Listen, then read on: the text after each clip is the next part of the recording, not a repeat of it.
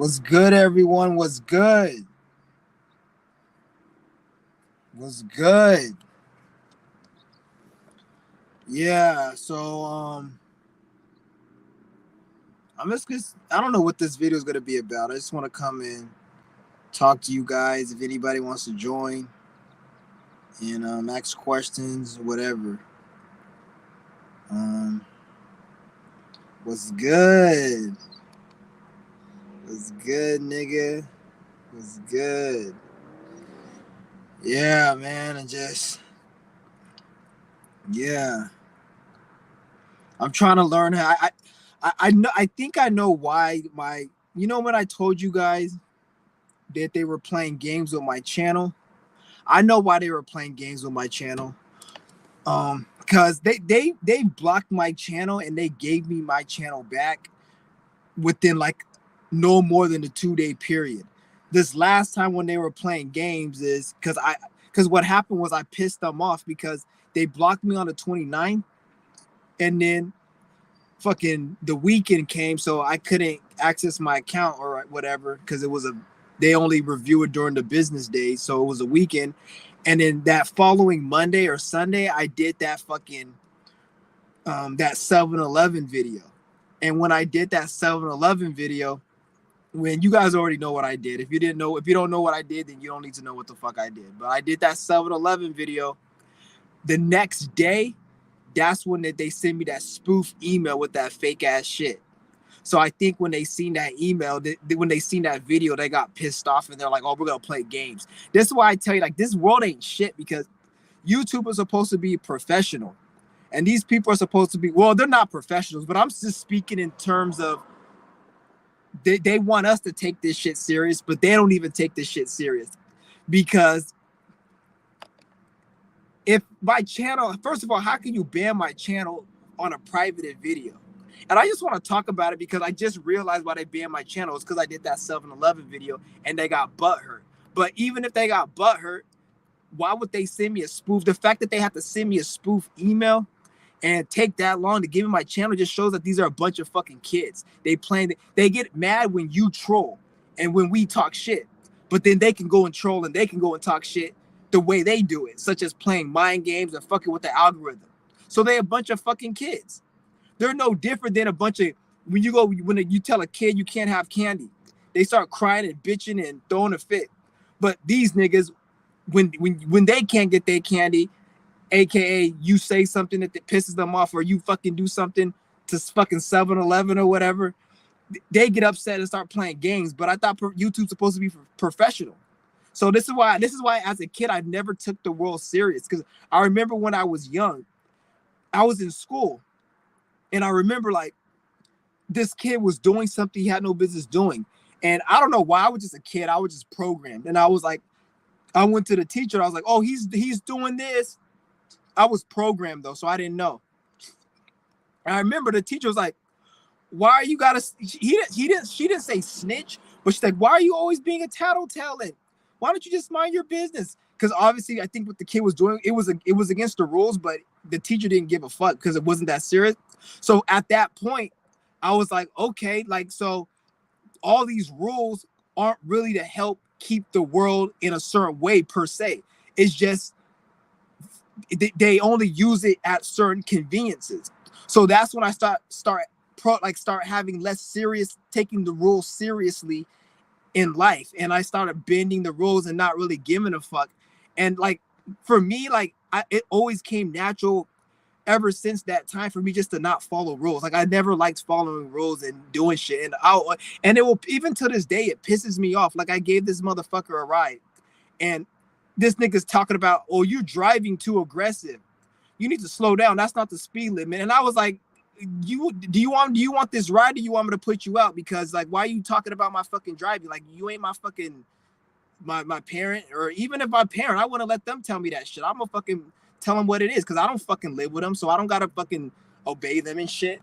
So like, who the fuck are you? You can't tell me what the fuck to do, nigga. Like, so like I hate when people do that shit, and this is why I don't have respect for rules, because you got these niggas who run this whole so-called YouTube in the world and everything, and they don't respect the rules, and they want to play mind games and troll and fuck with people's channels. But when you do the same thing, then it's a problem. So like I just realized like everybody's just a fucking kid. Just like you go to the work environment, the boss will play fucking games with you and shit. They talk about, oh, it's supposed to be a good work environment and everything, but if you say something like, oh, I believe in Donald Trump and he believes in Biden, then they're gonna go behind closed doors and start fucking shit up and doing shit. So this is why I don't take anyone seriously. That's why I say like you got to do what you got to do in this world. Like I literally have no respect for anyone. Everyone's just a fucking kid who's in their ego and emotional. Like the thing is with me though, I'll let you guys know.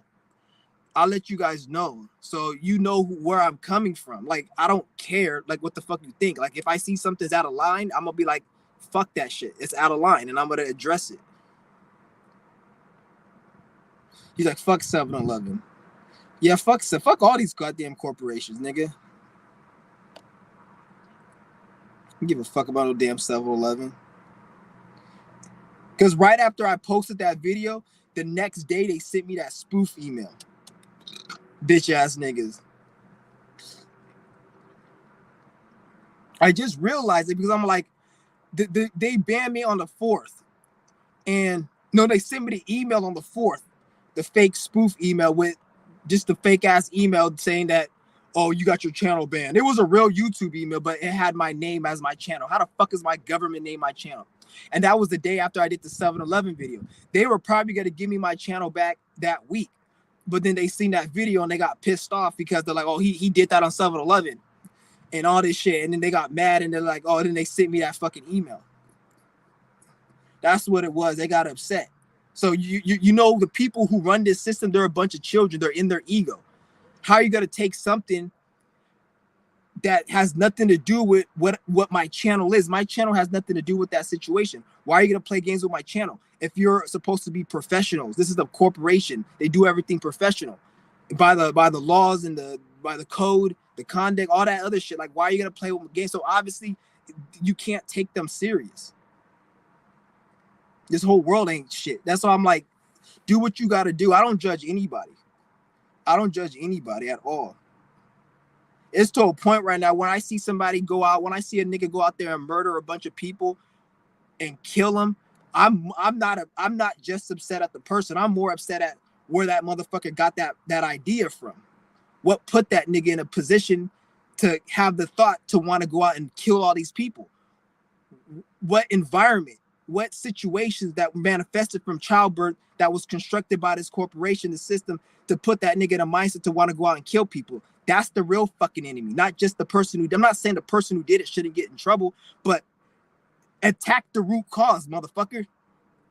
That person obviously was in a certain mindset to get to a situation, and then there'll be some dumb fuck watching my video. Oh, you have to control your emotions. Shut your stupid ass up, nigga.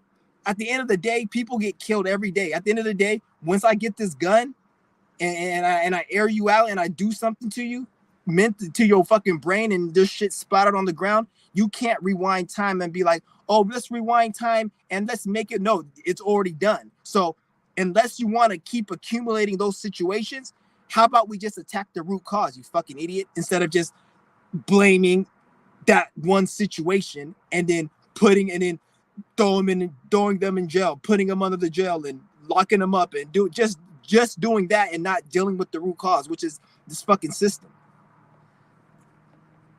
It's fucking retarded.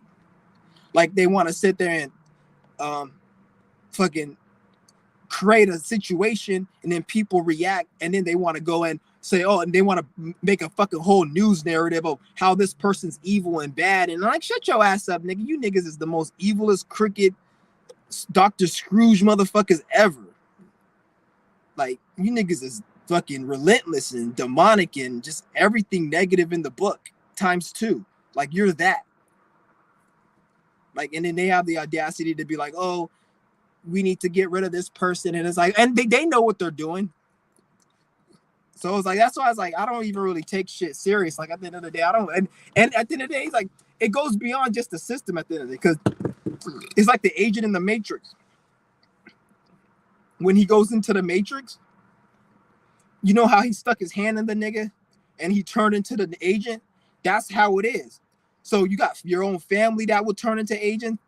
You got everyone. Like, this is why I say take advantage of if any of you guys who live with your parents, take advantage of that. Stay with your fucking parents, drain them for all the fuck they got. Because if a certain situation presents themselves, they will change. Because there's no such thing. Everyone talk about, oh, unconditional love. There's no such thing. Love is actually demonic. Love is Luciferian. Love is of the third dimension. Anytime it's a thought, an emotion, or something that's you can be aware of in this physical realm, that's a lower thought. It's not your spirit. So I'm not saying you shouldn't partake in it or it's not important or necessary, but I am saying that it's part of this system. So don't cling on to it so much because it's just what it is. It's part of this realm. Like you guys say, this is the 3D earth realm and it's the devil and this is hell. That goes to your thoughts, your feelings, and all these ideas that you have of the world. Like all of that shit's demonic. So love is one of it too. There's serial killers. I'll even give you an example.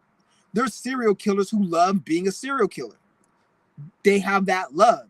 Like you'll see some stupid ass nigga say, money's not the root of all evil. Love is the root of all evil. So bitch, that's even worse because what you saying is love. That's the evil. Love is evil. So that's worse. So love is worse than money. Fucking idiot. And then they'll go and say, God loves you and have love for your people. Which is like, that's still fucking demonic. I'm not saying you shouldn't love, but at the same time, just like you love something, I can hate something. It's the same shit. It depends how it's sometimes it's good to hate. You can hate a negative emotion that you want to not even think about no more. So that hate drives you to get out of it. So hate is good. You can love being a fucking serial killer. So love is bad. So it has nothing to do with, oh, have love. They just want you to be in that fake ass love and lied and all that. So it can keep this system running. So this is why they call police officers peace officers, because they supposed to keep the peace, even though there ain't no peace. But their peace is you're doing what you're supposed to be doing. That's the peace. And when you're doing what you're supposed to be doing in this system, people suffer. They suffer silently. Once you start suffering externally, then that's when a domestic dispute, a murder, a robbery, something happens. And then that's when you need the peace officers to contain that. This is why you're supposed to do the work, so you can create the peace within yourself, so you don't have to express it externally, and then you can still do what you got to do in this fucking world to obtain what you need to obtain.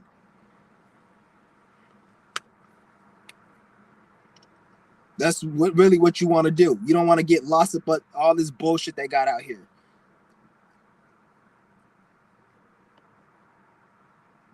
Somebody said Butterfingers. Mom, motherfuckers. I hate people act for rights. I don't. The thing is, all of you guys who are dealing with narcissism and demons and vampires and all that, you niggas need to change your mentality, because once you change your mindset, you won't even attract those type of people in your life no more.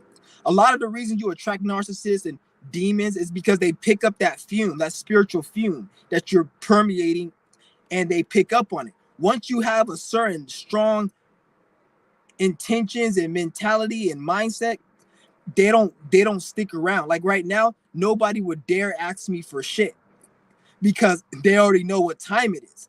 But before, when I used to get kind of taken advantage of and people used to I was in a different mindset, so they picked up on it spiritually. It was a spiritual fume. So when you're dealing with, I'm not saying you're not going to ever deal with demons, but it's going to be a different type of demon, because there's different types of demons. If you're dealing with a leech all the time or people take advantage of you, you're giving off a fume that it's okay for people to take advantage of you. So you're going to attract those demons. You see what I'm saying? So once you're in a mindset where you just like, fuck these motherfuckers, don't even fuck with me, that people will pick up on that. Why you think you got the smallest nigga in the prison that's able to run the whole prison, and he got bodyguards that are like twice his size? Because everybody in that fucking jail respects that nigga's mind, because that in that nigga's mind, he knows that he can run shit and he's supposed to run shit, and that permeates from his being. And everybody, they know, even though he's a short motherfucker, he's able to run it because he has a certain mentality, and they pick up on that shit. You could be somebody who's big and then you have a scared mentality. People pick up on the fear, then they take advantage of it. Which is kind of, in a way, it's good. But if you're a real wizard or magician, you know how to fake it. So sometimes you may act. You could, if you really know what you're doing, you could put yourself in a mindset where you could give off false fumes, and then have people expose their hand and manipulate people's actions, because they'll start doing things thinking that that's who you are, which is right. Because that's why it's not always good to be the smartest motherfucker. Sometimes it's good to be dumb. You actually don't want people to know you're too smart all the time, because if you do, then they won't expose themselves to you. They'll know what they're up against, so they'll take precautions. So sometimes it's not good to let people know everything. A lot of people don't even want to deal with people who are very intelligent. Like, especially most women nowadays, because since a lot of women are masculine nowadays, they don't even like dealing with niggas that have a lot of intelligence, because a lot of women, like, one thing about women nowadays is most women nowadays are dumb, but they think they're smart.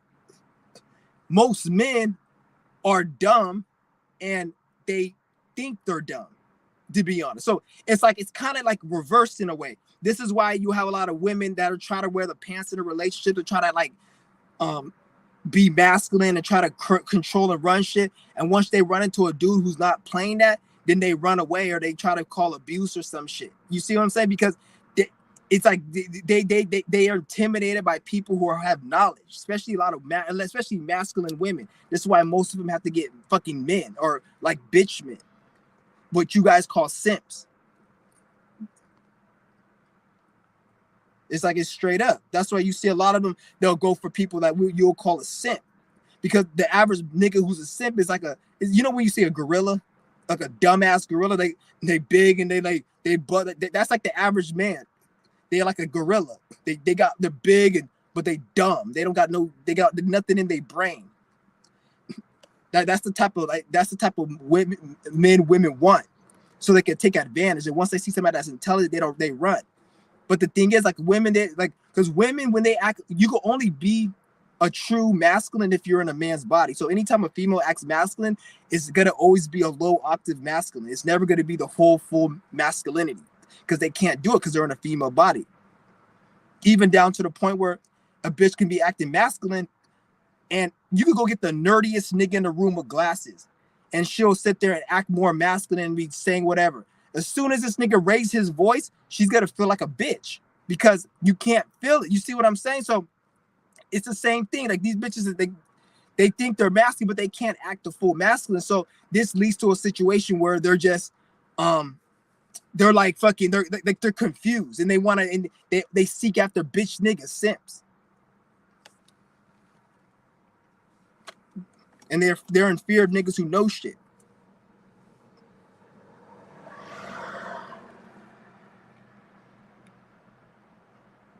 And it's so funny because, you know how I told you guys we got to move out of, if you want to date, you got to get out of America. Remember when I told you guys that? There was this video of this African bitch.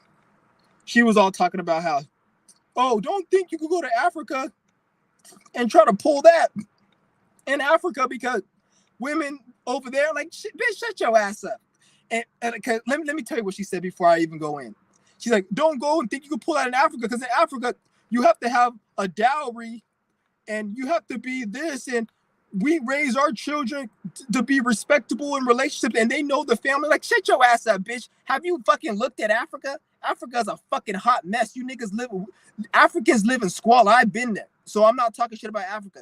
Why all of a sudden, when niggas talking about moving out the country, all of a sudden Africa's like some fucking first development world country? Get the fuck out of here, bitch. We all see Africa. There ain't no fucking family structure or any type of structure, social, economic, family. They ain't shit up in Africa. So shut the fuck up with that. And that whole dowry shit is for women who are actually have low body counts and probably are they got virginity and they have some type of affluent family, bitch.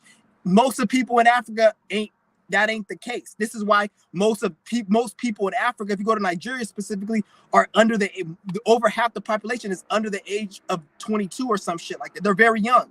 Versus in America, it's mostly old people. So people are still fucking having kids out of wedlock left and right, bitch. So shut the fuck up with that shit. It's so funny how they get triggered and want to talk about all of a sudden when you say truth, somehow all these countries are somehow like fucking first world status, and shut your ass up, bitch. We see this shit on the TV. We've been there. We all know Africa is a shithole, and that's not talking shit. That's actually saying the truth, because there are people there. I'm not blaming a white man and everything, because the people there are corrupt, and they can get black people there can get their shit together. I've been there. It's not just a white man problem. It's a problem of people there, white, black, everything. But mainly the black people, they corrupt, and they keeping their own people in their own country down. So don't try to act like they got some type of structure there. Obviously, certain families, of affluent families, if I go to fucking Nigeria and it's the prince's daughter or some shit, obviously it's gonna be some type of dowry and you just can't date anyone. But bitch, that's like fucking 1%. Don't act like Africa, that's all Africa. Because what we see on the TV, nigga, what the fuck do we see? It's, motherfuckers is crazy. It's like, cause it just should have just makes me laughing. And like, you see a lot of these bitches out here, and then they'll just sit there and like, cause you gotta understand, like, I wish I had the video so I can like narrate it, because they were saying a lot of fucking shit, and I really want to like, I wish I could go back and see. But anytime you see any type of, like, you'll see a lot of these females talk about like, where are all the good men at, and why is there any good men? And I'm like, it's not that they're, because anything you want in life, you can see. For you to even say where are the good men in, that means you have a perception of what is a good man. That means you had to have seen a good man and been aware of a good man for you to even have a perception of what a good and bad man. You had to have seen one time in your life. So if you have seen one, why haven't you got one? And I'm sure you see one regularly, just like a person who's a man who can't get no bitches sees fine women regularly, and he sees ugly women. He's able to differentiate. So he's seeing ugly and fine women on a basis, so he knows what he wants and what he doesn't want. You know what you want, what you don't want. You want a good man, not a bad man. So only bad men are coming to you. Why aren't those good men coming into you? It's because they don't fucking want your ass. And you keep fucking around and you keep waiting for that good man. You're gonna get too old where they're not gonna want you no more. And when I say not gonna want you, it's just gonna be on the basis of they just gonna want to fuck you, and that's it. And probably not even that. Like, this shit is hilarious, because anytime you see any of these bitches, for you to even go, and even for the African bitch, she was fine too, but I'm like, for you to even come on social media and the first idea is, why are men talking like this to women, shows that you don't have no type of man in you. Because if you had a man, you wouldn't even have that idea to be talking like that. You'll be busy dealing with that type of world.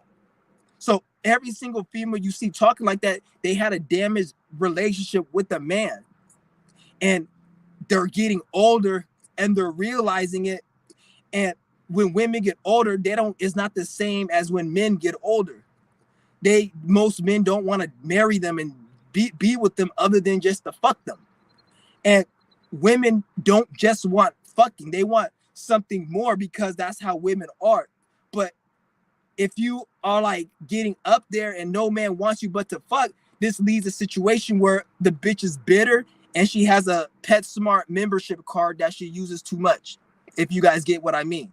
She's always in that bitch every day getting supplies from PetSmart with that fucking membership card. So it's like these bitches is like, they end up like that, and then they get upset and they get angry, and then they go in and they want to complain about men and why they fucking why are men like, where all the good men? And it's like, and it gets me to the point, like, all this shit that these bitches say they want, it's so funny, because it's like, the men who have that, why would they want to deal with you? Like, I'm not gonna want to deal with you. Like, this is why, like, it's just crazy. Like, I don't get it. Like, this world's gonna end up in a fucking, this world's gonna end up, you guys gonna see some AI robots and sex robots. That's gonna be the new thing. AI robot sex dolls. Because the situation, you guys don't see it. You guys think I'm just saying this shit. I see it playing out. All these bitches, man, it's a wrap. AI robots is gonna be the new thing with sex, especially if they perfect it. And escorts, they're gonna probably legalize escorts. That and the AI robot shit.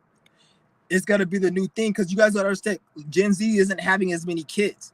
Less kids are there's still kids, people having kids, but it's less kids. And in the next few years, it's gonna be nothing but a bunch of old people. Unless you guys like fucking old bitches, which I'm not saying people aren't, but it's gonna leave a situation where sex is gonna probably be more technological based and shit like that. If like some because a lot of these bitches gonna get old. And if nobody's having kids and there's no like the young like 20-year-olds in the game, there's not as much of it, it's gonna be a problem. It's gonna be a problem. Because people somehow forget that time exists. In 20 years, 30 years, 40 years, you're not going to be looking and acting the same. Society isn't going to be the same. Society's always changing. So saying all that, if you don't do what you this goes beyond this to sex and the bitches. If you don't do certain things at a certain time limit, then that time's going to pass and we're going to be in a new age, a new time. And then you got to get with those times and those ages. And then you're going to miss the time and opportunities in this age. And because it's always evolving. And I'm not saying that's what's going to be, but it just seems like it because, like, it's just weird, man. These motherfucking Masons, they did a number on dividing people. They did a number. And I feel like they're doing this shit on purpose. They don't want people having kids. That's why, like, I'm seeing a lot of this anti-natalism shit, don't have kids. And at first I thought it was about like some people just some like bunch of kids just talking, but no, they're doing some type of like mind control shit where they don't want people having kids, I don't think, because they're trying to push anti-natalism. Because when you type in anti-natalism, you see a bunch of Gen Z people, and Gen Z is like fucking under 25. I would say under 25 is Gen Z. So when you see a lot of these Gen Z, they don't want to work and they don't want to, and I don't give a fuck about working. There's nothing wrong with not working. If anything, you're supposed to want to work for yourself. I don't mind going to go build a house on some land and harvesting my own water and crops and doing what I got to do to get electricity. I don't mind working like that, but working for a corporation is fucking retarded. But as far as Gen Z, fuck, I missed my point. Yeah, somebody remind me where I was at. Something about Gen Z, what I was just saying prior. I forgot. Yeah, but anyways, guys, you guys get what the fuck I was saying now. Yeah, Gen Z's age under 25. Yeah, they're not having kids, antinatalism. So, yeah, most Gen Z, they're not having children. They're not having kids no more. So saying all that, what's going to happen with Gen Z is if they don't have kids, there's not going to be as much people in the reality because they don't want to have kids no more. Because the way society is and like the economy, the inflation and all that. Because at this point, if you're a Gen Z, you're supposed to be on your spiritual path to get any type of success. The boomers and the Gen X or the higher generation, they're preaching to the Gen Z and their children that you need to go to school, get work and do all this shit. And then Gen Z doesn't want to work, which is perfectly fine. But you have to replace that with something else so you can still obtain the success even further than boomers and the other gen, because we're always supposed to be evolving. But right now, it's like Gen Z they're not trying to get on their spiritual path, but they're not trying to work the old traditional ways, which is slowly failing. So it's like they're in the middle and they're at a stagnation. So they're like, oh, I hate life. I hate this shit. I don't want to work, which is their spirit saying, okay, you're not supposed to do that. But you're also supposed to be doing something else to go ahead and better your life. You're not supposed to just be stagnant. But nobody's teaching them that. And the way the society is programmed to tell them, oh, go to school, do this. But it's like, no, that shit ain't gonna work because all that shit's crumbling. There's a reason why it's crumbling. They're getting rid of all these fucking jobs and everything. So like the energy and the attention and the currency is supposed to be self-generated instead of you having to go to these corporations to go to school. And in order to self-generate it, you have to tap in to self and release the energy blockages and do the shadow work and know self. And therefore you can manifest the ideas and the awareness to know what the fuck to do.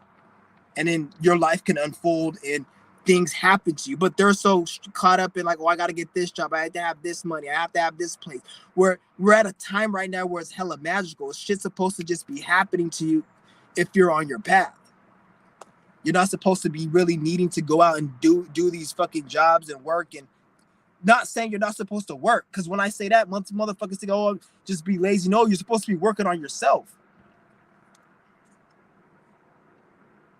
So it's like we living in a fucking weird time right now.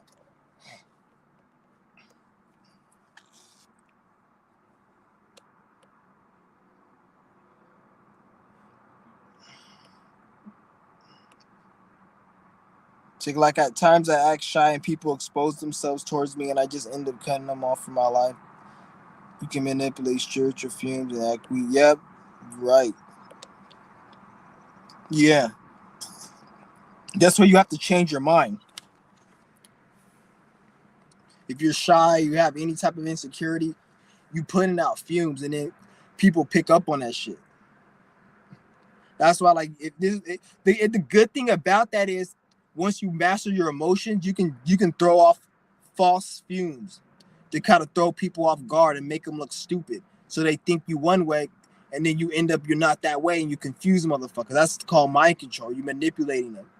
But you really have to, once you harness the power of your emotions, then you can put yourself in a mindset like pretend that you're shy or pretend like you're upset and angry, but you really got control over your emotions. You'd be like, fuck you, bitch ass. You're really in control.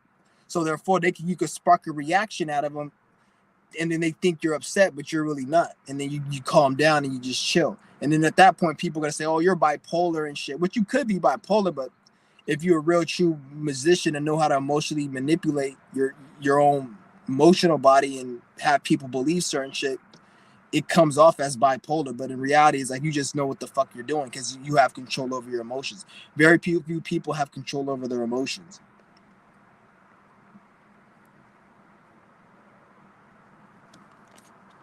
Yeah. But shit's crazy, man. I joke bitches with my dick. The fuck? That nigga's hella funny.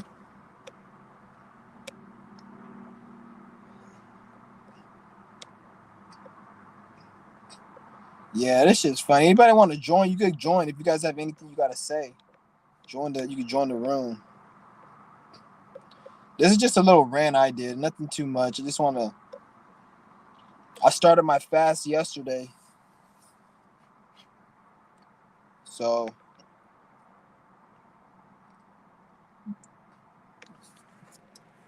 but it's like I'm just fucking I'm just chilling right now, guys. Hopefully everyone's doing good.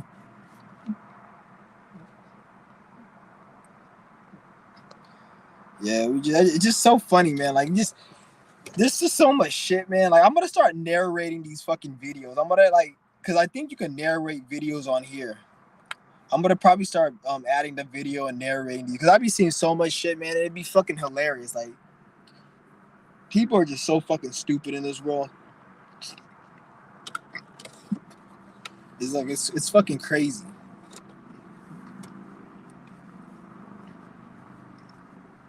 It's like everyone's so fucking fake. Like I think I hate about like that's one thing in this time and age. Don't act fake. If you feeling something, if you don't want to say somebody says hi to you and you know it's fake, don't respond to them.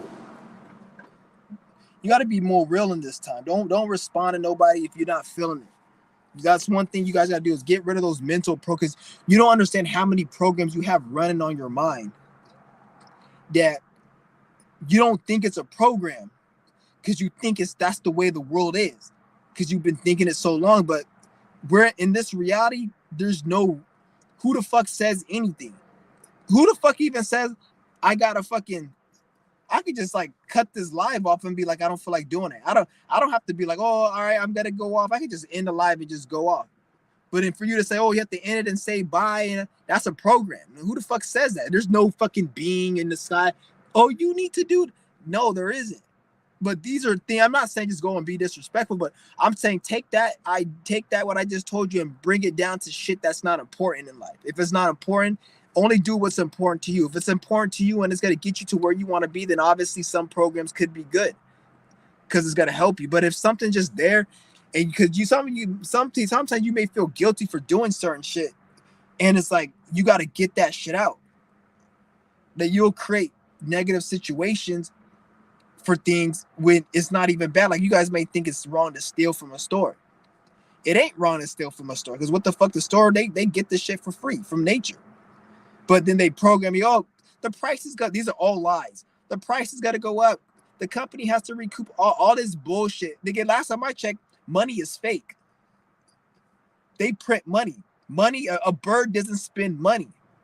So if the price is going up on a product, that has nothing to do with somebody stealing it. That has everything to do with the government and how they want their system to be ran. If you ran this government and they want people to work because they want to enslave everybody to have them build their system, if you steal something, they're the ones making the decision that we're going to raise the price so people have to pay for it. It's not that it has to be like that. The reason why a cup costs $3 is because the people who run the system want a cup to cost $3. It's nothing to do with, oh, it's the labor, it's the for. Who the fuck said that labor is worth $3? $3, a bird doesn't know what $3 is. So why the fuck is a human being saying that this labor is worth $3? But when a bee, like they'll say, oh, we have to pay $100,000 for a house or $500,000 for a house. That's 5 bedroom. But then a bee will create a beehive. An ant will make an anthill. A beaver will make a dam, and they don't charge no money, and they're living in it. But for some reason, a human being's different, and you got stupid humans who didn't even create money giving a rationalization why that needs to be. The only people who should be given a rationalization of what that shit needs to be is the people who created it, and their rationalization is, we created the system so we can keep you building our system and enslave you. Because if that wasn't the case, why don't they just teach us how to build it in school when we learn our own? Because they want to control you. If it was really about just having us build in, because they'll complain about people asking for handouts and welfare. But bitch, why the fuck you teach us about that faggot pedophile Christopher Columbus when you could have taught us how to secure some land and build us fucking some property on some land and how to mold mud and brick? Like they'll make fun of the Africans for having mud houses. But there's mud houses in Nigeria. If you built a mud house, those things are sturdy. And it's not just mud, it's they get mud and then they harden it. So the mud is hard as a fucking brick. And those houses are sturdy as fuck. More sturdy than some of the shit they built out here. If you built a fucking mud house, you wouldn't even probably the average person wouldn't even think it's a mud house. They'll think it's some type of concrete or some shit. And then you'd probably be able to sell a house out here for like over $100,000 easily, depending on how big the fucking house, the mud house is. But yet they'll have you make fun of, oh, look at those Africans, they build mud houses, but they don't tell you like it's mud houses that they solidify and it's like a brick and it's hard as fuck. But they're building that and then they live in very, very cheap. It's very cheap to build. They're not even paying rent. They get solar panels. They have electricity, everything. Very, very minimal. They're paying for that. But out here, you paying like all this fucking money and your stupid ass don't even know how to build that shit. And you working at this bum ass fucking warehouse. 80% of your check goes to that fucking weak ass 1990s furnished apartment that they charging $1,800 a month. They haven't changed the fucking furniture in that bitch since in the 90s. The shit looks old as fuck. You go and ask you go and ask them to fix the oven. You dare not, because the fucking the maintenance man and the apartment people, they'll get all upset with you and try to fucking take their time and act like you fucking ask them to do something like that's actually a big deal. Like, all the things broken and I fucking stay here and I'm paying $800 of rent. They'll take their fucking time and then complain and bitch and moan. Like, bitch, the fucking furnishing is hella old and you got us paying. It's crazy. That's why I'd be hella funny, because I be seeing some niggas like they'll be in the East Coast or they'll be in the South and they'll be having like a nice ass place. And I'd be like, damn, you must be paying like $3,000 for that. Like, no, I'm paying like $1,500 or $1,200. I'm like, what the fuck? Like, something out here would be like $3,000, but it's like it's hella cheaper. Cause I be seeing that shit. And I'm like looking at people like, how the fuck that motherfucker afford that shit? And he's only working there. Or they just do that. But I'd be like, no, I'd be looking at where they stay at. They live in the South, or they may live like in the Midwest or some shit. Because out here, a fucking 1-bedroom or some studio apartment, depending on where you at, would be like close to $2,000. If you get a 2-bedroom apartment, that's just well over $2,000. You're not paying under $2,000 for no 2-bedroom apartment out here. And then when I say you're paying over $2,000 for a 2-bedroom apartment, it's a piece of shit. 1990s furnishing. Most of the apartments out here that are like under $2,000, or all of them, they're old ass furnished apartments, and they're hella like dilapidated and shit. And you're paying like close to $2,000 for that shit. Over a 2-bedroom or more, you're paying well over $2,000. You're not getting no 2-bedroom for under $2,000 out here. And I'm talking about a piece of shit apartment. I'm not talking about a nice one. A nice one will probably run you like 2,500 plus. It's ridiculous. And then they would have the audacity to make fun of the people in Africa for like, oh, they have mud houses, but like, it's fucking retarded.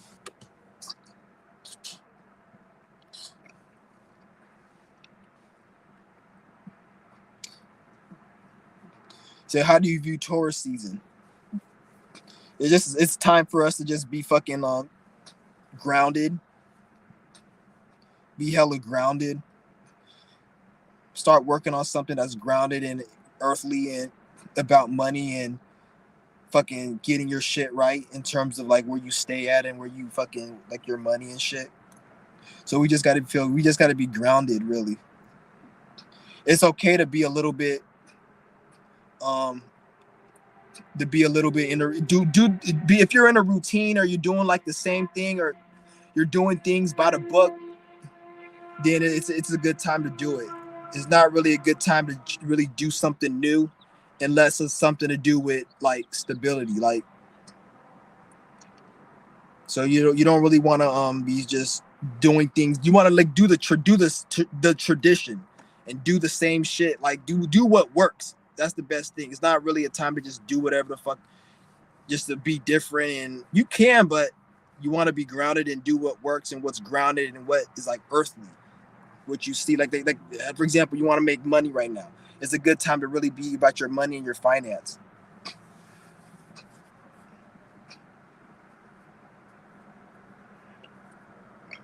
About your health, about the body, and just earthly shit. So yeah, tourist season's all right though.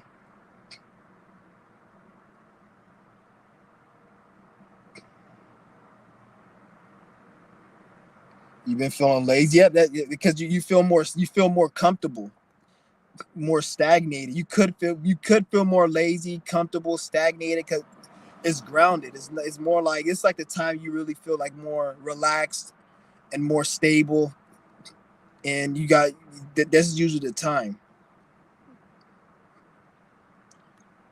But you want to at least do something that's gotta like get your shit, like keep your money right, your situation, not just money, but your situation. So they also make fun of Native Americans and teepees, but is the manhunt? The mud hut is like, it's different because like it's not just mud. They actually solidify the mud. It's like a brick, and it's like it's a structure. It's a hard ass structure.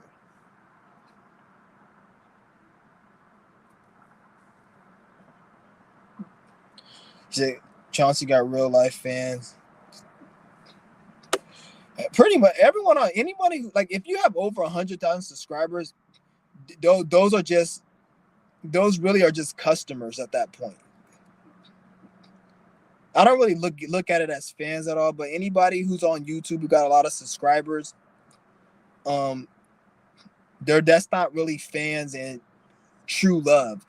And because when you have a lot of subscribers, and when I say a lot, I'm talking about you're pulling 50,000, 100,000, 200,000, 300,000 views per video.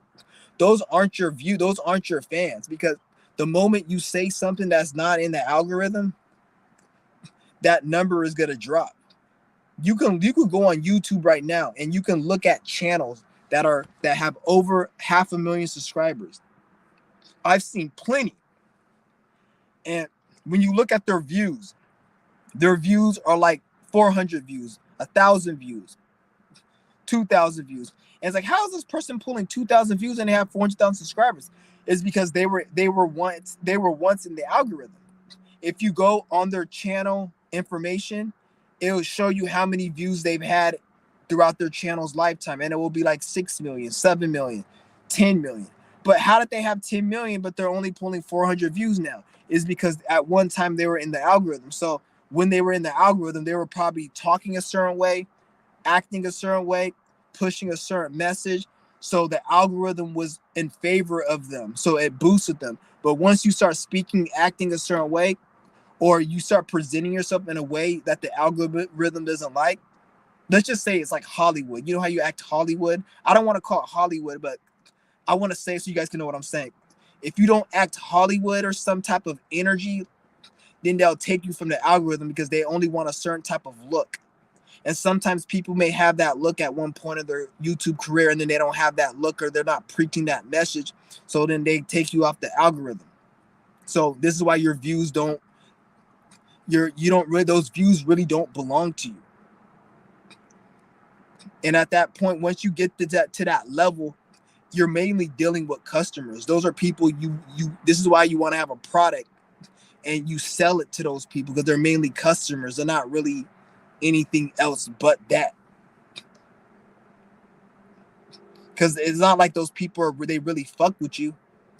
You seen what they did to Young Pharaoh. You seen what they did to Nature Boy. You see what they did to even fucking Polite to a degree. Like even a lot of these YouTube, not even them, just people in general. Like they could just create a scandal, and then they could just take you the fuck down. And it doesn't even have to be a scandal where you go to jail. It could be a scandal where you just start beef with somebody, and then they expose you for cheating on your wife. And then, like that Andrew Huberman dude. There's a dude named Andrew Huberman. He just talks about psychology. That's all that nigga talks about: psychology and how to do semen retention and how to help people just in their life. And all of a sudden, like, they try to say that, oh, he's a womanizer, he cheated on his wife. Where the fuck did this shit come out? So it's obviously like, you see, like, you could be high up in the algorithm, and then I'm not saying he's out the algorithm or whatever, because I'm sure he's still there, but they'll try to take you down if they don't like you. And nobody's exempt from this. This is why you don't want to make YouTube your only career. Always have other money. Don't think, oh, I'm gonna be on YouTube, because even if you're making $10,000 a month on YouTube, it just takes for them to take you out the algorithm for that check to go all the way down to like 1,000 or less. If they don't fuck with you, and they can pick any reason for them. You can just say one thing. Like during the pandemic, so many people got shadow banned and demonetized. It's not even funny. During that pandemic, people were standing up, oh, I'm not taking this, I'm not doing this, I'm not wearing this. Just by them saying that, they got demonetized. And they have fucking channels that were like over, like pulling in hundreds of thousands of views, tens of thousands of views. And just because they spoke up, like this one nigga, he's a bodybuilder, and I guess he didn't want to shut down his gym or some shit. Like just a whole bunch of dumb shit.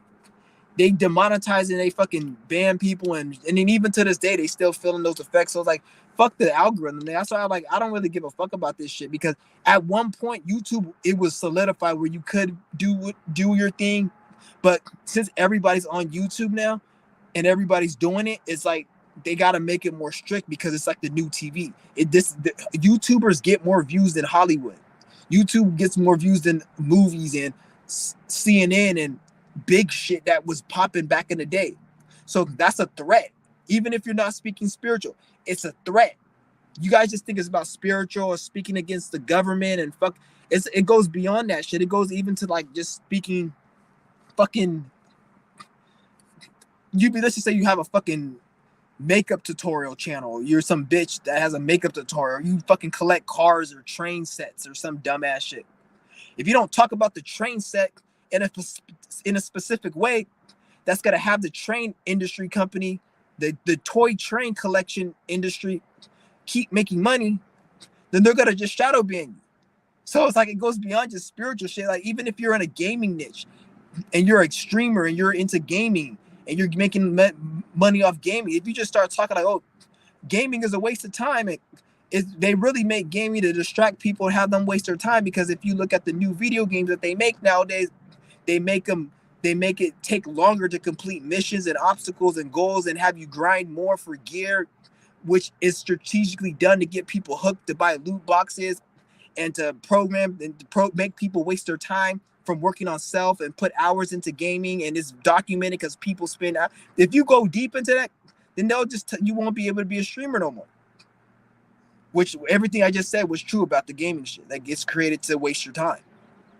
That's why the games that they make nowadays they're not the same as back in the 2D time where they were like Mario, and it was more simple. Even back in the Xbox 360 days, they were more simple than like nowadays. It takes like fucking 2 hours just to go into set your gear up and go and play and level up and do just one mission because they create it so you can waste time. And then they make all these loot boxes, and then they create DLC, which costs money. So now you spend money on it, and you want to get your money's worth, so you waste time. And you feel like if you don't spend time, you're not getting your money's worth. So it's like a trap. Like, video games is like a trap to get you wasting time. I'm not saying you shouldn't play them and have fun, but just know what it is. So if you were streaming, making games, and then let's just say you start speaking like that, they'll fucking demonetize you because you're not speaking about this shit the way they want you to speak about it.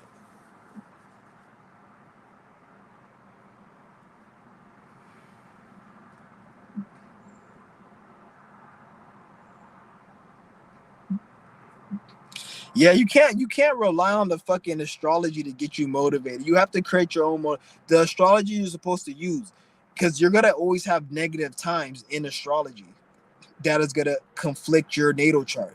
So you're not supposed to be like, oh, because if you be like, oh, I had good energy because I had this certain alignment, then when the negative alignment comes, you're gonna lose it. You have to keep it as momentum. You have to have your own momentum. You can't just yeah. Because what it is, that look at it like this, like when you go into these hard seasons where it's a little bit more harder and tougher, if you're able to make it through that and still keep the same mindset as you did the previous season, which was good, by the time you reach another good season, let's just say Gemini or Leo season, which is you're gonna still get that motivation, you'll have triple the motivation because you stuck it through, versus you just got lazy and then you just waited for Leo season to come to get the energy again. And then by that time, you got energy, but you don't have shit done. Versus if you just stuck it through the Leo season, you'll have the energy on Leo plus all the hard work you did from Gemini, Cancer, and Taurus. So you'll be up on your energy. That's why you want to stick it through, even through the negative times, because the negative time is just a test. Because remember, I told you, in order to get success, you have to go through certain negative situations and frustrations, and it's part of it. It's not like, oh, it's stopping you, and it's like it's there for on purpose to actually make you.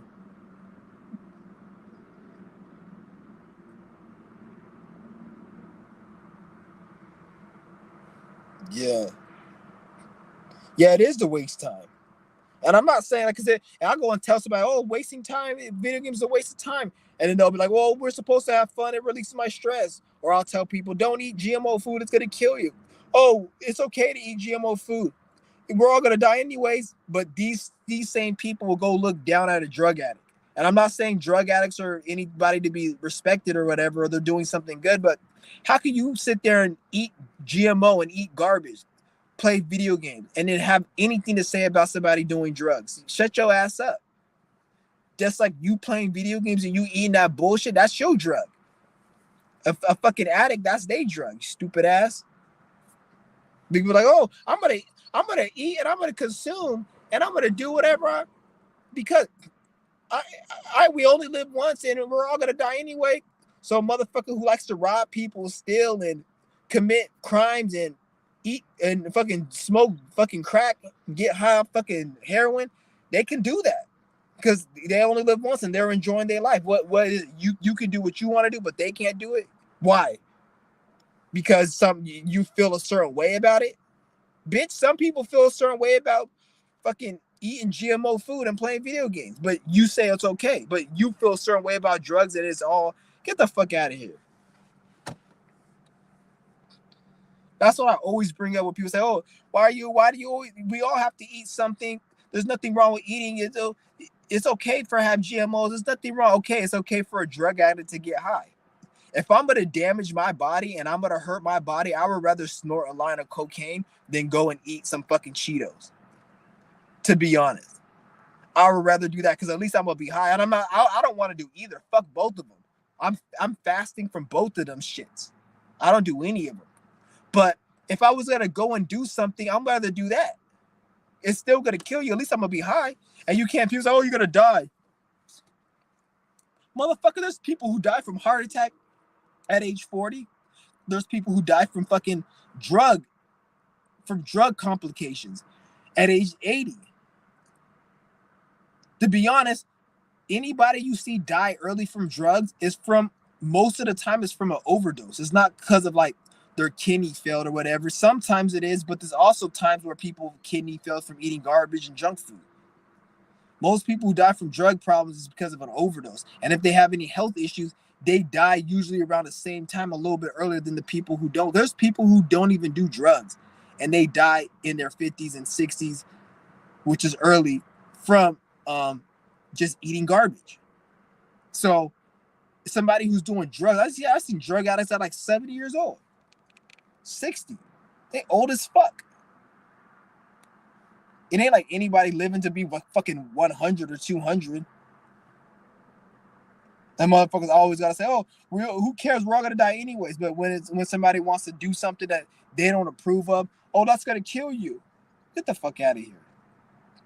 Oh, you're gonna ruin your life, and bitch, you work at fucking Walmart, bitch. All your whole year, you've been sober working at Walmart. That's more pathetic than a drug addict working at Walmart. At least they kind of have an excuse. I was on drugs, so I couldn't better my life. Bitch, what's your excuse? You sober and you still working at that bum ass job. That just shows you're a fucking idiot. You're not even on drugs and you can't even go beyond that. You worse than a motherfucking addict. You stupid. The addict probably will surpass you if he got clean.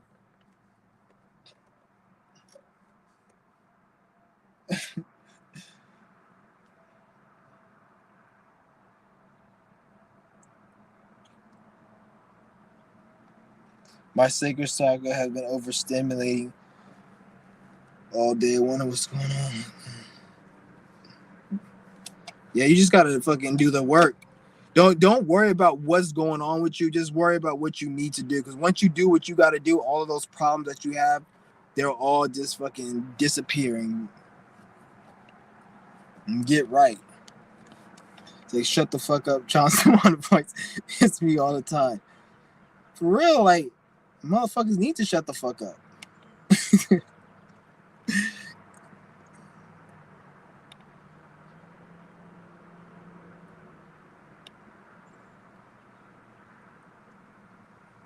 Yeah. But yeah, Gemini season though, that's what I'm prepared for. Gemini season. I'm preparing right now. Because usually Gemini and Sag season, that's the times where I usually I'm on dummy mode. And I can do like what they call crash out.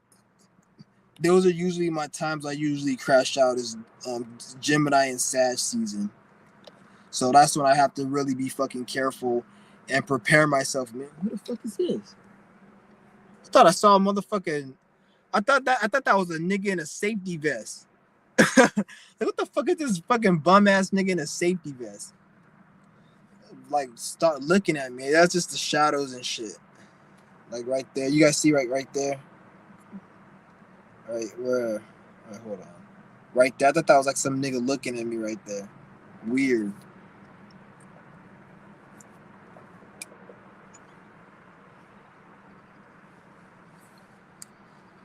Yeah. I don't need to cuss nobody out. There's no reason, because if I have to cuss somebody out, that means there's something that I'm not doing right. Because how I look at like how you even getting me to the point where I'm even talking to you. Like I've done something wrong. That's why I don't even. Usually when I cuss somebody out, like 99% of the time when I cuss a motherfucker out, I always are doing something. I'm always in the wrong. like there's something I'm doing that I shouldn't be doing, and then it leads me to a place or a situation or to meet a person that I wouldn't have met or been there if I was doing what I was supposed to be doing. So if I cuss a motherfucker out, there's something I did wrong. That's how I look at it. So I shouldn't even need to cuss a motherfucker out because that's something that I did wrong 99% of the time. Obviously, there's times where it could happen, which that shit really happens, and it's been a long time. So if I cuss a motherfucker out, that's something that I did. So that's why I don't even need to anymore. I don't even need to cuss a motherfucker out.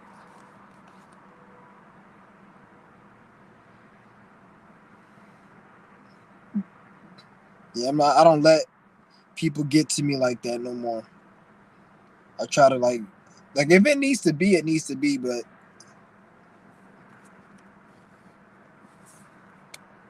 because me is like I have I could like I could get really angry, and I'll do things that I don't intend on doing, and then I can get in trouble.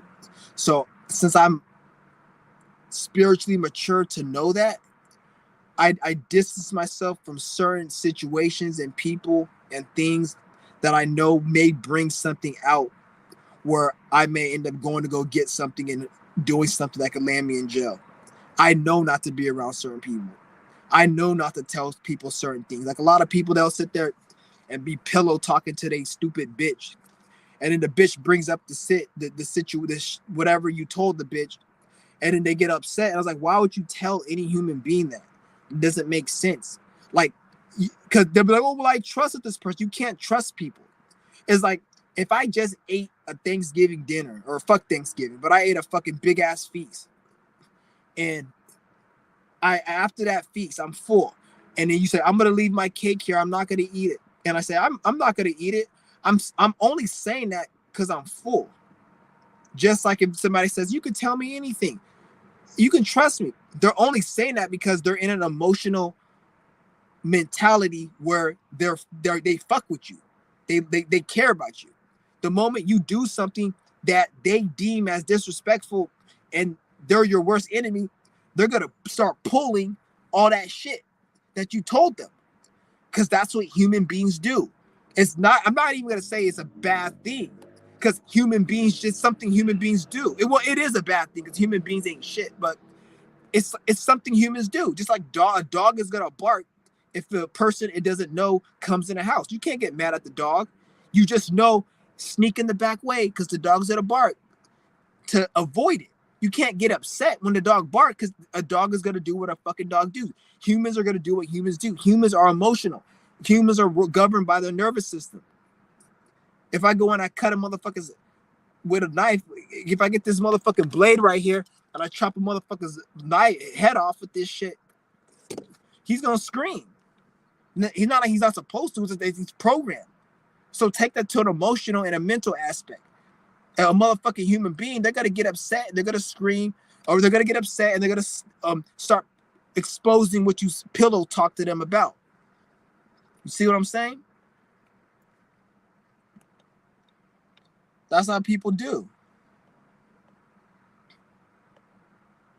Like I said, got a blade. That's the shit I just use to cut my fruit and shit. I don't know. It's a pairing thing.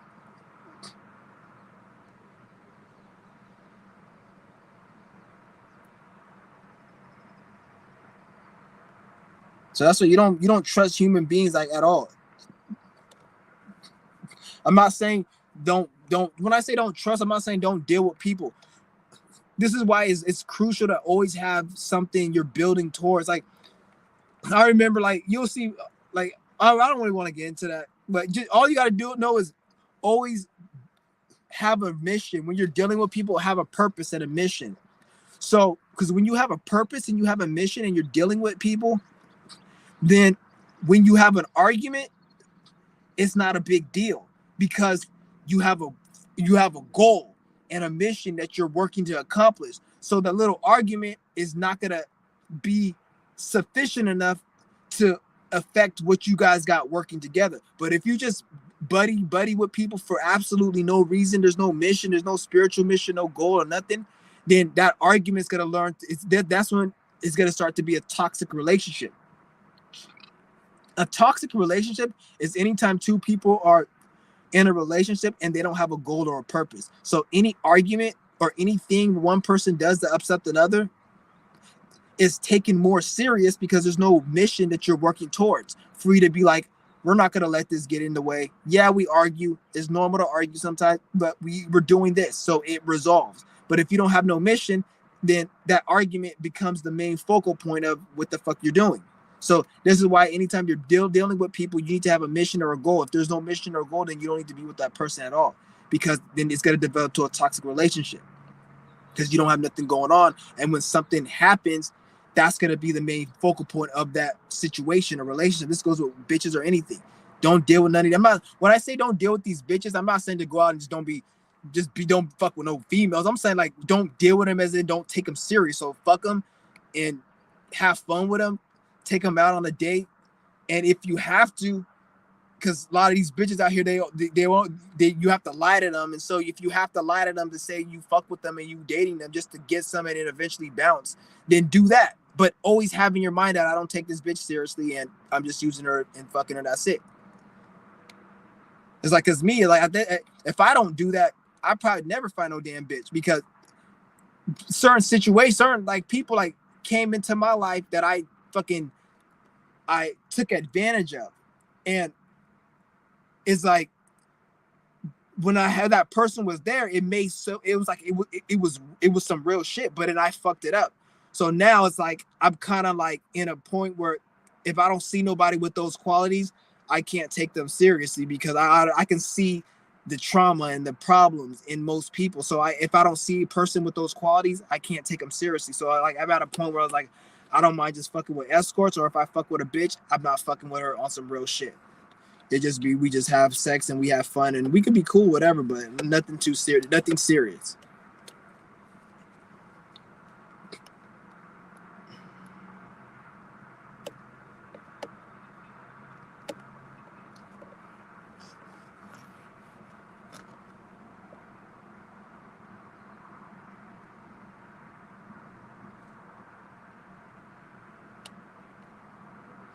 He said, I can't stop laughing, man. I need this live, bro. I was on love one all day. That's what's up. Yeah, you gotta keep smiling and laughing. Like, you guys may think I'm like come off serious and stuff and I'm all negative. Like, I'm not. I'm actually probably one of the most positive people you guys will probably ever see on YouTube. Because the one thing about me is I'm transparent and I'm real. A lot of these other motherfuckers, like, they actually more miserable. They just so, they're so uptight. They got a stick in their ass. They have a product. Like, a lot of these spiritual people be like, oh, nobody understands us spiritual people, and they're all this fake woke spirituality and all. And all the same people who be saying that shit, the same motherfuckers who because you will always get exposed for who you truly are. You can never run. So if you call everybody fake, the universe is gonna if you call everybody fake for not fucking with you, and you're somebody who's fake, the universe is gonna put somebody in your life that you're gonna act towards the same way people acted towards you. So you say, oh, everybody's fake, they don't want to fuck with me. But those are the same people who act fake to other people and don't want to fuck with them. This is why I say, because you even see people like, there's this one term called misanthrope. They make all these weird terms, antinatalism, misanthrope. All of these terms stem from other humans saying that human beings aren't shit. But if you are coming up with the logic that human beings aren't shit while being a human, it's safe to say that you ain't shit too. Because the same qualities that you say are in the human beings, they're in you too. Like people say, oh, all the people that say, oh, human beings don't have love for themselves, humanity is so cruel and corrupt. You are too, but they don't think so. But when I look at them and I see them and you observe them, they have the same qualities everyone else has. Because that's something that's a human trait all humans have. You can't be a human and never be depressed. You can't be a human and never be sad and be happy. Or you have to experience all these. So whatever you're saying as a human, that's you. but you express it in a way you don't think. Just like the people you say, they're expressing it, but they're expressing it in a way that they don't think. So it's like, this is why I say you gotta, shit gets deep. This shit gets deep. Like, you'll see a whole bunch of damaged people. They'll be like, oh, I wish I could come together with all these people that think like me. But all those people that think like you are damaged like you. If you guys were to hang out with them, eventually you'll find a reason why, because this is what happened. They'll be like, oh, I wish I could have people that connect to me and they think like me. They will say all that while being damaged. So if they were to attract those people that think like them, those will also be damaged people. And you know where that's going to lead? That's going to lead to a situation where something happens eventually in that relationship with those people, and they're going to be calling each other. This is what they're going to say. You're just like everyone else. You're just like everyone else. You're just like the people I don't like. You used to be cool. When in reality, no, you're damaged. They're damaged. None of you niggas healed. So you're manifesting damaged situations inevitably. It may work out cool in the beginning. That's why it's always good to heal and get and do your own work. You can't run away from your problems. You gotta like understand. Like, well, people think they can run away from their problems and their issues. You can't do that. Hell no.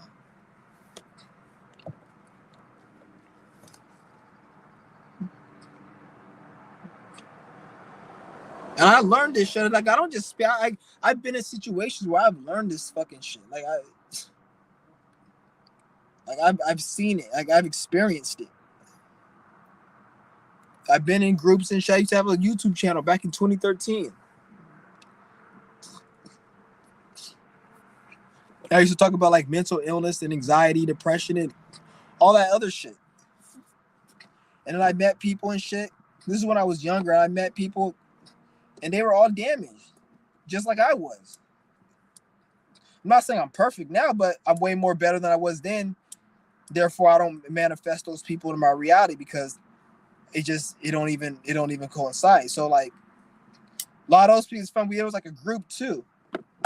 And it's like, I remember I ended up leaving the group because we're all in the group. And then like those people, they're all like, oh, nobody understands us and shit.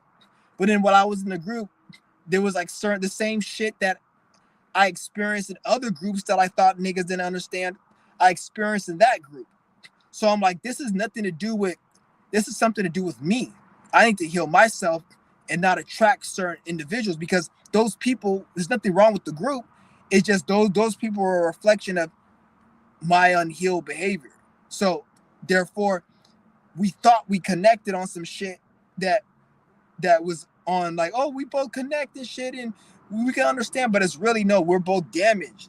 And then that leads to a situation where it is going to express itself, and then we're going to call that person, oh, you're just like everyone else. But in reality, it's like, no, you didn't heal.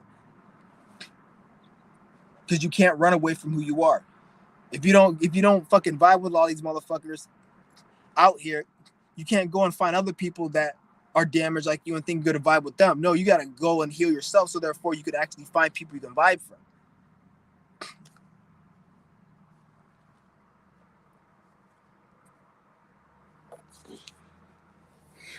Oh, man, that felt good.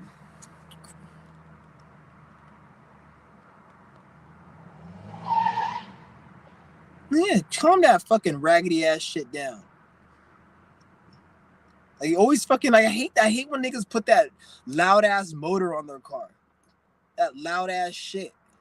Like, that shit sounds so. It's always the ugliest ass fucking whip with that loud ass. You'll never see a Lamborghini or some like nice ass semi-luxury vehicle with no loud engine. There's always some piece of shit. Some fucking Dodge or some fucking Mustang or some shit. Ain't nothing luxury. Nigga got an ugly, raggedy ass beat up truck with that loud ass engine, nigga. Shit is they need to make that shit illegal. Shit is annoying.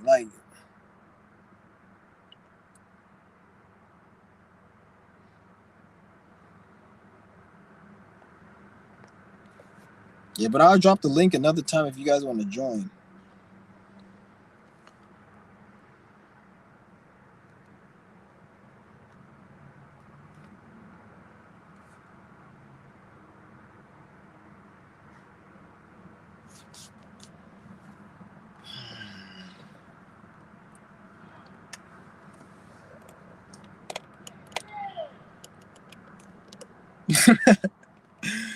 Oh man, that motherfucker's always yelling at that dog. It's like every single day he'll let his dog out, and the dog starts running, and then he starts yelling at the dog. I'm like, bitch, you leave the dog in the fucking house all day, and then it comes out, and then when it comes out, your stupid ass yells at the dog for what? He's gonna obviously run because he's been in the house all day. He wants to go outside, and you keep yelling. Like, calm your fat ass down.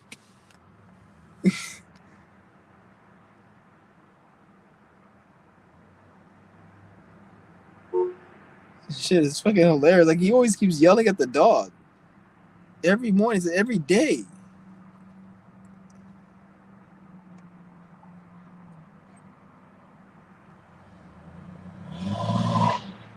So you guys hear that shit? A loud ass, fucking raggedy ass, stupid ass nigga. He left this bottle on the top of his car. You fucking idiot. It dropped on the ground, stupid ass nigga. Yeah, I still feed them cats. I don't really feel like if I see him now and then I will. I just leave food out and shit. Cause they be hungry as fuck. Cause they be stray cats and they don't really eat. So I put food out every now and then. If I see them, I'll put food.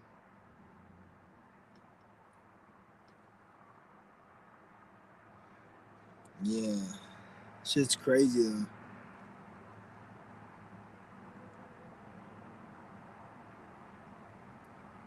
Yeah, but I'm right now. I'm doing an extended fast right now. This is gonna be. I'm on day 1 right now, so this fast is gonna last me. I don't even know. I'm not even counting days. I just go until I feel like stopping, and then I end it, and then yeah. I really need to do a fast. I took a couple week break. As I was doing 3-day on, 5-day off, then I took a couple week break. But I was eating healthy though during this break. I was eating like drinking like mainly liquids, and I had fruit. I eat some bullshit every now and then.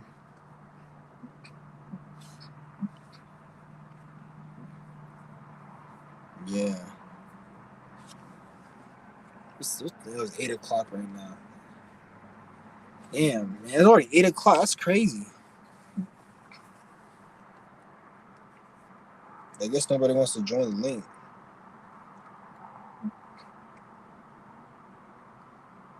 Yeah.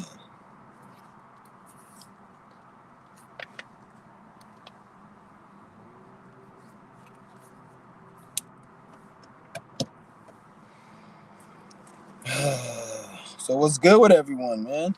Ain't nobody got no damn questions or nothing.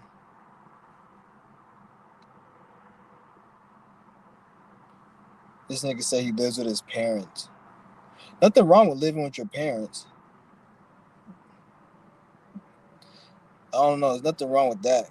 Anybody who makes fun of you for living with their parents, at the end of the day, just think of it like they're not gonna pay your bills. Are they gonna let you live with them? Are they gonna pay your rent?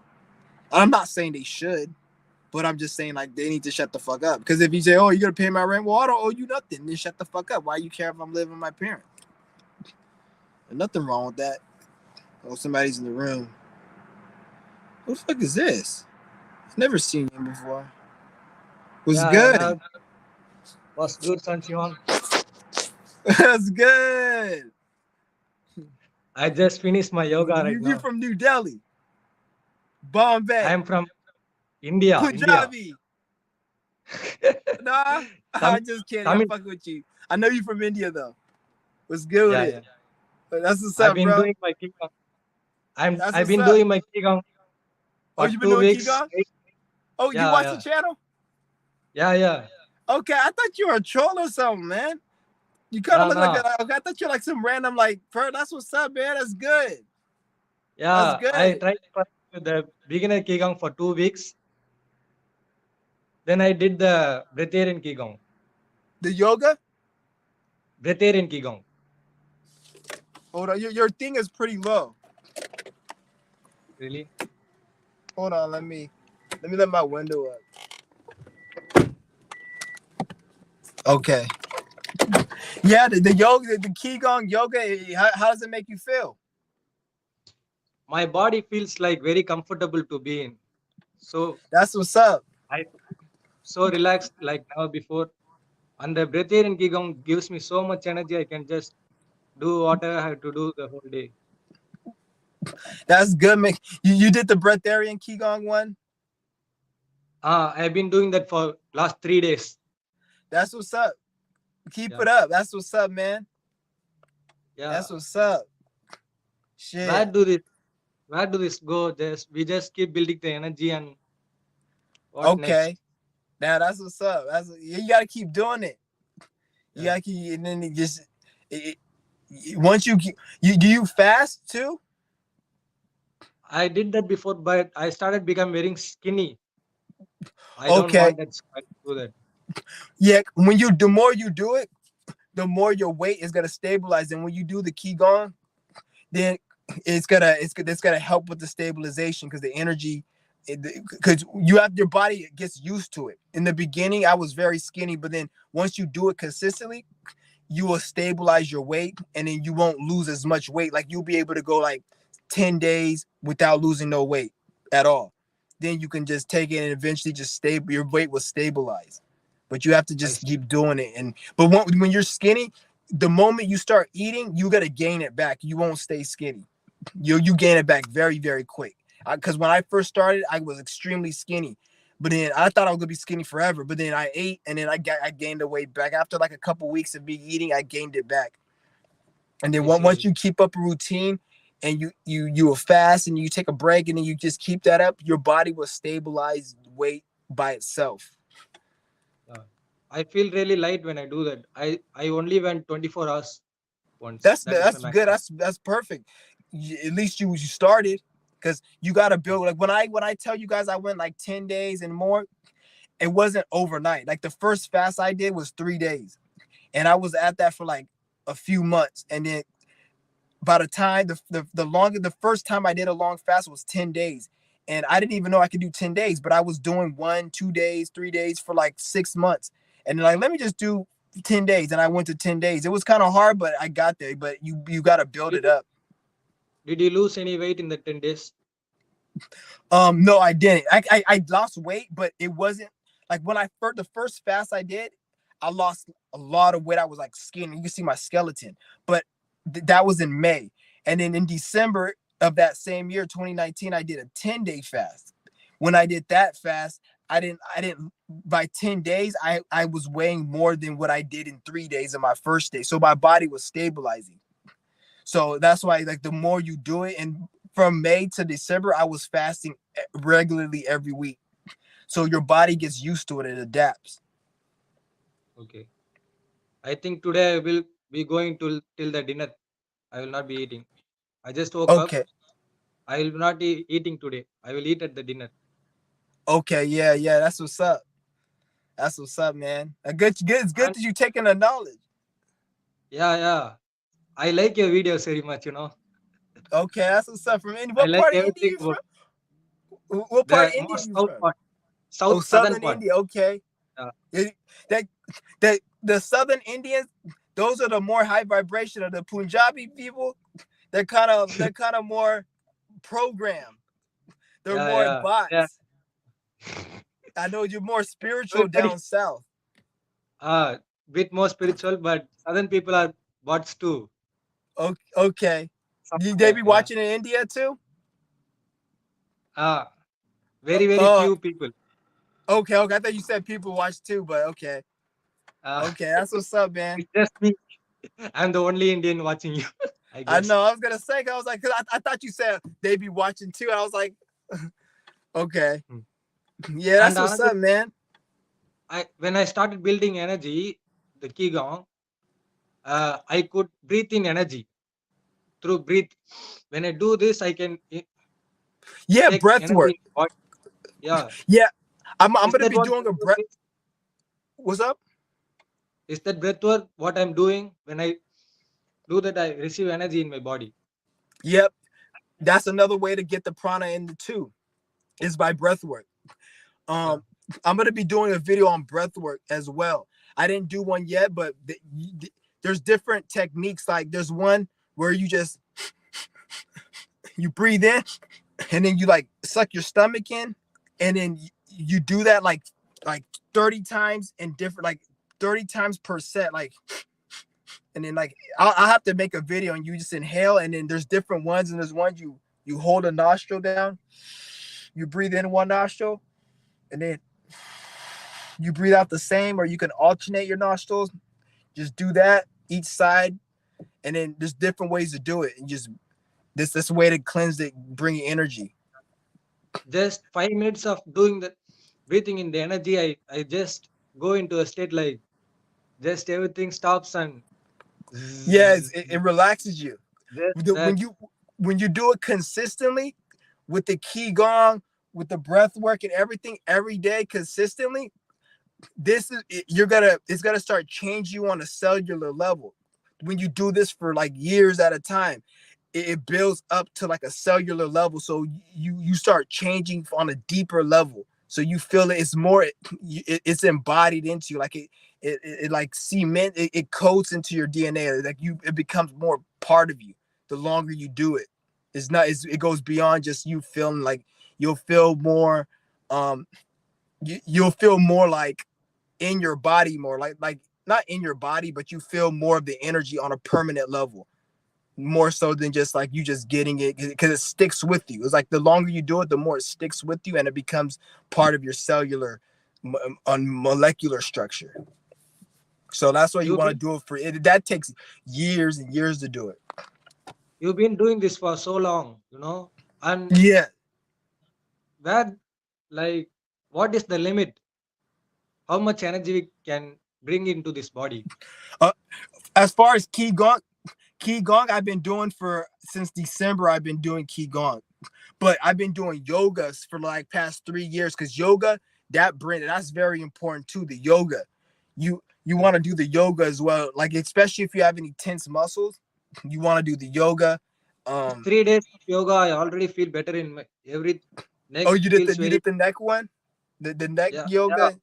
Okay, I watched the Chloe Chance you mentioned. which one? Chloe Chance, I think the yoga teacher you Okay, it was a mentioned in video. the. Okay, it was a It's video a I 30 made. minutes yoga. Okay, No, yeah, no, yeah. Chloe Chance, Cold Chance, Cold Chance. Oh, coach chance. Okay, you've been watching for how long have you been watching me? Whenever I watch a video, it would be like 1.40 minute video. I would watch the whole video.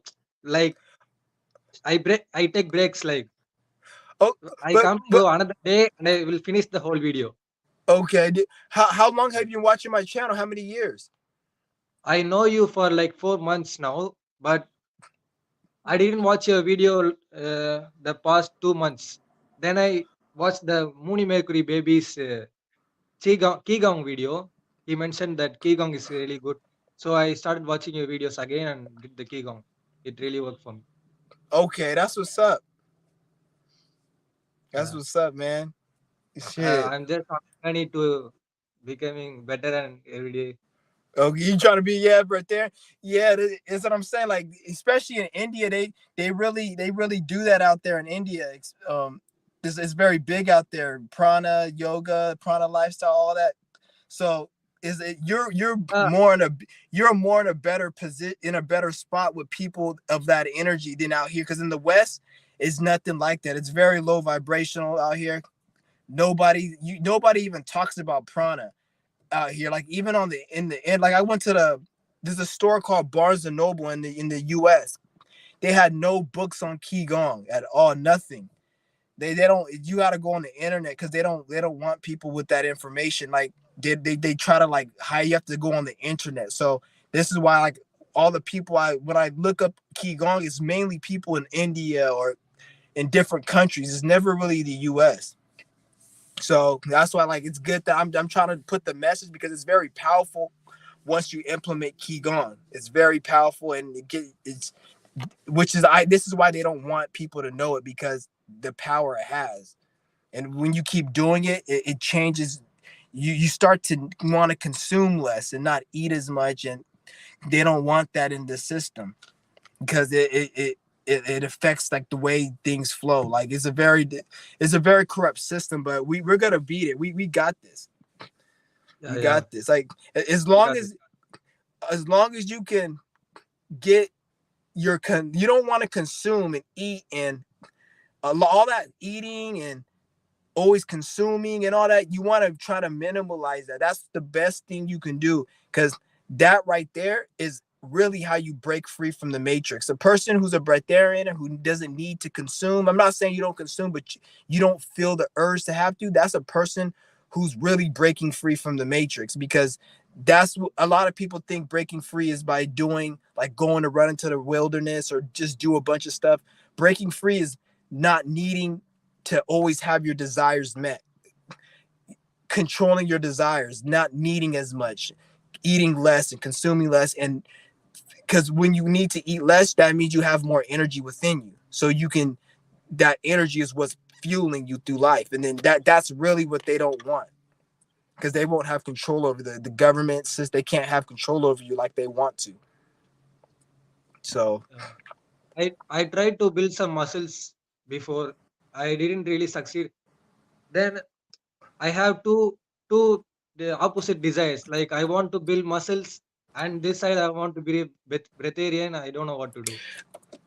the way I see it, you a breatharian can build muscle. You just have to get to a certain level. In the beginning stage, when you're trying to stabilize weight and get there, it's gonna be hard to build muscle. But once you're able to finally get to that stage where you're stabilizing weight, then you could build muscle because the prana is what allows when they talk about prana lifestyle and generating prana, that prana helps you stabilize your weight. So when you're working out and you're exercising, and you've reached a level of body cultivation where you're able to cultivate and contain the prana because it takes a while to get there. You don't just, it takes time to get there, but once you get there, then you'll be able to gain weight. Like there's breatharians that actually gain weight, but you have to get to that level to gain weight. Because I used to work out, but I gave up working out so I can try to become a breatharian because that's more important. And once you become a breatharian, and your weight stabilizes and you have the energy, then you'll be able to work out. And even when you work out as a breatharian, you'll be able to recover quicker because your body's always healing. So you'll be able to even grow muscle quicker, faster. Your body's going to be healing. You could probably work out even longer. So like I put breatharian over everything in terms of working out and just getting muscle. But I'm Yeah, not gonna. You could probably you. I'm not saying don't work out. You could still try to work out. But me, I just it didn't work out because when I do a breath there and I lose weight and um at this point I can go like because if you get to the point where you can go 7 days without losing weight, you can still work out and then you can kind of balance it where you work out and then you probably eat for a day or two or consume when I say eat something healthy and consume healthy foods to stabilize the weight and then you stop working out and then get your weight up and then you work out like you could balance it because the more you fast the more your weight will stabilize so mm, you'll be able to go 7 days and still keep the same weight. Like me, I can go like 5, 6 days and still weigh the same. I start losing weight probably around close to 9, 10 days. And then that's when you'll probably back off from the fasting and then get the weight back. And then now you can, so you can balance it. when they talk about the calories and everything, What was notice that? that they talk about calories. So if we don't take enough calories, we'll lose weight. They say, right? If you don't take enough calories, you'll lose weight. That's Yeah. that's bullshit. Even when I wasn't a breatharian and I went to the gym, I was still gaining muscle without eating that calories. Don't believe that. In order to grow muscle, you have to stress the muscle out past failure. It's called high interval training. So you want to like do 10 reps. Like if you want to build muscle, you want to do 10 reps of do high reps. Don't do low reps. Always do 10 to 15, do over like 12 reps if you can. Use light weight. And don't worry about the weight. Weight doesn't mean shit to build muscle. It's the amount of reps you do and the tension. So even 10 pounds, once your muscle starts feeling tired, even from 10 pounds, you're building muscle because your body doesn't know that you're breaking down. You're lifting 50 pounds or 10 pounds. All your body knows is I'm feeling stress in my muscle. And if you do 20 reps with 10 pounds, you're gonna feel some stress. Your muscle's gonna build. You wanna do like 15, 20 reps per set, and for each set, don't take more than like 20 seconds of rest. So do 5 sets, one set, 15, 20 reps, take a break, no more than 15 seconds, do another one. If you're kind of feeling a little tired, do it 30 seconds, another one, never over a minute, and just keep doing it for 5 sets, then take a break and then do it again. But the key to building muscle is very little rest between your sets. They tell you to rest 3 to 5 minutes. That's gonna actually make it slower to build muscle. To get muscle quick, especially for somebody who's skinny, how I built my muscle is I very little rest between my sets. You don't want to rest for more than a minute, and you want to do light reps. Do it like 20 times for reps. Like let's just say you do 15 pounds, just whatever weight that you can do 15 to 20 reps. That's the perfect weight. Don't care if it's 20 pounds, 40 pounds, fuck the number. Only if you can do 15 to 20 reps with it. And when you get to 20 reps, you're kind of like struggling a little bit, but it's not hurting you, but it's kind of burning. You want to feel the burn. Once you start feeling that burn, that means you're building muscle. That's when you stop, you could take a break. So you have to build, you gotta um feel the burn. Fuck the weight. I don't care if it's you. Even if you have 5 pounds, if you do 5 pound dumbbells and you do it like 40, 50 times and you feel the burn, you're building muscle still, because your body doesn't know the weight. Your body only knows if it's being stressed, if it's being, the muscles is being torn. I get it. So Yeah, that's I get it. all. Yes, that's all you got to do, and then One you more do that thing. with everything. What do you think about Sadhguru? Do you know Sadhguru? I know Sag. I heard about him. He's an agent. He's a puppet. He's put there to stir society in a certain way. He may not, when I say that, he may not know what he's doing. He may think he's trying to help people, but the people who are on top, who control this thing, they put him there as a puppet, because the information he puts out is not entirely factual. He is just it's not true spirituality. It's something, it's like another religion. It's like Yeah, yeah. Christianity, or it's not true. The So spirituality is very pure. They yes, talk here, about other things, yeah, not very it's spiritual. yes, and spirituality is reality. It's not too, I don't, because I don't watch him that much, but he's more into like all these religious type doctrines, but it's painted with spirituality. Yeah. A lot of the stuff he says is just to push a What narrative. do what do you think about his energy? You talk about energy like we building energy. Does he have a lot of energy? At the end of the day, I feel like he doesn't have no inner. He's not. He's a puppet. He's just like an actor. He's not really. He's not a real spiritual being. He doesn't. He's not. He's not any more special than you. Don't look at him like he's like a celebrity. You know, like celebrity, like Will Smith, and that's what Sadhguru is. And Yeah, the reason he's so popular isn't because of his message. It's because the people who run this society, who run this system, they're boosting his popularity so they can have a control over spirituality, because they want to have a control over this niche of this industry. They want to control how people see spirituality. And he's a perfect person for them to put. So if they want you to see it a certain way, then you look at it from their perspective. That's why they even the whole concept of like how he wears that outfit and how people like kind of bow to him and they treat him like he's some type of that right there. That's not even spiritual. That's somebody in their ego.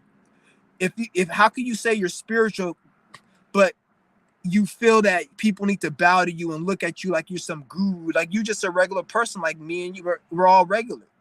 We all make mistakes. So he just another puppet for the government to have people like think that he's so because they need to control spirituality because spirituality is very pure. It's very deep, and they want to kind of make it surface like. So if people get too deep into spirituality, then they'll wake up because true spirituality is knowing self. If everybody knew self and went to the deep aspects and depths of spirituality, people would not participate in the system.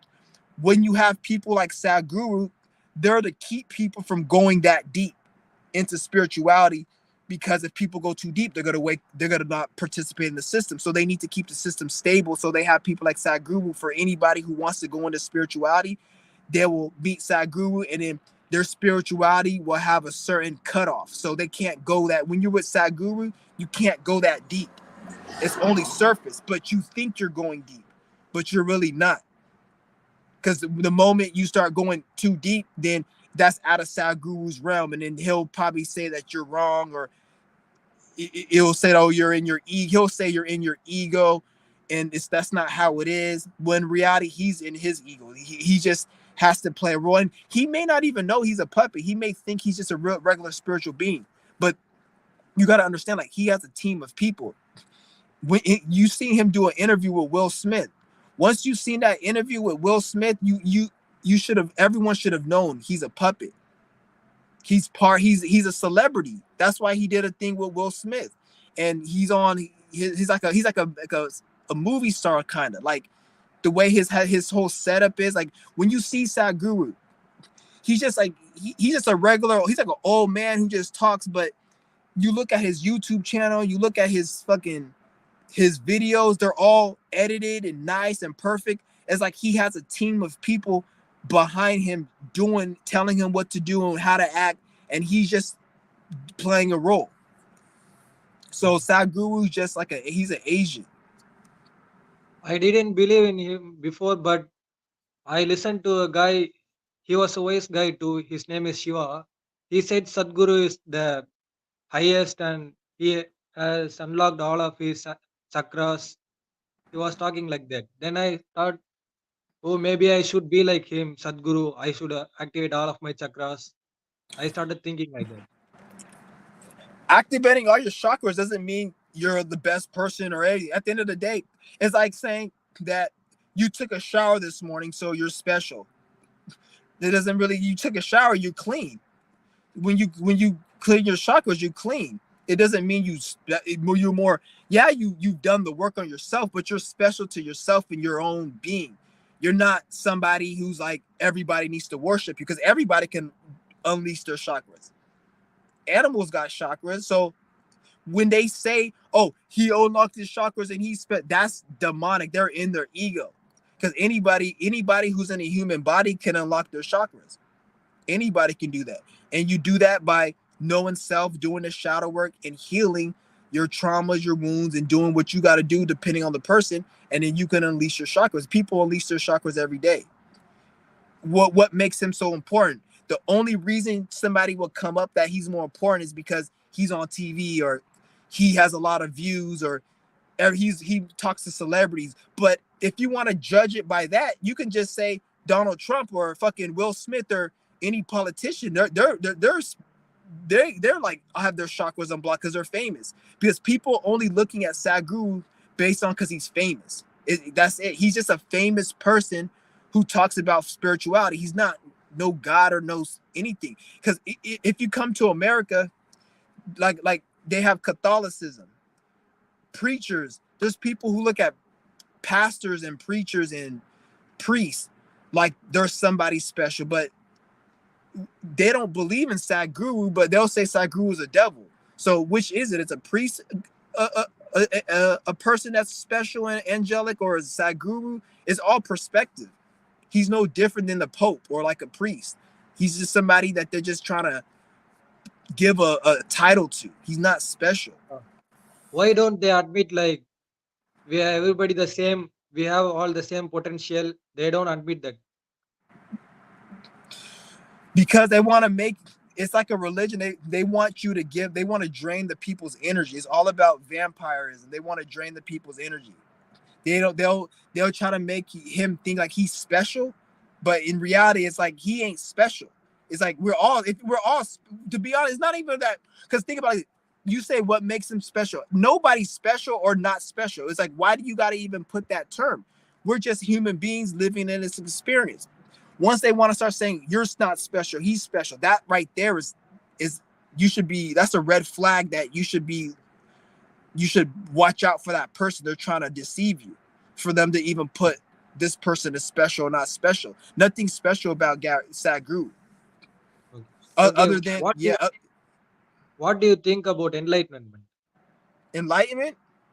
Yeah, I've been doing meditation, yoga, all that stuff. I'm not enlightened. Am I Uh, going towards that? What? I don't know what's happening. Enlightenment is reality.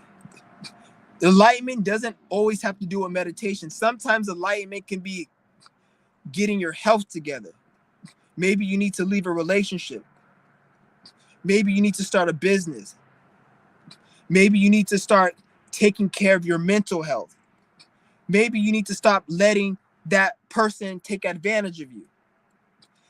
Anything in reality that helps you become a better person, that's going towards enlightenment. Enlightenment doesn't always have to do with meditating and sitting and closing your, it can, but enlightenment, you get there by doing shadow work. Shadow work is removing all your insecurities, all your negative emotions, all the negative things that happen to you and how they make you think, healing that, cutting off things that you don't need in life. Whatever, let's just say you have a problem with your family, you're always arguing, fighting back and forth. Maybe you need to work on yourself, get your health right, get your mind right, so you can move out and get a better situation, so you don't have to be around them no more. That can be part of your enlightenment. And then when you become enlightened, your life will be better. It doesn't always have to be just, you see what I'm saying? Like taking care of yourself is enlightenment. That's another thing that they had, that Sadhguru and the fake spirituality. They make you think that it's about meditating and close your eyes, which it could be, and some people it is. I'm not saying that isn't, but some people they think that's the only way. So like, oh, I'm meditating. Some people, you need to do the opposite of that. Sometimes you need to go out in the world and network and make things happen. We all have problems in life. Look at whatever problem you have in life that you're going through. I don't know you. Get that resolved. And once you start taking steps, the spirit will communicate with you, whether through dreams, through synchronicity, and you will see different signs and symbols in the world that's going to tell you you're on the right path. So like, let me give you an example. Like me, for example, I used to think closing your eyes and meditating was supposed to get me enlightened and get me to where I need to be. I used to think that. I tried meditating, I'm like, what the hell's going on? I realized 2019, I ended up getting an infection in my teeth. I had a tooth infection and it went in my blood. Once I did that, I started fasting, I started healing, I started doing yoga, I started taking my health seriously.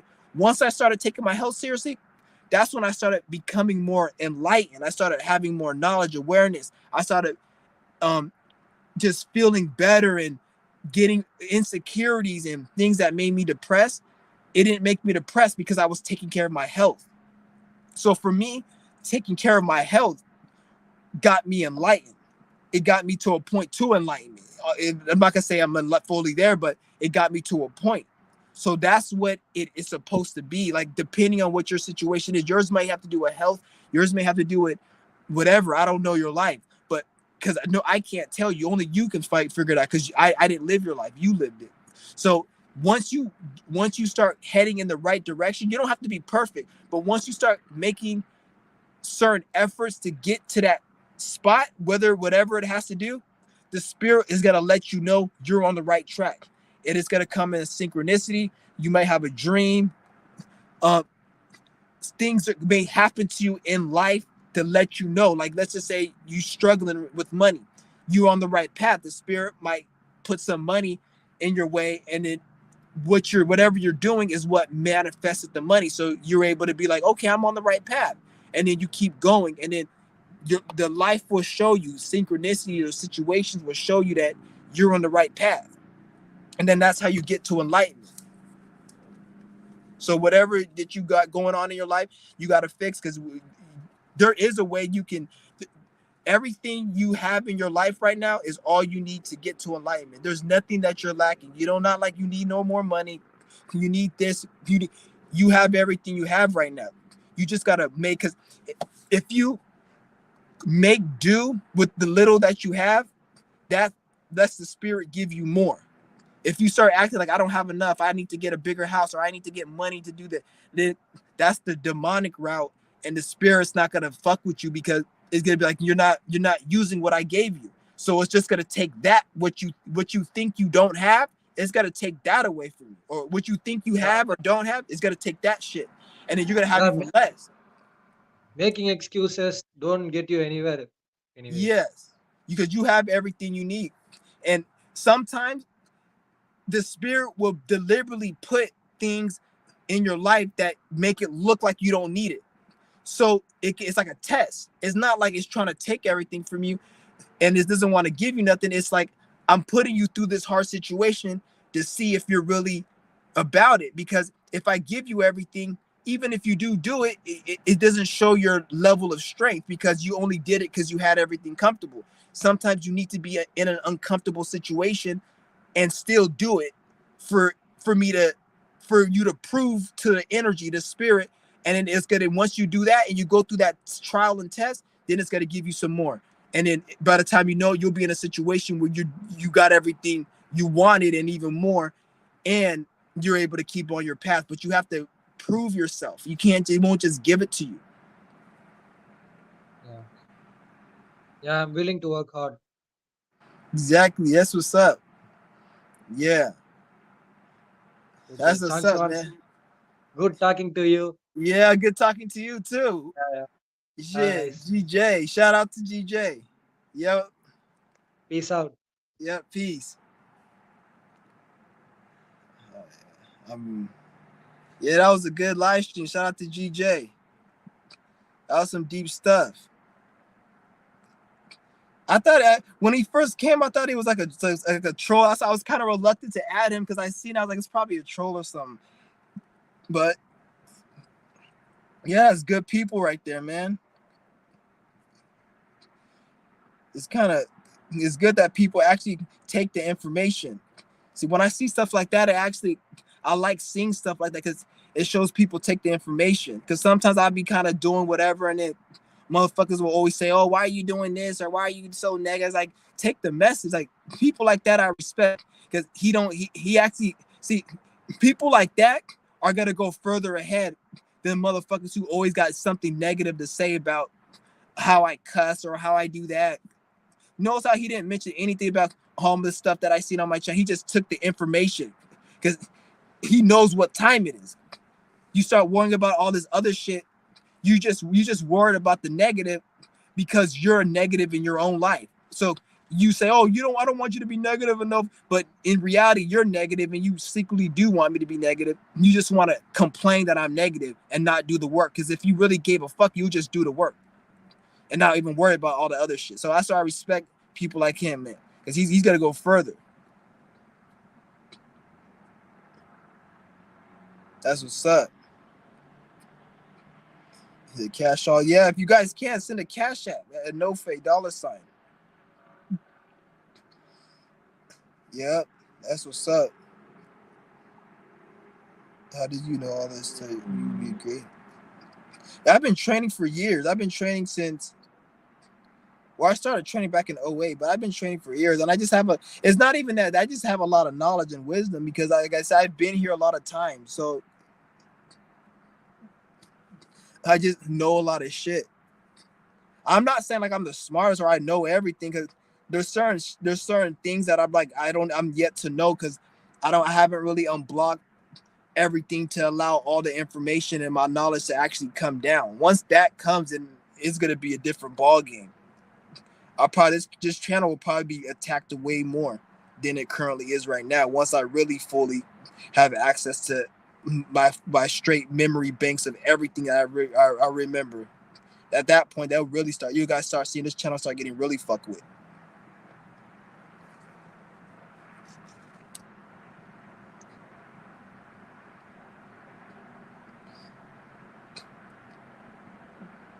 Yeah, you want to do the. A lot of people don't know how to work. That's how you build muscle quick.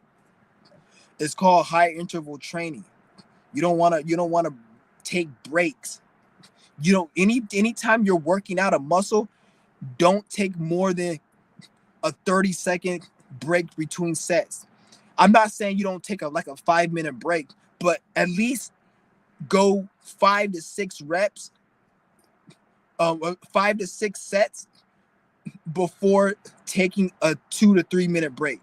So do like, I'll say at least 3 to 4 sets. So do, if you're gonna do biceps, work at your biceps, do 20 reps.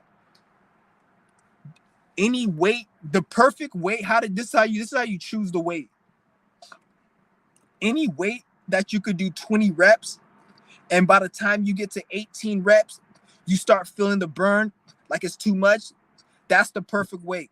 So use the weight where you can do 20 reps, and by the time you get to 18 reps, you start kind of feeling tired.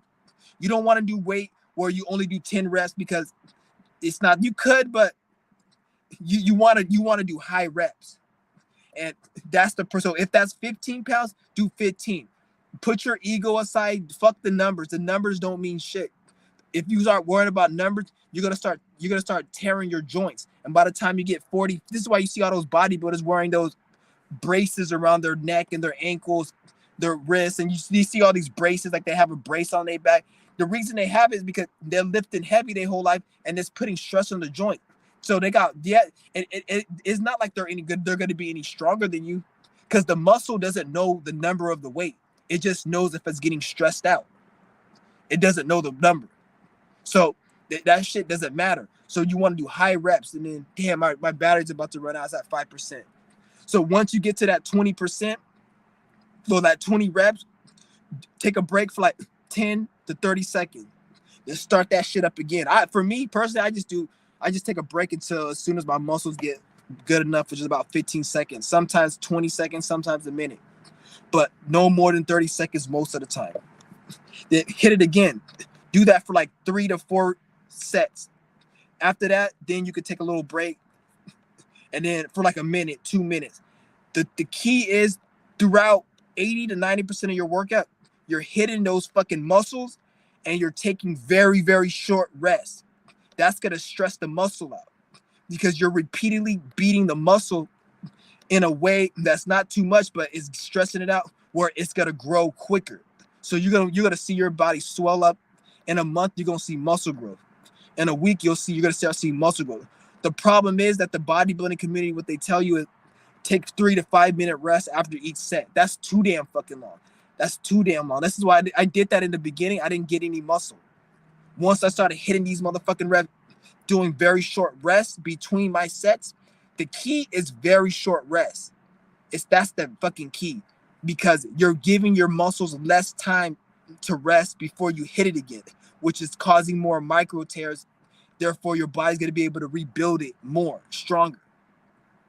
So that's how you build muscle. And you want to hit your leg, you want to hit every muscle. Don't just hit one, hit everything. Because if you don't hit it, it's gonna cause an imbalance. And it can cause, like, you just want to hit everything, all muscle. If it's muscle, work it out. Some people like me, I didn't work out legs for like a year or year and a half.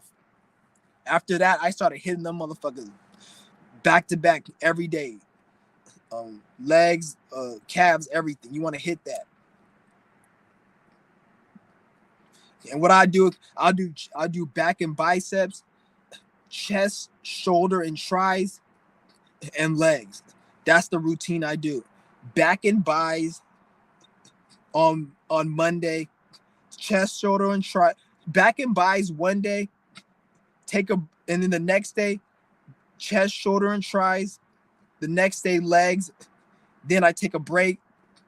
No, don't work out. Then the following day, back and buys, chest, shoulder, and tries, legs. Then I take a break. That's all I do. That's all you need. Hitting the gym every day, you don't need to do that. You can do that if you want to do that, but you don't need to do that. On that rest day, if you still want to go to the gym and do cardio or something. But you don't need to do that. When your body's when you give your body rest, that's when the muscles it hits. It's growing. You don't need to be going all the time, and that's what they want you to do.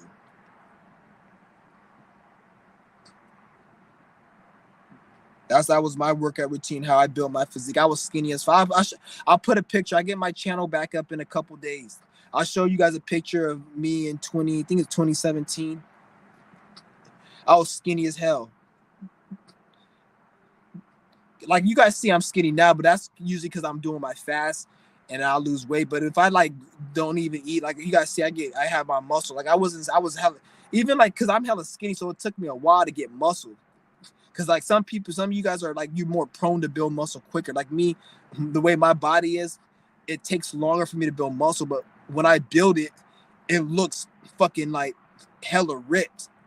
It's like quality over quantity. So I build very small quantities at a time, but when I get it, the quality's good, and my strength is there. Like I don't look like I can lift that much, but then like people with my physique will lift like 250 pounds, not my size, but people who have like my type of physique will lift 250-pound dumbbells or 300 pounds, and people won't think they lift that because the way people with my body type is, the muscle is dense and it's like structured in a way where it's there, but it's very slender.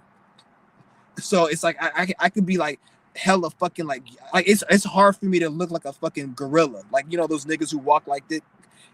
I could live all my life, I'll still look skinny and shit. Not skinny, I look thick, but it'll be like a slender muscle, like fucking the Rock or some shit like that.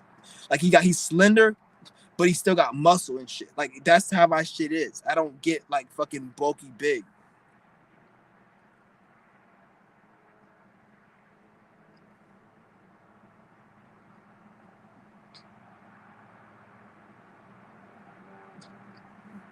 So you speaking facts, I remember I was lifting light weights, and the next day I gained a lot of muscle mass. Yeah, because you were lifting light, and when you lift light, you can hit the muscle you can hit it repeatedly and just back to back. Shock the fuck out of that shit. It's crazy.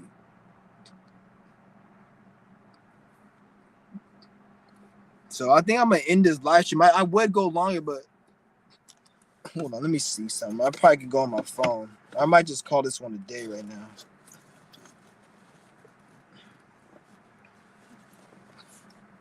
Yeah, I probably just call this one a day and hit you guys back up later. This is a good live stream though. Shout out to everybody in the room.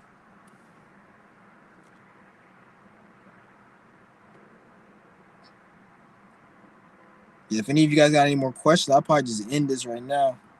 I could go on my other phone probably, but I don't want to have the batteries run out on this, and it fucks with my upload, and then StreamYard takes forever to upload it or something, or it doesn't upload because my shit ran out of batteries. I don't even want to. That shit will piss me off.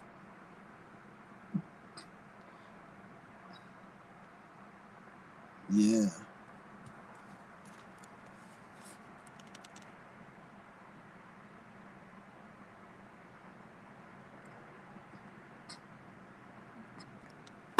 Yeah, this shit taking forever to turn on. I'm trying to turn this fucking phone on.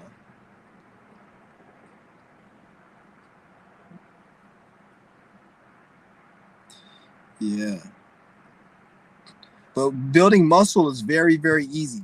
They want to tell you guys. That's another thing I want to talk about. They want to tell you guys you got to eat this. No, you don't got to eat any of that shit. The reason a lot of people got to eat because they don't know how to work out.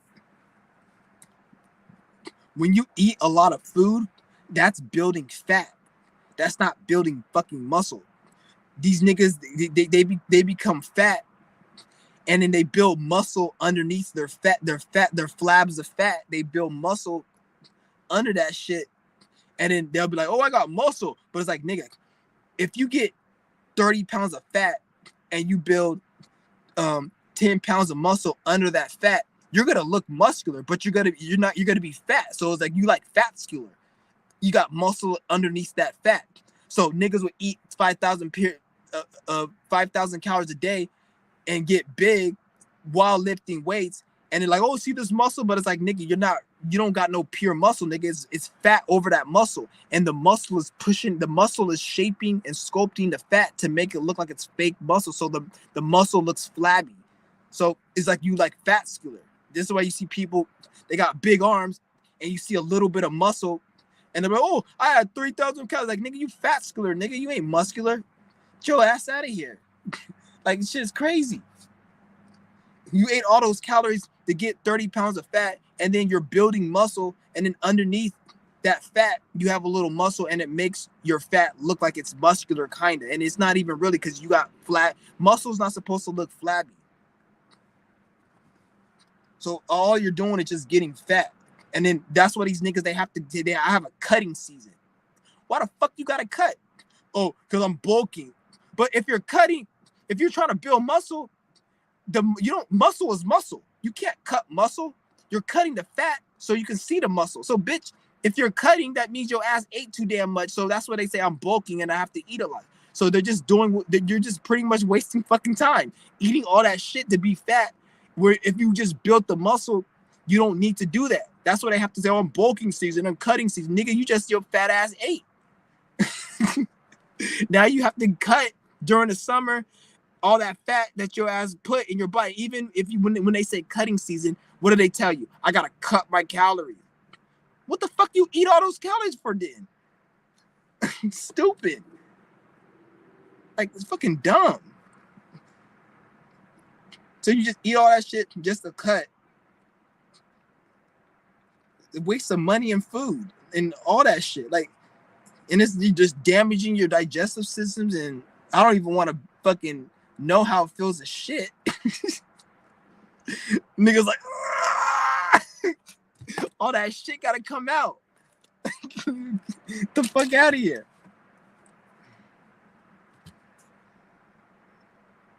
My Chauncey One voice, shut the fuck up.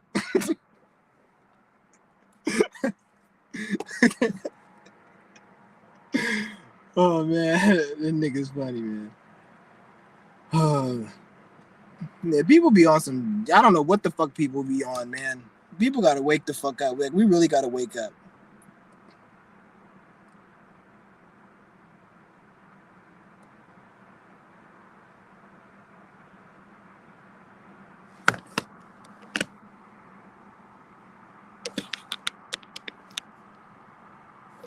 Come fucking on, nigga.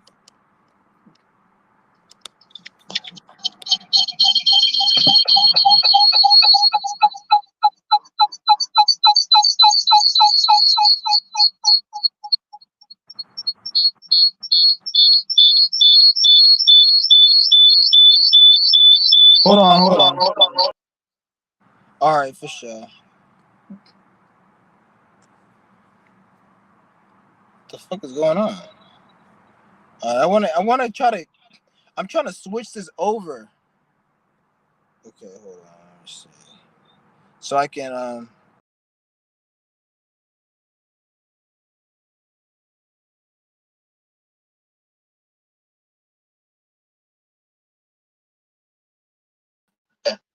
Okay. Shut the fuck up.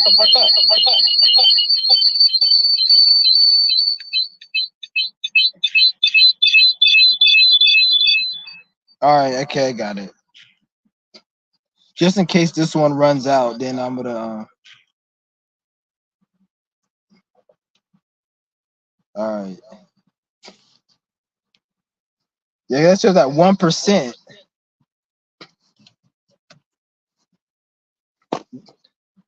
Yeah, but Yeah, that shit almost ran out on me. So that's what you guys got to do, man. If you guys want to get muscle, it's very easy. Don't let anybody. Health is really simple. I'm. It's not easy, but it's simple. It's simple as in we all know what the fuck we need to do. It's just it's hard as in the discipline and you actually executing it. But that can turn easy if you know what the fuck you're doing as well. A lot of people like to make things very complicated, and like a lot of these people out here, their physiques don't like you. People may say what I'm saying is bullshit, but my physique actually it's a living proof that what I'm saying works. I'm not like some one of these motherfuckers who's fat as fuck or out of shape, and then they're telling you shit. I remember some fat, out of shape Andy Milonakis looking ass nigga come up to me. Oh, you need to do this. You're not doing the sets the right way. It's not proper form. You have to do this and that. I'm like, in my mind, I'm like, are you fucking kidding me? Like, why are you coming up to me telling me about proper form, nigga? Like, you don't even look like proper form doesn't even look like to be working for you, nigga. Because if you're doing proper form, nigga, then that shit ain't working because you look like shit. So how you gonna come to me and tell me I'm not doing proper form if my physique looks better than you, nigga? Like, fuck proper form. Like, you telling me proper form means everything, but then I'm looking at you and your body and the way you look is telling me that proper form ain't shit. Unless you want to tell me you're not doing proper form, which I know that's a lie because you came up to me bitching about my form. Fuck out of here, nigga. People are fucking stupid. That shit crazy.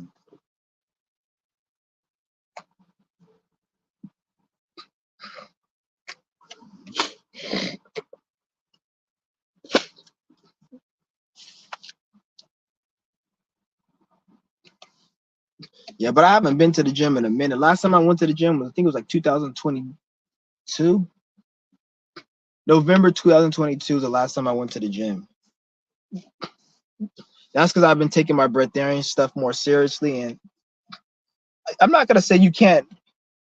I won't say you can't get muscle and be a breatharian because I never tried working out when I was fasting. Every time when I was fast, because like I feel like it was kind of counterproductive for me because I would lose weight while doing it and it would drain my energy. But there's people I know who work out while they do their fast, and they say it's good. I'm probably gonna actually try it just so I can come and tell you guys how it is to have that experience.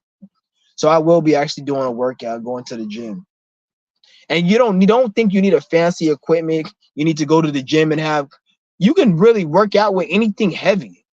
I remember when I was in county, people were using a whole bunch of shit and building physiques. Like you see people in jail, they don't have access to the gym like you guys do. All those machines and all that. They have way good. You just need something heavy. Your body doesn't know what this is. And oh, it's a Bowflex machine. Your body just knows resistance and strength and um, the resistance in your muscles being worked. That's all it knows. You lift boxes so much at a fucking warehouse, you're gonna gain when your hands get sore from lifting too many boxes. That's a small form of you building muscle. So you gotta know, like, it's really not that hard. Health is very simple. I make it really simple. The hard part of health should be, if anything, the discipline, and that doesn't even need to be hard. But that should be the hard part, not actually knowing what to do. That's because the matrix has to make everything complicated so they can profit off of it. So they can have a reason why they put somebody in school for 20 years just to learn some shit that you could just get on YouTube. Like, they need to have a reason, because a lot of these doctors and these credentials and all these bodybuilders, because one thing about human beings is human beings have egos. When a human being's been through so much in life, they feel it's necessary for other people to go through that, which it is correct. But if you went into the Jewish world and did their curriculum and wasted your time, you can't use that same type of method and say that you got to go through. No, nobody told you to go to that stupid Jewish person's school for 20 years. Nobody told you to read those bullshit ass books and that doctrine for 20 years or for 8 years and go to that doctor school. That's you. So you can't go and bring that shit and say, oh, I worked hard. No, that's not working hard. That's your stupidity. When it comes to spiritual work and certain things that have nothing to do with this shit, what the fuck? When it has something not to do with it, you, then that's what I'm talking about. That's something a lot of people, they got to understand.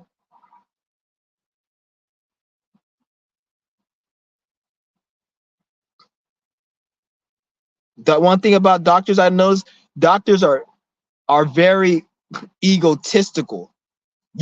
There's been situations where people have been about to die. People are in pain, and then they'll tell the doctor, "I'm in pain. This is happening." This is why it's always good to always know you never want to put your health in the hands of another man or woman, because when you're going to these doctors, they don't care about healing people. Oh my god, I don't know why I haven't told you this. Okay, there was this one lady, right? It was a video about um it was something about dentists, like cavities, and somebody was saying that, oh, I'm going to the periodontal dentist so I can fix my gums, because anybody guys, like, periodontal disease is when your gums are inflamed and they have it's inflamed, and your gums are infected, and the infection goes into the bone and it goes into the teeth, and it could go into the nervous system and the blood, and from the blood it can cause heart disease, it can cause cancers and all types of issues. So it's very dangerous, and it starts from lack of oral hygiene. There was a lady in the comment section of this video, and I was watching the video because it was about periodontal, because that's what I had. And then they were telling people to go, the only way to cure periodontal disease is to go to a periodontist and get a gum graft, and you have to go under this treatment. And this, mind you, this treatment costs over $10,000 at the minimum. It could go upwards of $25,000. So niggas is spending $25,000 on their fucking teeth, and they ain't even getting a grill. So that's how fucking pathetic this shit. There was a lady saying, "Oh, I'm going to the endodontist on Monday. I'm scared shitless." I told the lady, it was an old lady. She was probably about to get her teeth pulled. I said, "Go on Amazon, teeth aid formula, and get this aid formula to help me cure it." She was like, "Thank you," and she was like, "Good," and she's like, "Thank you for giving me the information." And then that comment got like 30, 40 likes, and then people were asking me like, "Where do you get this stuff? What product on Amazon?" I don't know. I had to tell them which one it was and send them the link and everything. After doing that, seeing that I did that, demons have to come in there, because anytime you do something positive to help people, that attracts demons. So you always got the fucking demon, the dumbass bitch, come in there. I'm a dental hygienist, and what you said was misinformation. It's wrong. You cannot get rid of periodontal. You cannot regrow the enamel. That's impossible. And I'm like, what are you talking about? I fucking did it. I had the disease. And she's like, were you self-diagnosed? Did a doc? I'm like, bitch, I'm telling you that I fucking had it and I almost died from it, and this helped me, and you're fucking sitting here arguing with me like I don't know what I'm talking about. Whereas she didn't even have the disease. The only thing she has is, I'm a fucking dental hygienist. She wasn't even a fucking dentist. This bitch is a dental hygienist. So she was too fucking retarded and failed the dental school. So they had to put her as a dental assistant. She couldn't even be the actual dentist. And yet she has the nerve to tell me like what the fuck's going on. And the only thing she's telling me is, oh, you can't heal periodontitis. You can't heal. I'm like, bitch, did you have periodontitis? And then I didn't even get disrespectful. I was like, you doctors are always in your ego. You care. This is what I said. I was like, you care more about you being right than the patient actually healing. Because I've given a solution, and it's helped me, and people are willing to try it. Even if I'm wrong, it will be better for people to try it and it not be right. It's not going to hurt them. It's a natural herb. At least it's more healthier compared to the shit that they do at the dentist. They dig in your teeth, they rip the teeth out, they do all this fucking shit. But I'm saying, go get a natural herb that's non-invasive. You just spray. It's a mouthwash. It's made from all natural herb. She's like, you're giving misinformation. You can't do that. And I'm like, I just told you it healed me. I'm not going to argue with you. It seems like you care more about your ego and being right than you care about actually healing people. Typical doctor. And I just left it at that because they don't like, they don't care about if the patient's healed. When a doctor heals a patient, the average doctor is not like, oh, I helped somebody. They're like, this is going to be good for my resume. This is going to be good for my stripes. Now I can go to my colleagues when we have this yearly annual um, dental seminar that we have to go in and talk about our studies. I can go show people that I healed this person, and I have another person on my list of people I got healed. But when you heal them from a way that has nothing to do with the dental industry, they get upset, they get triggered, they get angry, and then they even go to the lengths to actually block what's healing people. This is why that formula, they don't have that in Walgreens or Walmart. There's no fucking you only can get it on the internet. And there was another guy, he made another formula. It's called Steel by Pro, and he said that he was getting attacked from dental conglomerates because this shit worked too good. And you don't need to go to a dentist because root canals, cavities, periodontitis, which is one of the most severe dental forms to the point where they have to pull out the teeth. And even when they pull out the teeth, it affects the gums, and it can do permanent, not even permanent, because you can heal it with the herbs. But if you don't use any herbs, it can cause permanent damage and cause fucking heart disease and shit. Shit like that. They don't want to have the cure for that. So you know what they do? They hide it, they try to masquerade it, but they can't do it now because we got it all on Amazon and people are waking up and they're just natural herbs.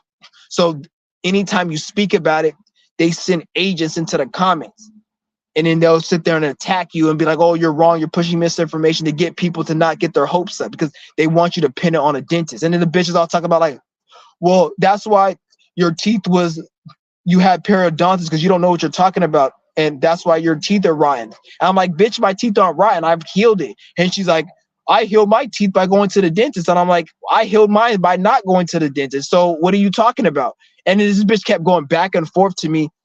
And I'm like, I just left it. The bitch is programmed. So I like, these people, like, they're fucking evil. Even when like my teeth was infected back in 2019, my teeth was infected. I went to the dentist and I'm telling them like, something's wrong with my teeth. The dentist was like, they did fucking tests and analysis, and they took x-rays, and they didn't see anything wrong with my teeth. Because anytime when you go to the doctor and they say we don't see nothing wrong with you and you have a problem, it doesn't mean there's nothing wrong with me. They only can give you a test based upon what the test provide. It's like if I give you a math test and I say, what did you learn on the English test? I didn't take an English test. I took a math test. Well, it's a test. So you have to be able to know it's a different type of test. So when you go to the doctor, they're only giving you certain tests that test for certain things. So if you feel sick and you go to the doctor and they say everything's right with you, it doesn't mean everything's right because they only use a certain test. You can't talk about an English test if I gave you a math test and say, well, it's a test, so you should know. No, bitch, there's different types of tests. There's English, there's math, there's spelling. Which test is it? These motherfuckers say, oh, there's nothing wrong with your teeth. You're fine. I'm like, no, there is something wrong. You stupid motherfuckers just don't have the test, because the people who make the dental industry, they only give out specific tests. So, because they can't give out every test because they're going to have to heal it naturally.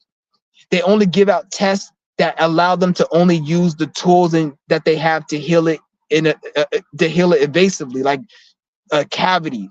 They can see if you have a cavity because they could dig out the cavity.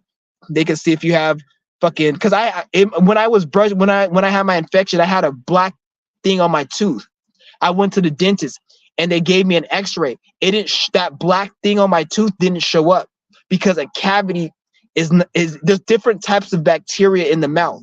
Cavity is one of them. It's a certain bacteria. There's other bacterias that go in the tooth and in the mouth that it doesn't pick up on that machine. They don't say that. So I seen the black mark in my tooth and that's where it was hurting. They took the machine. It didn't show up on the machine. They're like, oh, your teeth is fine. I'm like, bitch, I got a black tooth on it. They're like, oh, there's nothing wrong with it. This is when I started taking the herb. And then fast forward, I'm helping people. What I did, stupid bitch has the audacity to say what I'm saying is wrong. Bitch, if I listened to you, I probably would have been dead right now. So shit like that, it irritates the fuck out of me. It pisses me off when I see shit like that. That's why I go harder when I go, because when you start fucking with people's health and try to stir them in a direction that's not right, that's demonic. You gotta suffer for that shit. I don't fucking like that. That's why I don't even get it. Like I stopped arguing with the bitch though. Like there's no point. I already cussed her ass out though. I said some shit to her because like that's the bitch who needed to get cussed the fuck out. Like that comment somebody left earlier, are you gonna cuss one of these bots out? That type of bitch I'll cuss out because you just misleading people. Like, I don't like that shit one bit. Shit's crazy. I can't believe people are really this fucking stupid. And I'm like, and then there'll be other people who have issues, and then you'll tell them, why don't you do this? And then they'll be skeptical. Well, that's not gonna work. I don't care about those people. What I do care about is, like, for example, you guys watching my channel. If I tell you something to help heal you, if somebody comes and tries to intervene to be like, oh, he's wrong, that's what pisses me off. Don't ever, if somebody wants to make a choice to try an alternative holistic healing method, that's their choice. Once you start getting in between that, that's when you're starting to play the role of demon. You're no different than a motherfucker that's trying to poison and kill somebody. You're trying to get into in front of somebody's way of healing. You're trying to kill somebody. You gotta have blood on your hands, bitch. So just shut the fuck up and sit back before you have blood on your hands, because if something happens to the female, to the lady, it was an old lady, because she took your advice over mine because you're a dental hygienist and you have credential, and she dies or gets sick, bitch, you're gonna have blood on your hands because you led her to that fucking water to drink, stupid bitch. And when you could have just shut the fuck up and just let it go. And it's like, why are you, and then you need to ask yourself, why are you so interested? Like the only reason why I'm trying to help, because I went through something similar and I seen somebody, so I was like, let me tell them my thing. But she has no business to come up in the conversation other than she's in her fucking ego. She's egotistical. You see what I'm saying? She has no business to get in that conversation. She wants to sit there and show her stripes and, oh, I'm this and I got this and I'm a dental hygienist. Bitch is a dental hygienist. Like, are you serious? You're not even a dentist. You're a dental hygienist. Like, sit your ass down. You have to go to fucking ITT Tech or some fucking tech school to learn that bullshit. Your ass probably still paying off that high ass debt. That bitch probably watched the fucking Mount Everest commercial back in 2008 with that one black nigga. Are you at home all day? Do you need something? She probably watched that shit and went to that fucking cheap ass school, got in debt, and got a degree with that. And the bitch about to get laid off real soon once they bring in this AI and they start replacing you, because you're a dental hygienist. They can have a machine replace that shit, bitch. So you better sit your ass down. Stop being too much in your ego. I hate people like that, man.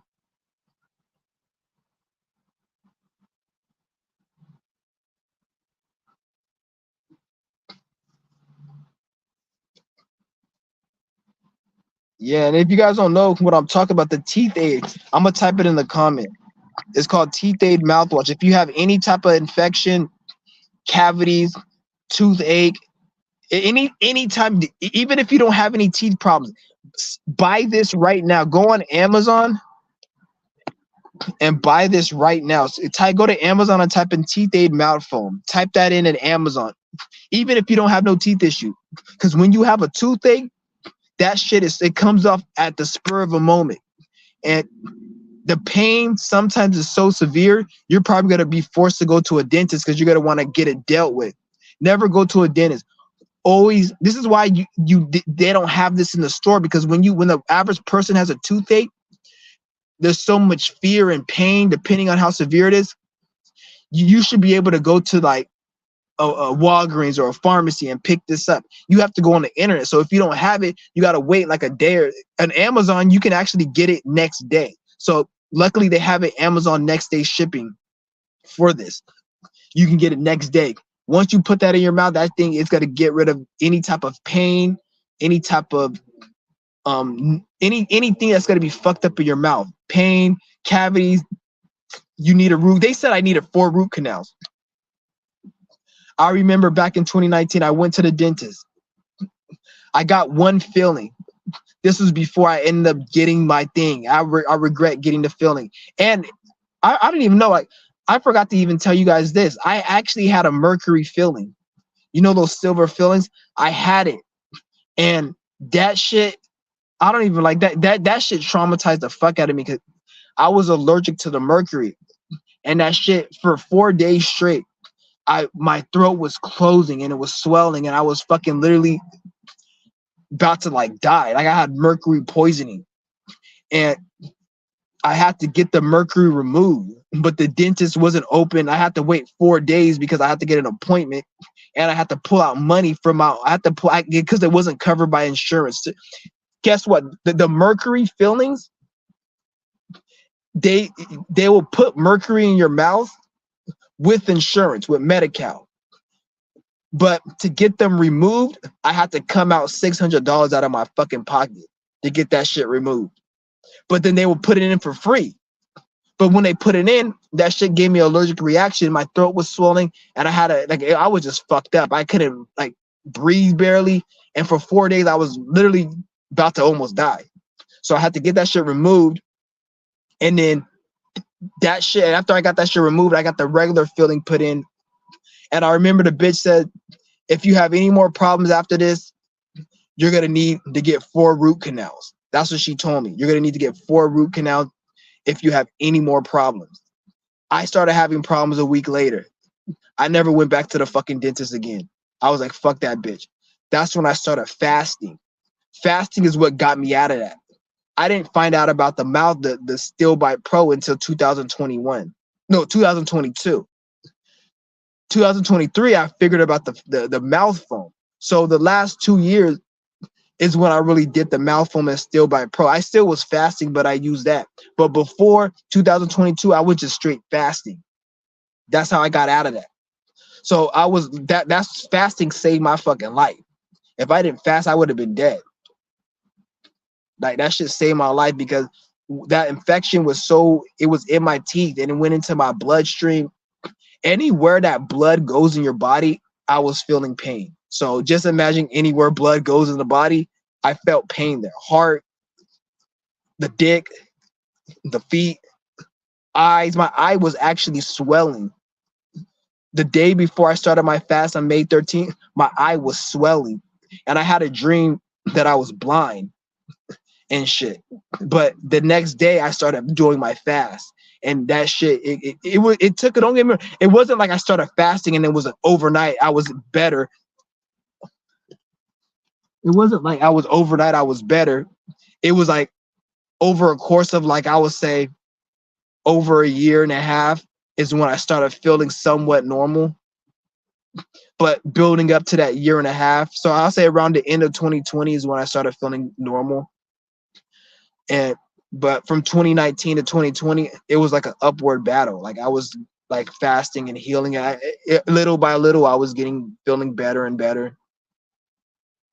But this shit was crazy.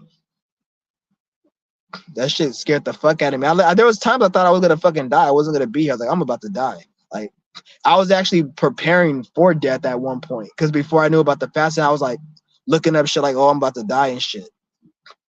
I'm not about to be here. I thought I was literally gonna die. I was like looking up like what the like just preparing for like in shit, like mentally preparing, like okay, I'm about to be out of here. Yeah, when you in that state when you think you're about to die, you start regretting all the things you didn't do. That's why you guys want to do what you guys got to do. Because the moment you feel like you're about to die, you're gonna regret. Like, man, I wish I would have did this. Damn, I'm not gonna do this no more. That's why then once you realize that and you come out of it, you have more of a zest for life. You take your life more differently because you know what it feels like to almost not even be here. So you got to take this shit serious. That's why I go hard like I go hard. I don't give a fuck what anybody thinks about me because I know what the fuck I've been through, and you can kiss my ass if you don't like how I give my message off. A lot of people just ain't really been through shit, so they don't understand. They just sit there and think this shit is sweet and shit.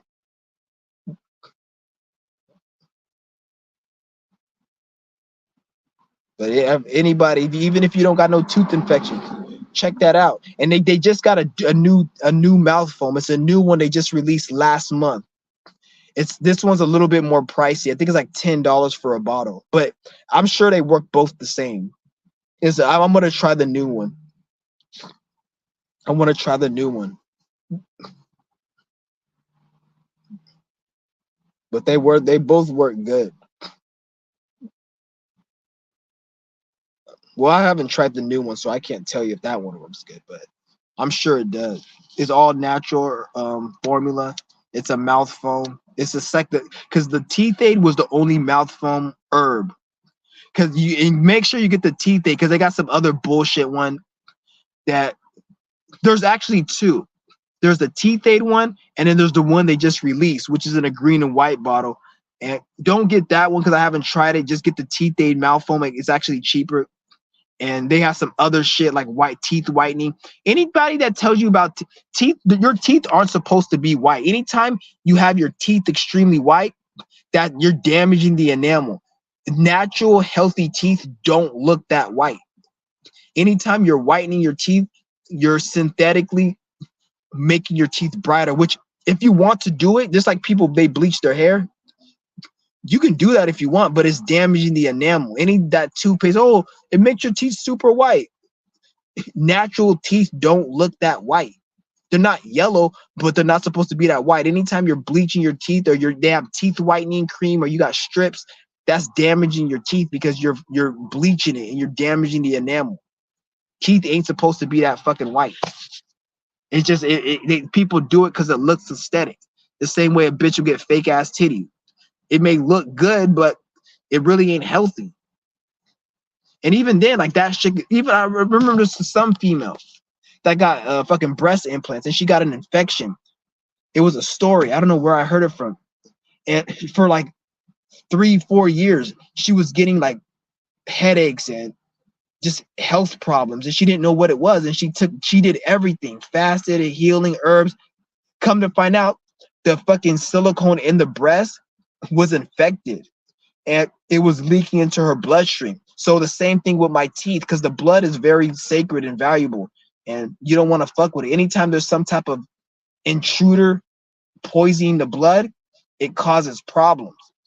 So that stuff they put in her titties, the silicone, it was leaking, like it was infected with bacteria and it was going in her bloodstream. So she had all these illnesses. She didn't know what it was. Come to find out, it was that she got the shit removed and she felt better. That's what I say. It's crazy. So like, and it's fake. Like that's anything that's fake is not healthy for you. Even all those bitches with those fake asses. Who knows what the fuck's gonna happen like in the next 50 years when they can become old? Because you don't see all the bitches, all that fake ass and titties. That's a new thing. You don't see no 80-year-old woman with fake ass because they didn't have that back in the day. So only fucking, I don't even like saying only God knows, but only so-called God knows what's going to happen with all these bitches in the next 50 years. See, I'm telling you, in the next 50 years, we're going to be at a different time. This is going to be the time you got to start seeing all this processed food start having an effect, because a lot of the food and the ingredients and a lot of these butt implants and all this shit, we don't know the 20-30 year down the line repercussion this has. We're still in like beta testing. Nobody knows what's going to happen because we haven't reached that time yet. So as time goes on, you're going to start seeing other illnesses, other diseases, other problems, whether it be even health wise or like I said in the beginning of the video with bitches and them they become old bitter hags and other shit. And even with the robots and the sex AI and all this shit, AI sex chats, it's going to be so much shit in the future. It's going to be a different world. And then you got to have Gen Z growing up or Gen Alpha or whatever the ones that are like babies right now. They're gonna be programmed to be a mess. Most of them are gonna be just very fucking like on some weird transgender or some just weird shit because they're gonna grow up in social media. A baby who's like 8 years old, by the time they reach your age, they're probably gonna be in virtual glasses. It won't be. It may be VR, but before VR, they're gonna have like augmented reality glasses. Like they have the Apple Vision. They're trying to make it where everybody has that shit on their face all the time. So just like you guys are, like I said, you're on your phone all the time. You always have your phone on you. They're trying to make it where the phone is gonna be your fucking glasses. So 24/7, you're gonna be plugged into social media. So that means wherever you go, the people who run this matrix can see where you're at. So if you're wearing Apple Vision and you're going outside and with that Apple, they're gonna know what you're seeing. Whatever you see, the Masons can see. They're trying to have everybody on that augmented shit because in the next probably 10 years, they're gonna make that technology become very cheap. Where the average person, just like you have a cheap government phone that you could get for free. But remember back in 2001, it was expensive just to get a shitty Nokia phone. But now you can go get a government phone that's 10 times stronger than a Nokia phone that costs like $500. So imagine what they're gonna do with the VR. They're gonna have more powerful VR than the Vision Pro shit, and it's gonna be very cheap. Everyone's gonna have it, and then people are gonna be walking around with that shit 24/7 connected to social media. Like that's fucking horrible. You guys think being on your phone is bad? You think being on your phone is bad? Imagine having glasses where you're always seeing your posts. You're always seeing the YouTube videos always playing in the background, and you're walking. You know when you watch, even like when you watch a movie, you watch a movie in 4K. Soon they're gonna release 8K, then they're gonna release 16K, then 20K. They're gonna release the different K, but next one is gonna be 8K. Then the next one they'll probably release 12K, 16K. By the time they release 16K and all that shit, probably with virtual reality. They're gonna make it where instead of looking outside, you know how I'm looking like at the screen. People are gonna be looking at reality from a high definition TV. So instead of looking at nature with your eyes, you're going to be looking at nature through a high definition TV. So you're going to be looking at your reality in fucking 16K. That's how they're going to. So you're not even going to be looking at reality with your eyes. It's going to be a fake reality. That's the virtual world. The virtual world isn't just you going into a video game and that's one part of it. A virtual world is anything that you're looking at through technology. So if I'm looking at, let's just say I see a car right here and I see the building right here. Let's just say I have glasses and I'm looking at it through, and the glasses are programmed to have 16K high def. If I'm looking at that building in that car through my glasses and the glasses are programmed to have super high def, that's virtual reality because it's a virtual piece of technology and I'm looking through it. The fuck? So that's different in virtual reality than different aspects of it. They have the glasses and shit. Even people who got the Vision Pro, they're able to keep the glasses on while still walking. Which they had when they had the Meta Pro VR, you have to take the glasses off to see what's going on in front of you. You couldn't walk with the glasses, you couldn't see. But they're making the VR where you can see with the glasses on. And then pretty soon they're gonna make the VR glasses have high definition. So people aren't gonna want to take their glasses off. Life looks better with the glasses because it's more high def. But it only looks better to you because you have a low vibration. You haven't really activated your prana energy. So when you haven't activated your prana energy, you can't see life from a high vibrational point because your senses aren't amped up with energy. You're not seeing reality from a higher dimensional point of view. Let's just say, just so you guys can understand. So that's like it's fucked up. People need to wake the fuck up, bro. People need to wake the fuck up. Shit's crazy. People need to wake the fuck up. Like, I don't know why this has to happen.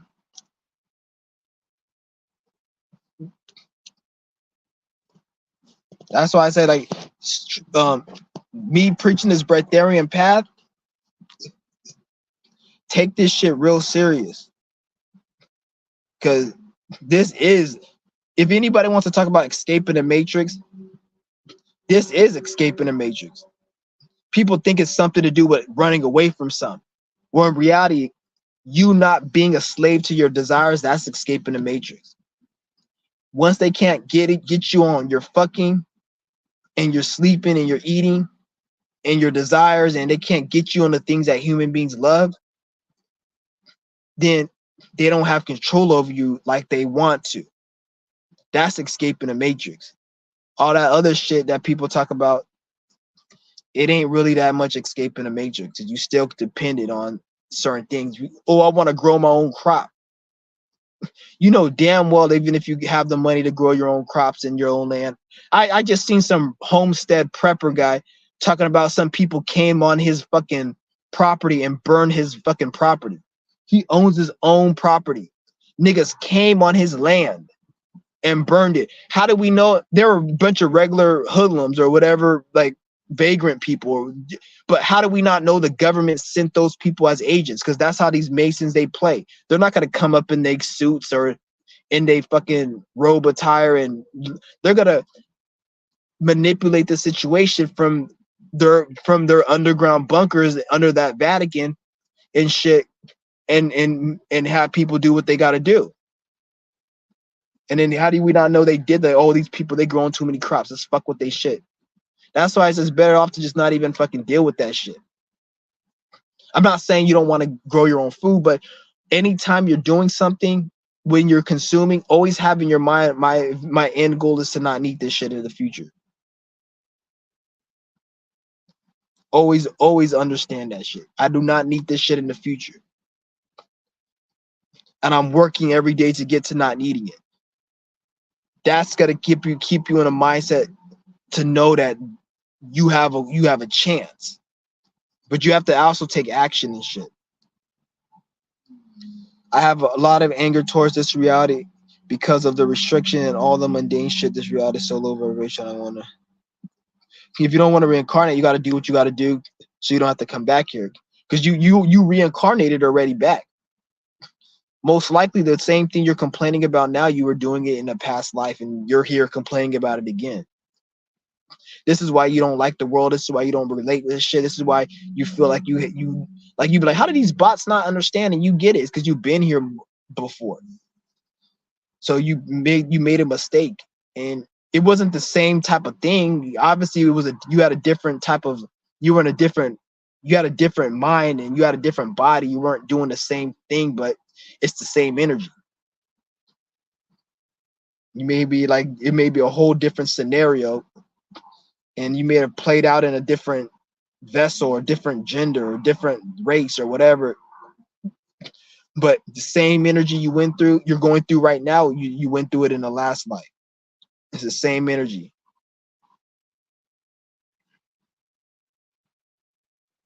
It's hard to grow your own food. The controllers can create a situation to not let you grow. I wouldn't even say they're controllers. They're not controlling shit, really. People just allow them to control. If you want to say they're controllers, it's because people allow it. That's what it is. They don't have no power at all. They don't. The only power they have is the power people giving them. They don't got no fucking power. What power do they have? What are they gonna say? Oh, they have military. They got weapons. That don't mean shit. If people woke up and it's like, you're not gonna just use your military and use our weapons against us, what are they gonna do? At that point, they're gonna have to just kill everyone, which that kind of stupid because we're spirits. We don't die. They're just gonna end up creating a bigger problem. So it'd be kind of dumb. Like, and if that was the case, then they wouldn't go so hard with the mind control to get people to believe their shit. The only power the government and the system have is the power that they have. It's people believing their shit. Once people stop believing their shit, they don't have no more power. There's no more power. They don't have no power whatsoever.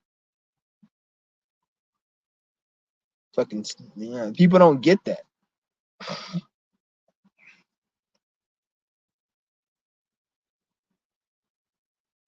People who live off the grid are still depending on the system.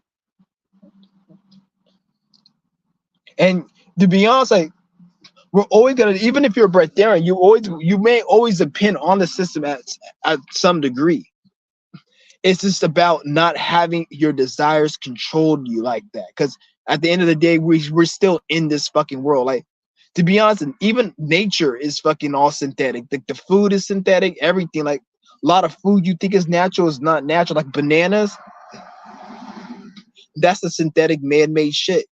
They're not real food. Like a lot of the fruits, a lot of the animals are fucking fake.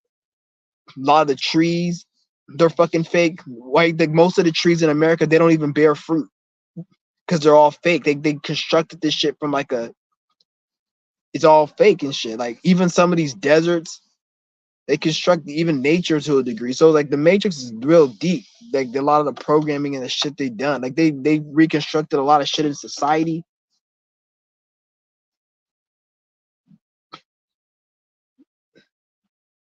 Even when it comes down to like all these satellites they have in the sky, they're able to track all different locations, and it's hella deep. So this whole system is all fucking like,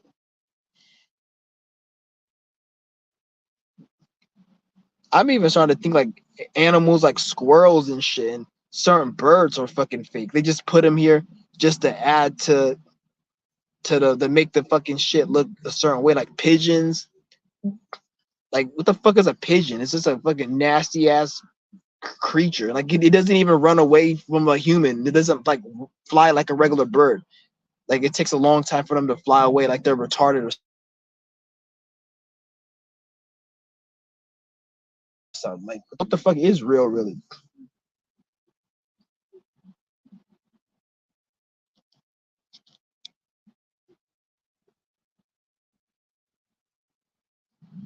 Even when you look at the technology they make all the technology not even really. They don't even work that good. Like when you go get an electric scooter, I was looking up electric scooters one day, and it was like $2,000 for an electric scooter. And I'm like, damn, electric scooter, $2,000. When you look up the scooter, it's like this scooter can only go up to 30 miles per hour, and it has a 50-mile range. Like any scooter that has over a 50-mile range is gonna cost you like $2,000 and up. Any scooter that has under a 30-mile range, that means it could go to 30 miles before you have to charge it. It's gonna cost you like a couple hundred to in the thousands. Why don't they just make a scooter that could go like 1,000 miles so you can use it and not have to keep charging?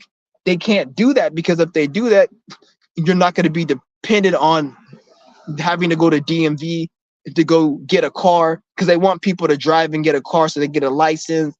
You have to register to DMV, pay them registration, then they can have a tag, a mark on you that their car industry, because nobody will buy cars, so the car industry will lose money.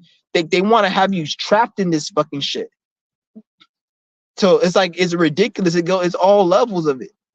That's why they'll have cell phones. Like your cell phone runs out of batteries in 10 hours. They got the fucking Samsung 24 Ultra. This fucking shit is like $2,000, and you're telling me it doesn't even have a battery life of like 5 days before I have to charge it. I have to charge it every 10 hours, or at most they'll have some that, oh, you can last for a day if you don't fucking call and you don't look on social media and you don't do like, bitch, so what the fuck can I do with the phone? Just tell time and it can last for 24 hours? Get the fuck out of here. So like it's all shit to have you depend on a system. They create the technology. Even down to the point where like some of these computer chips, like fucking $5,000 for a computer chip, and I was like, why the fuck is that? It's like they do that shit because they don't want people, like, because if you're really type of shit, you can just probably create your own supercomputer and take these chips and make your own device or your own technology. They don't teach people that. So, and even if you do know how to do it, they're gonna end up making it a lot of money. So just to create your own tech is gonna cost a lot of money.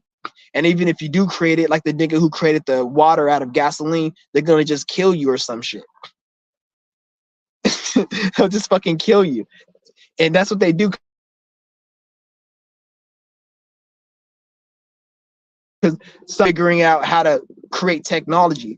So because in this reality, like for example, you need gasoline to run a car. You can use fucking Skittles to run a car. You can create technology that uses dirt to run a car. You can create a technology that uses water. You can create a technology that uses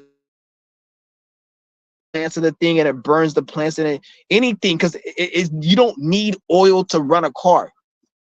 They just chose to make oil because based upon how oil is, then they can structure and how it's situated and how they can take it from the ground and they can create wars over it and how convenient it is to push that.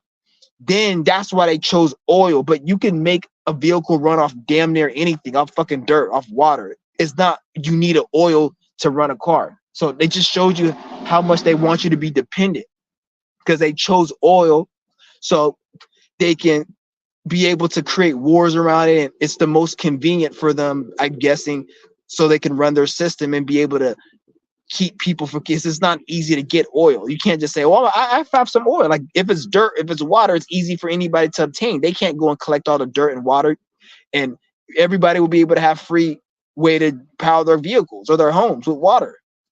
They even have devices where it creates water from thin air. They say, oh, we have a water shortage. You have to go get water bottles. You can create the air is moisture. We're living in an ocean. It's a different level. So you can create a device that can harness that moisture out of the fucking air. But if you go and you make that, they're gonna kill you. And there's people who've made it before. It's not like they haven't made it. What are they gonna tell you? Like, oh, this guy made a device for. They're not gonna put on the fucking news. The only thing they put on the news is what the fuck Biden did and how much you should hate him because he's the reason you can't afford a steak. That's the only thing they put on the news. They don't put nothing else that's gonna be something that's gonna help you. So they're not gonna put that shit. But people done a lot of shit. Done everything that people. They're not gonna tell you everything that happened in the world. The things happen every day. Because in this reality, just like in your life, you have ups and downs. No matter what you do, there's always opposition. This system has ups and downs. The people who run the system, they go through problems and issues, but they're not gonna tell you all their problems. Some of the people in the system, they be dropping dead and they be going through a whole bunch of shit, mental illness and shit. They're not gonna say that, tell you that. Because a lot of those people, they be getting their karma, some of them, in different ways.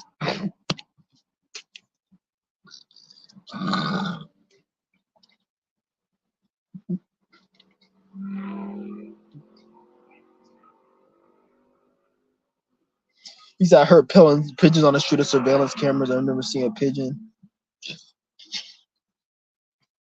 Some of them may be, I want to say everyone, but some technologies they do have. And as technology gets more and more advanced, well, it's already advanced, but as they start releasing this shit, they're gonna start putting that shit in mosquitoes and bugs and other things. They're gonna get deep with it.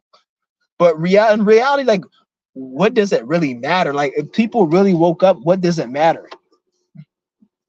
Like, they're gonna create it. What are they gonna spy on? Like, yeah, I can understand. Like, if you're doing something you haven't been doing and criminals and all that.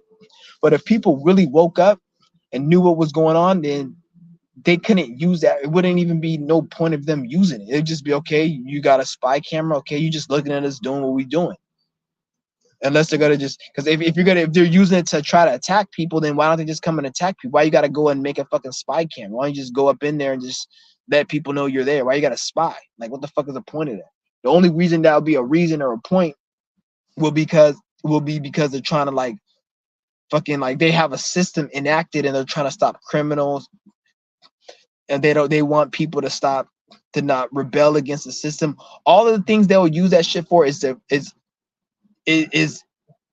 be used in a system that shouldn't even exist. And the only reason it exists is because people are fucking stupid and don't want to wake up. If people wake up and really we were trying to getting on our shit, then it will be they couldn't use that. It wouldn't be no point.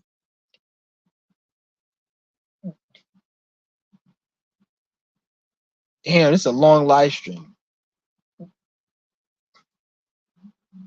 Damn. I think I'm gonna have to end this one though, guys. This was a good live stream. Damn, it's a long live stream.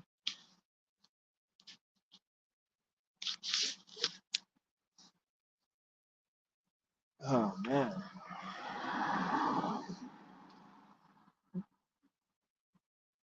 But yeah, if I ever see a pigeon or some shit, I'll throw a fucking rock at that motherfucker. For real. Oh, fucking catch that motherfucker, open him up. Be like, oh, I thought it was a camera in it. My hands all bloody and shit. I thought it was a camera. My bad. Like, my bad. I thought it was a camera. All blood and shit all over my hand and shit. That should be funny.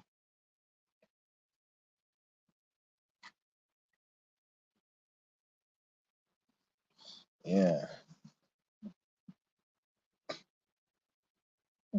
I didn't even expect this live to go long. I actually just wanted to rant. I'm probably gonna change the title of this video. Yeah. But it's good that we got people watching all over the world. I didn't know we had people in India. Like I seen on my analytics, I had people in India. It's so funny. I don't want to get into that. It's not that big of a deal. I don't want to give anybody no energy and shit. I noticed a lot of people are deleting their YouTube channels. There's like a few people I know like that I used to watch, like they're deleting it. They're not big channels, but like they used to be cool and shit. Like they used to talk to me back in the day. Like they deleted their channel. I don't know why somebody would delete your channel. Like it's one thing to remove your videos from your channel, but it's another thing to delete your channel. Like why would you delete your channel? Like why don't you just remove the videos from your channel and just don't go on the channel? You might end up feeling another way one day and you might want to bring your channel back. Just change the name of your channel and then remove the channel and then remove your videos and your picture. Just go ghost. I don't know why somebody will actually remove their fucking the whole video, like their whole channel, everything. That's crazy. Somebody, J Vass said, how do you view tarot readers? Most of them are full of shit. I don't even watch tarot readers. I don't watch tarot. I'm not saying tarot reading is wrong because I've done tarot reading and it's actually like I've gotten good readings from it, from myself when I did it. But even then, like tarot reading is supposed to be something you do sparingly. Like, how the fuck you gonna be like a tarot channel and you say, "Oh, I'm gonna give you a tarot reading about your love life," and then 3 weeks or a month later, I'm gonna give you a reading about your love life. Like, bitch, the first reading didn't even play out yet in my life fully. How you gonna give me another reading? Like, how you giving readings every fucking day? Like, when does the energy have time to work so the first reading can play out? So why you need so many damn readings? It's just weird. Most of that shit I feel like is just most the way the human brain works is you're gonna hear what you want to hear. A lot of these bitches that watch the tarot reading, they will formulate some of the time. I'm not saying all the time, but some of the time they will formulate to make it like the tarot card reader is actually right. Like if you don't even believe me, you can get a tarot reader that's been doing it for like 5-10 years, and then she could say something along the lines that she usually talks about. Everybody will still agree with her, even though she's wrong, because they formulate it like it's to a point where they'll read the tarot, the bitch will read the fucking the reading, and some of these bitches who watch her channel or they're so low vibrational, they will actually manifest the situation that the tarot reader did, especially if they watch the bitch every day. It's to a point where they're manifesting that. So like, oh, this is gonna happen to you. So they think it's gonna happen. It's not based on like, oh, this is what's gonna happen. It's at some point it is, but then there's another point where the line is kind of crossed where now you just watching this bitch every day and you're manifesting and you're believing that it's gonna work, like that this is gonna happen. So something will happen and it just play out like oh, she's right, but it's no, the bitch really ain't right. You just believed it. Like you having this bitch manifest to control your life. And then that's how they get. That's why I don't really like that tarot shit. It's kind of like it's kind of fucking like I don't know what's the word for it. It's like some type of algorithm thing. Like that's why you see a lot of those bitches. They be getting they get their views high because it's in the algorithm. I will say about 95% of the bitches who watch. I'm not talking about the tarot readers. Even a tarot reader, like 99% of tarot readers are just damaged women. You notice how none of them really, most of them don't have no man, because most of them, a lot of this is why you don't want to date a woman that's spiritual. And I'm not saying don't date one. If you find somebody that you connect with and she happens to be spiritual, go ahead. And I'm probably gonna make a video about this, but you don't really want to date women who are spiritual, because most women that are spiritual, they're hyper aware. They think too much, and they think when you are dating a woman that's spiritual, she's thinking too much. If she thinks you're cheating, she's got to go ask her pendulum, ask the spirit, is he cheating? The fuck are you doing? Like that's crazy. She may even try to send some little fake ass witchcraft. Oh, I'm gonna send this work to you because you cheated, or like these bitches are crazy. And it's like, and when women they do that, they don't understand, because even if you have witchcraft, you can, if you send it to the wrong person, that's just gonna backfire. Like, let's just say you're somebody who's into voodoo and witchcraft, and you're dating some man, and you say, I'm gonna send voodoo on him. That man can have a high spiritual purpose and mission. And even though he's a bot and he doesn't know, it's, if you send it to him, and he has a, because some people may have a mission and they don't know they have a mission, and they're an important vessel. They don't know it. They're still in their bot phase. So you send that energy to them, and you fucking something up that's important. That's just gonna backfire and bounce back, and it's gonna fuck your ass up. So a lot of these bitches, they think like, oh, I got this magical power. I'm gonna just curse this person. Like, it doesn't work all the time, because you're gonna end up, it's gonna backfire, and it's gonna come back to you, and it's gonna fuck you up, because even though that person might be a bot, they may have a mission, but they're just not aware of it. So you're gonna end up fucking around, and you don't know who you fucking with, and the energy's gonna come back to you. That's why a lot of these spiritual women, they're very damn, like most spiritual women that are on the internet. First of all, any female that's on, I wouldn't say any female, because there's obviously some, but I would say, like, when you see these females that are like, have their own YouTube channel, they got their own TikTok, and they're just voicing their opinions every fucking day, talking about this, talking about that. That's not dating material. I wouldn't date. I'm not saying you shouldn't date those women, but me personally, I would not date no female who's has her own channel and is into spirituality. Notice how most of the time, not all the time, but most of the time, those women don't have men. They're single.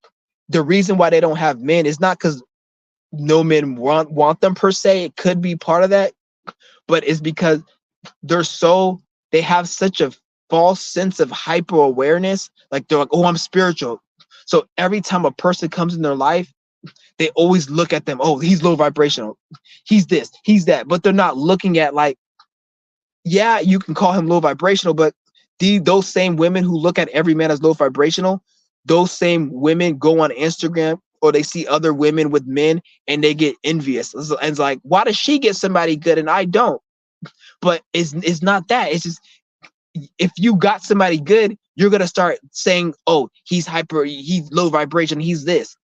And then the other female, she's not thinking too deep, so she's able to manifest somebody that treats her right. Whereas this bitch, she can't manifest somebody who treats her right, because even if she does manifest someone who treats her right, she's got to find a problem. So what she really hates is herself and how hyper aware she is, whereas the other girl is not that hyper aware and thinking too deep. Therefore, she doesn't have that much I don't want to say high expectations, but it's like she doesn't have that much awareness to always see a flaw in something, and it plays out as somebody actually good in her life. If you guys catch my drift.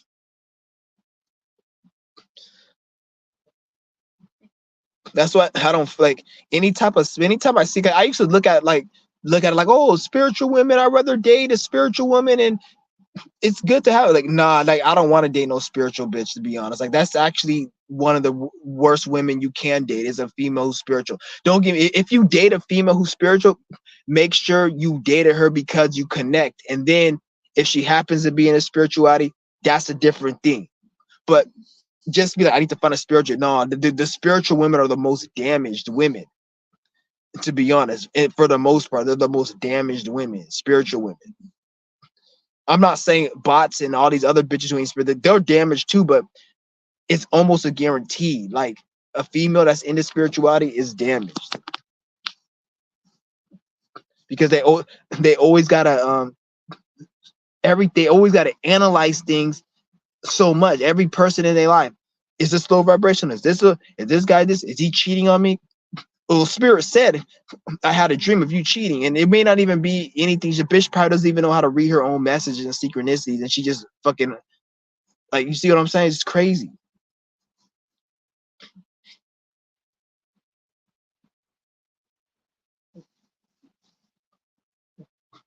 You said they'd be all over my Twitter. That's fucking hilarious. That's because you probably subscribe to it, and then or you watch a lot of their shit, and then the Twitter algorithm, it gives you what it thinks you're gonna be attracted to or entertained by, because you just gotta stop watching this shit so it doesn't give you that shit on your feed, because it gives you in your what you're on your feed it thinks you're gonna be interested in. So you probably watch a lot of their stuff, and then it gives you that in the algorithm. You know, and you say they always talk about love and romance, but notice how all of them, either they don't have no man or their relationship ain't good. And you know what I was always talking about, how this man is gonna come into your life, or your relationship's gonna get. It's always, they're always speaking from a perspective of you're either gonna get a man, your relationship's gonna get better. It's always speaking from a lack of the relationship. It's never like, okay, we already got the relationship part done, now let's go on to the next thing. Why is it always about relationship? That's because these bitches, either they don't have no man, or they've been cheated on, or if they're in a relationship, it's not going well. It's always centered. Anytime you hear about romance and tarot reading, always think of a woman that's been possibly damaged by previous men, so now she has to go to tarot readers and always research about what her man's doing, or am I going to get a man? It's always going to be surrounded by it's always going to be in a state of I want a man, or I can't get one, or my man is cheating on me. Something to do with a relationship. It's never to do with something like I got a good relationship and this happened, and it never. This shit is crazy. Somebody got to clip this. I'm probably going to clip this and put this on, because it's at the end of my live stream. Most people probably won't get it. That's exactly what it is. Like this shit, just like any female that has anything to say about a man, like they'll say, oh, men talk about MGTOW, men talk about getting a passport. And like some bitch like, oh, all these men keep talking about getting a passport, but why don't you just get one and move?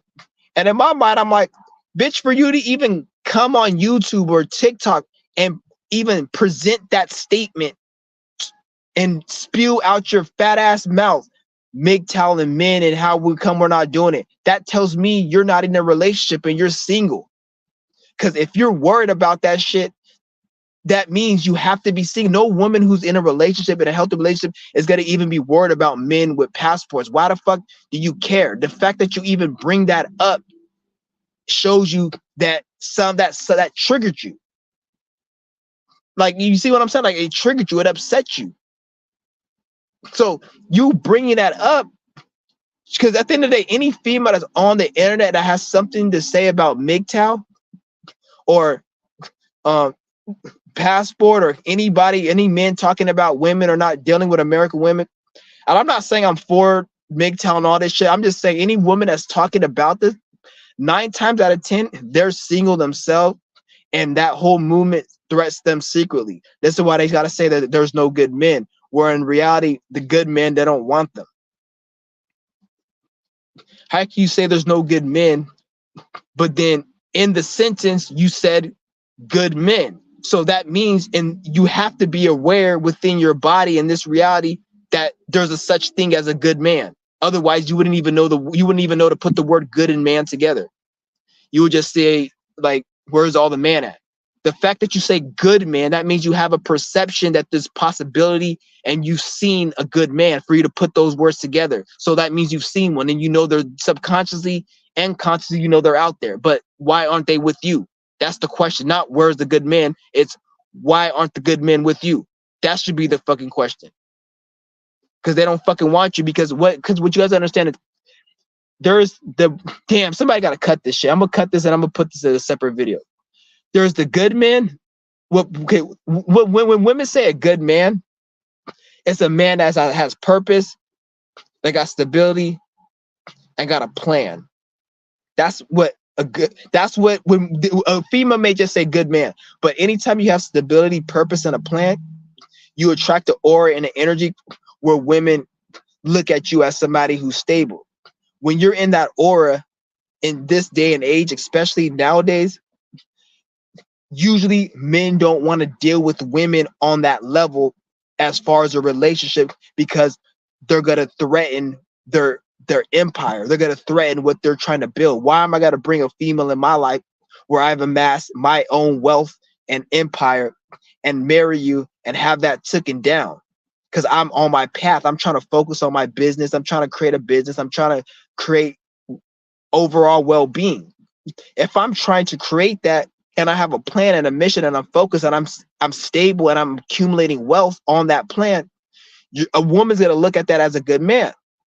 And a good man doesn't want to have anything to distract him from his goal and his purpose. So therefore, they're not going to want to deal with women per se on that level unless it's a woman that's on his mission and can support him. These bitches that complain about a good man not being in their life, these bitches don't want to support the man. They just want to leech off the man and have the man take care of them. So when a man doesn't want to do that, they want to say there's no good man. But it's like, bitch, you got to bring something to the table, such as support the man and be on the mission with the man so you guys can both get to the thing that you're trying to get to. So this leaves them not having a good man because most women are attracted to what they can't have. Women are attracted to what they can't have. When women want something and they're not healed, they can't get it. But the men that they call bad and lazy and whatever, these are the men who don't have a goal, a mission, and they don't have no focus and they're lazy. And they just think they don't know what to do in life. And those men, they're not occupied mentally. So therefore they're into their desires. So they're more willing to be thirsty, be simps, waste their whole time trying to learn the best pickup line to get a woman, where it's like, focus on yourself and better yourself. And then those are the men who are gravitated to the women. And then they'll complain why do only these type of men come to me? But bitch, that's a reflection of who you are. Because you can't say we're all a good man, because there's obviously the bitches will act like every single man out here, there's no women dating no good man, or there's no happy relationship or nothing. Like, it's just very few, because the way to say it's very few, but they're out there. But when you look at the ones that are actually good relationships, there's something that's in common in all of them, and that they don't fucking argue.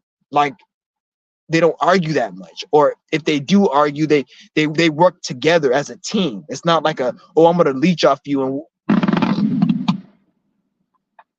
stupid ass niggas doing fucking firecrackers. You see that shit?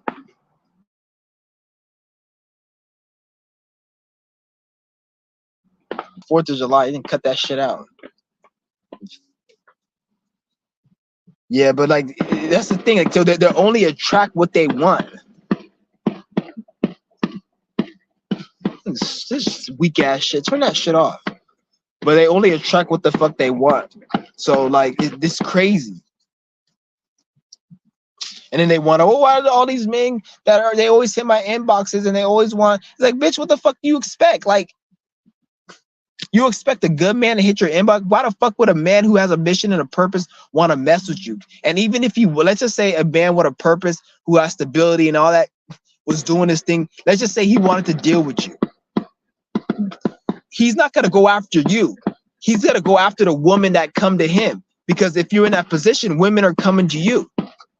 This fucking Jay-Z or any of these fucking artists out here, do they gotta go and look for women? No, they got women coming to them. So they're gonna choose.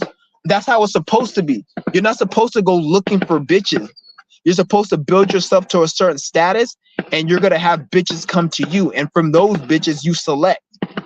You never go out and start chasing these bitches. These niggas really doing a light show.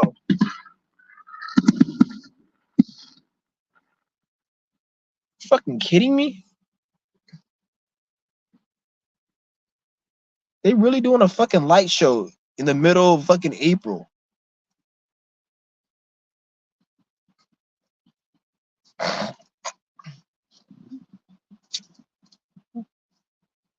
But I'm like, I always speak facts. That's what I'm saying.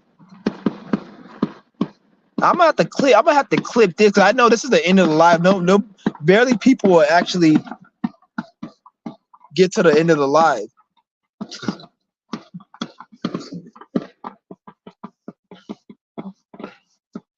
They had a festival over there because it's a big ass fucking stadium. Where I guess it's a big stadium and they had like a festival with a whole bunch of like food trucks and like it was like a carnival or some shit. So I guess they're doing like some type of light show or some shit. For real, it's hella weird. It's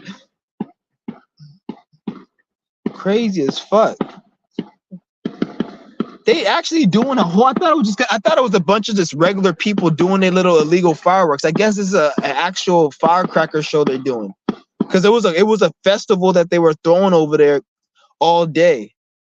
So I guess it's part of the festival. Yeah, that shit better be over. Look like they that should be funny. It's funny how I was going deep in there try to, but it's crazy, man. These bitches ain't shit though. You guys gotta understand it. Don't look at it like the female is the problem. The female is because it's not the female per se. It's the programming. It's the food. It's the mind control. Like it, because if you go to a country that doesn't have, because even when I was talking at the beginning of the live stream about the African girl, she was like, women in Africa, she was like, all you guys who want to go to Africa or out of the country to date women, think again because it's not like that. It's where like bitch. And after she said that, she was like, I came from America. I've lived in America for 10 years and I lived in Africa for like 20 years. And I'm like, bitch, once you came to America and lived for 6 months to a year, you automatically can't speak for any bitch outside the country because you're already tainted and wet off American culture. If you're a bitch who lived in America for over 6 months and or you're wet off American culture, you can't talk about how other women in other countries thinks because you've already been tainted from American culture. This is why I don't like fucking people in other countries that are wet off American culture, because once you're wet off American culture and you come to this country and you live for a certain period of time, you can't speak for the people of your country because you're not them. You're an American mentally. Maybe not citizenship, but you're a fucking American, you stupid motherfucker, because you've been here, you're wet off the culture, and you're programmed by this bullshit that we're trying to get out of. So you can't speak. I'm talking about people who in that country who don't like America. Like, it's even to a point I would rather be with somebody who they hate America. Not hate Americans, because obviously they wouldn't want to date you because you're American, but I would rather date a female out of this country who does not like American culture, who hates it. Because that's the type of people I'm talking about, not people who are from another country who are wet off American culture. You just are like an American, so fuck you. I'm not talking about you. So how are you going to sit there and talk about what they do like and what they don't like? And then all of a sudden, out of the first time in my life, I've heard so much, like they're speaking like Africans are like some strict ass Asian family. Oh, you got to do your fucking homework and then go take out the trash at 3 a.m. and then do some more homework. And like, bitch, African people ain't like that, because if that was the case, the Africa wouldn't look the way it looks. So don't try to act like they got standards in Africa and all this shit. Maybe the affluent families and like the prince and the king and the queen or the prime minister of some fucking country, but not the fucking goddamn the average person. Because look at Africa. So you can't. She's all trying to make it look like she's all trying to say that you can't pull that over. Like, get the fuck out of here. Motherfuckers will be all over you. You bring your ass to Africa and you look like you got some money. You ain't gotta sit there and pull that shit. Yeah, and the fact that the bitch said Africa. Anytime somebody quotes over, like, I don't even know how many countries Africa has. I think it's like probably close to 100. Anytime somebody quotes Africa as it's one big country, you know, Africa's a continent with fucking thousands or millions of languages. There's probably tens of thousands of different spoken languages in Africa. There's over 100 countries probably. I don't know how many countries in Africa, but there's a lot of countries. Africa's a big fucking place. You can get the United States and put it in Africa like 2 or 3 times, and it's at the same size. Africa's a huge fucking place. There's over 1 billion people. It's a huge fucking place, bitch. You keep saying Africa like you've been the whole part of Africa. The average person who's from Africa is from a country within the continent. Dumb bitch. You can't speak for the whole Africa. Anybody who talks Africa like it's the whole country, you automatically don't know what you're talking about. Anytime you hear a person say, "Oh, I went to Africa," bitch, you don't know shit about Africa because you wouldn't even quote Africa. You'd be like, "I've been to Nigeria, I've been to Zambia, I've been to South Sudan." We're in Africa, bitch. Ain't nobody just going to Africa. You went to a country. Do you just say? You could say I went to the United States because the United States is a country, but it's not a continent. Africa is a fucking continent. That's a huge ass fucking place. Ain't nobody just quote Africa. So the fact, in Africa, you haven't been to the whole Africa. You probably been to your little small country, and that's it. Because most Africans, they stay in their country.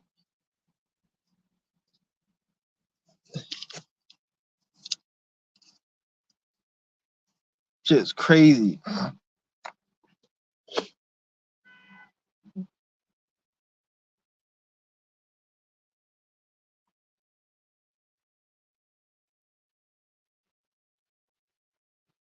Shit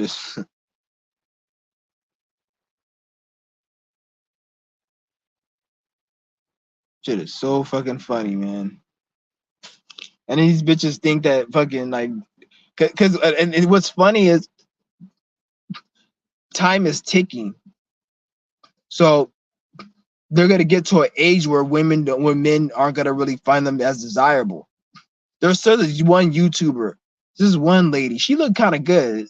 Well, I forgot. She looked kind of good. It was a spiritual channel. She was like kind of older, like she was like probably like in her like probably like in her late 30s when I seen her back in 2019. She looked kind of good. Now I see her now. It's been like 7 years. She looked kind of old and she don't really look attractive no more like she did.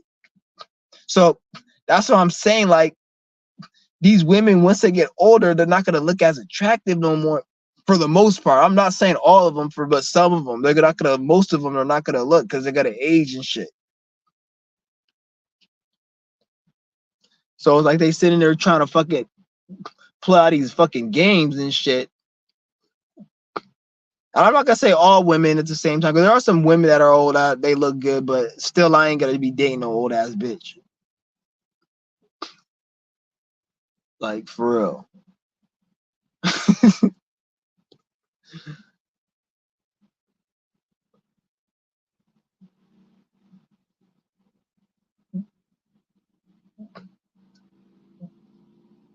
It's just crazy, man. Like I don't know where the fuck.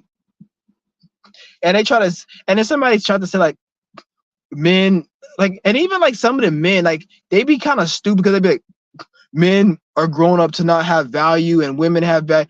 First of all, value, it depends on where you're at. In the East, there was this fucking episode of Family Guy, and they were like in a Muslim country, and then the guy was like, "Oh, we're having a baby. Is it a boy or a girl?" It's like, "It's a girl," and they threw it in a trash can. So in an Islam country in the East, when you have a girl, is looked at as bad, like it's opposite.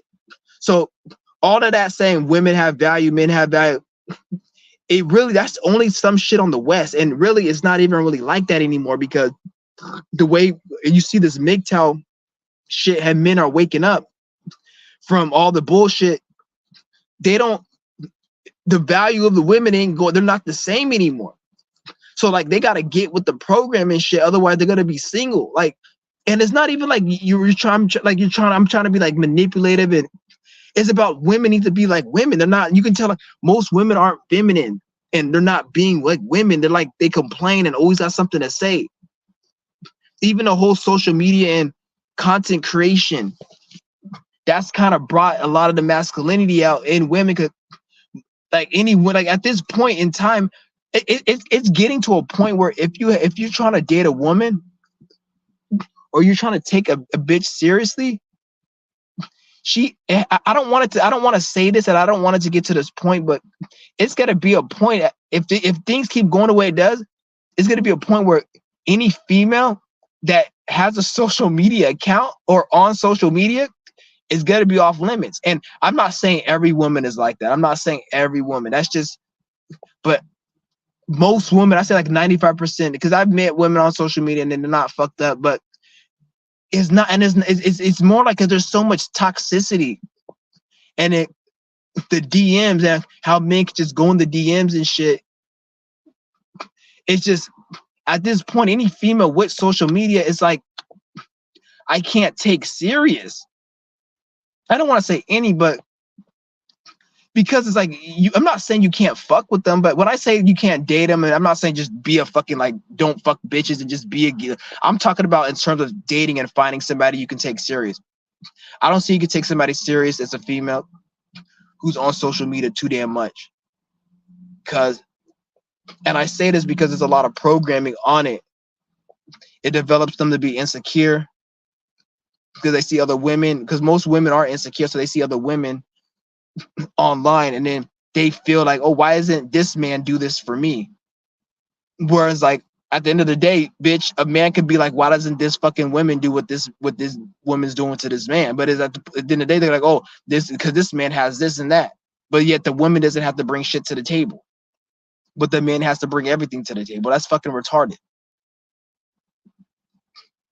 This is where you have a lot of narcissistic men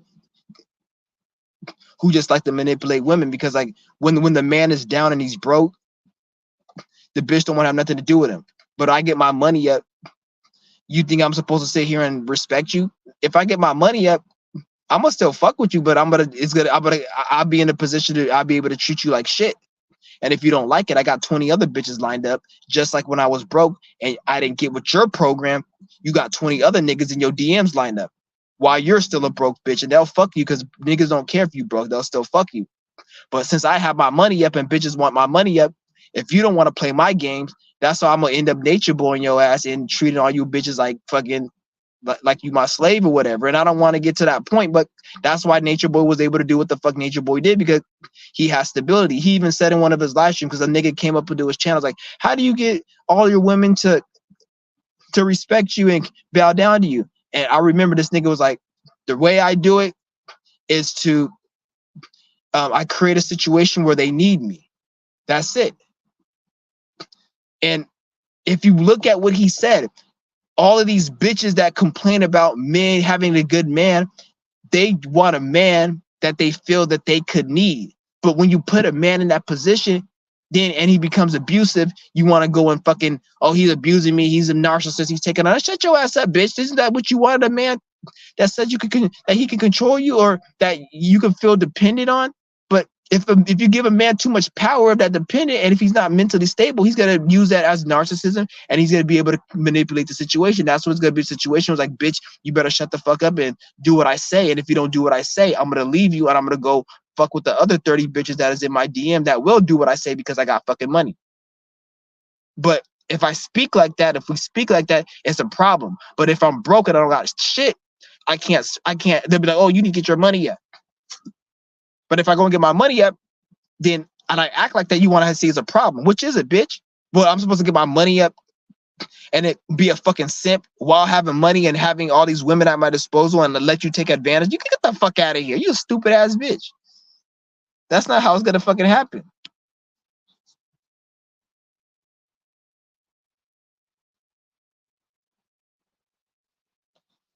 This shit is crazy as fuck. I swear to God, man, I knock them. It's like I don't want to say nothing disrespectful. Get this channel banned.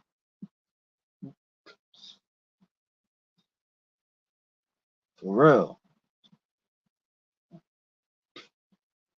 The type of knowledge, wisdom Chauncey has, do you make yourself laugh a lot? Sometimes. To be honest, it really ain't even funny because when I be roasting these people, like I say, I be roasting them. Sorry for you. Like, you really that retarded and stupid? It's more like I'm just trying to get you, just like I'm teaching you guys wisdom. There's different types of wisdom and knowledge. There's different levels of it. Like I'm teaching you wisdom and knowledge in this video. When I cuss out a bot, I'm teaching him knowledge. Some, like I said, it like some people, they need to, like if somebody kept robbing people, you're gonna say this person needs to be taught a lesson. Somebody needs to slap the shit out of him and say, don't rob people. And then maybe he'll stop robbing people once you slap the fucking shit out of him. Some bots, they act ignorant, and when I cuss them out, I'm their shadow work. I'm their teacher. Sometimes you need a teacher to teach you wisdom and knowledge and awareness and about health and spirituality. Sometimes you need a teacher to be like, shut the fuck up, you a bitch ass nigga, you ain't shit. So it can get you feeling a certain way so you can do what's necessary. Or even if you don't do what's necessary because you're in your ego, you're going to realize that not everybody is playing your games. And just that small seed alone is going to spark into something even more. So once I cuss a motherfucking bot out, they automatically know subconsciously, like, not everybody is playing your games. So you can't pull that on everyone. So the next time they go, they know that they have to be careful because they may run into somebody like me. So sometimes when I cuss these motherfucking bots out or do shit, it's their own, they're manifesting that shit. They're manifesting that. Because I'm a Pisces, so a Pisces subconsciously and sometimes consciously will show people a mirror of who they are without even knowing it at times. And that's why some people get upset. Like, I didn't know it, but like you're like a mirror, so you show people who they are and what they are. And it can also work vice versa. People will show me a mirror of who I am. So if I'm attracting certain people into my life, it's a reflection of a mirror of who the fuck I am.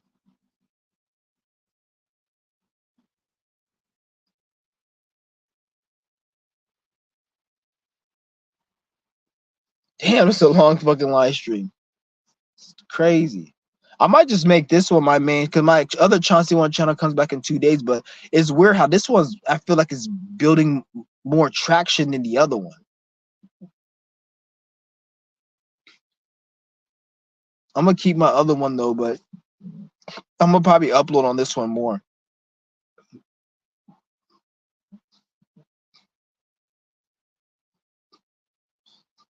Yeah. I'm probably gonna upload on this one a little bit more though.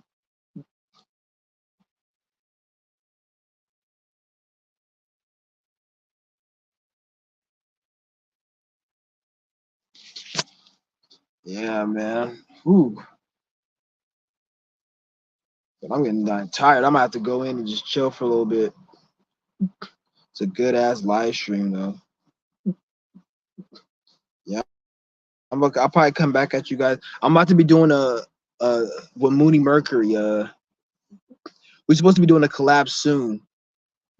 I need to get back to him and do this collab. I want to do a collab with him. We gotta go over certain things. Yeah, shout out to Mooney Mercury for real. Yeah, he's a real one. I think he's a real one.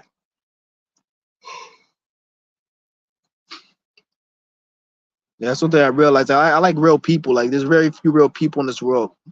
Even people that so-called spiritual, you can see like they still got a lot of programming in their mind and they're not really shit. They're in their ego, and like I can just, because I could pick up energies of people real good.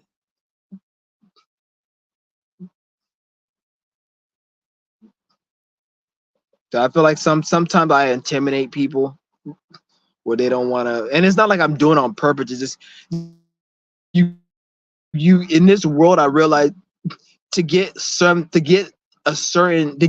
people's respect, you have to come as an idiot. If you come intelligent, if you come confident, or I don't want to say confident, but you come confident in a way that they don't think you should be confident, motherfuckers don't like that. They get triggered. It's like, who the fuck does he think he is? What school did you go to? What did you do this? And they don't like that.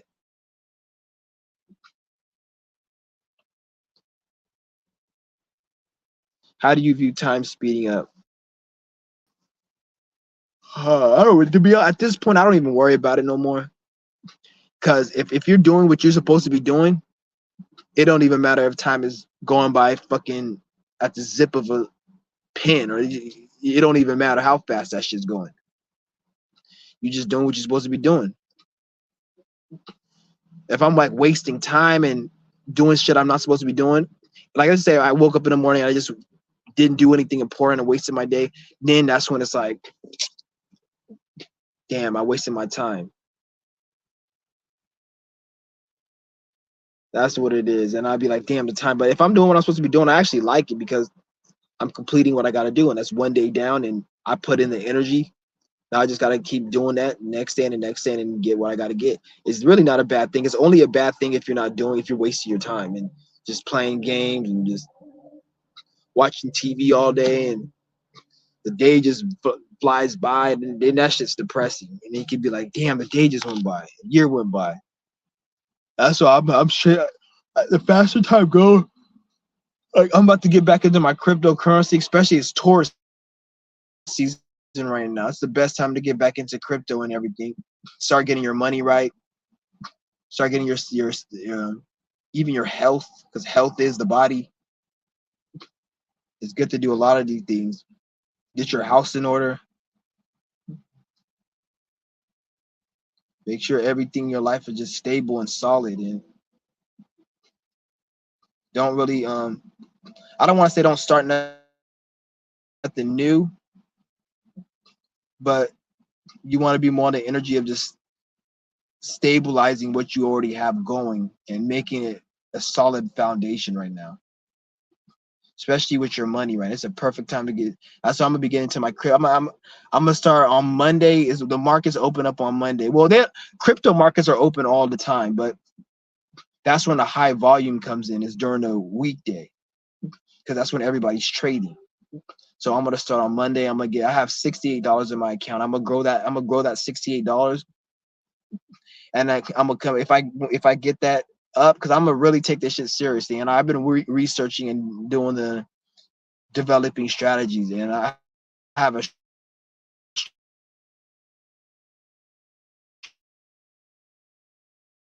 strategy that I'm gonna go that 68. I could probably grow that shit to at least 2,000 within less than a month if I'm really on it. Like I don't care about, oh, I want to get it to 10,000 and this. It's about consistent gains. So if I get like 200 now in about a week, $350, $10, that's all that matters. That's money that's coming in.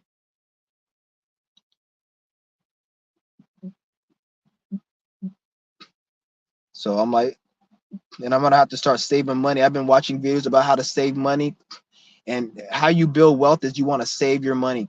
Don't waste your money. Like I don't know, something in my spirit has been gravitating me to videos about people and wealth, about saving money. There's this one guy, his name is Smart Money Bro. He talks about money and wealth and how to save money, and it's just simple stuff he been talking about, but it makes sense. Like you don't want to just sit there and like don't get a car payment. If you want to buy a car, do not finance no car. That's a waste of money, especially now.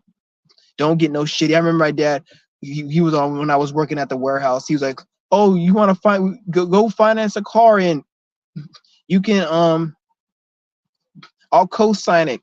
And I didn't want him to co-sign it because like if he did that, I would have had to been stuck working at that job. And if I quit, I would have had to find a way to make money to pay that car, or it would have get repo. So like, no, fuck that. I just saved my money and I just bought a fucking. It wasn't this one. It was another vehicle, and I bought the other vehicle I had, and it lasted me until the time after I worked there. So it needed to do what it needed to do.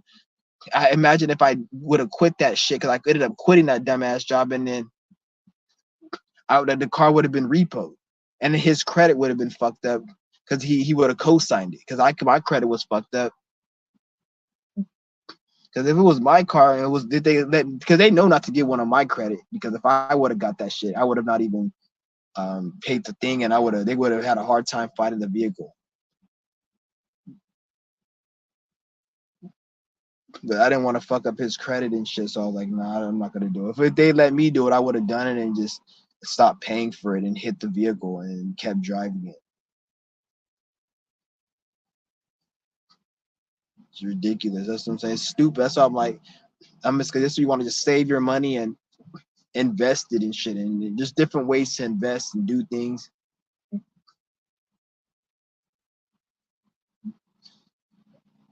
Yeah, we got a full moon in Scorpio, I think, on Tuesday. Yeah, that's just gonna be intense. I think is it your moon is in Scorpio or some shit? Yeah, you bet. Yeah, you better. Well, I don't know. It might be too. I'm like, you better take precautions. But I'm like, we about to hit it, so I don't know. Like, whatever's gonna happen is gonna happen. You should take. That's why, like, you want to prepare, especially if you're full moon, because Scorpio, the moon in Scorpio is already like a detriment. When this moon's in Scorpio, it's not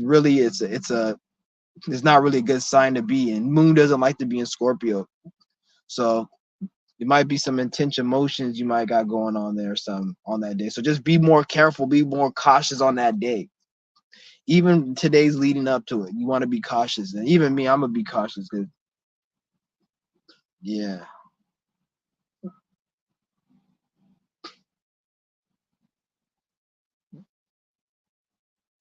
You should. You get it. Like, I should do what?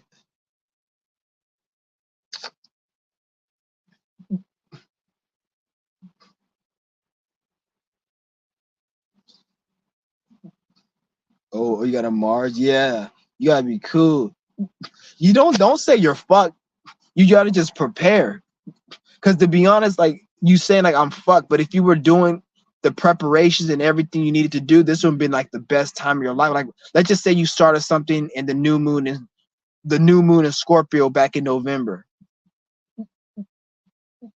Let's just say you started something that day, or you started an intention for something. If you would have worked up from that intention and put in the work, by this time you probably would have been accomplishing something great. Or even if it was something negative, you'll have so much energy, whether that play out in mental energy, physical energy, emotional energy.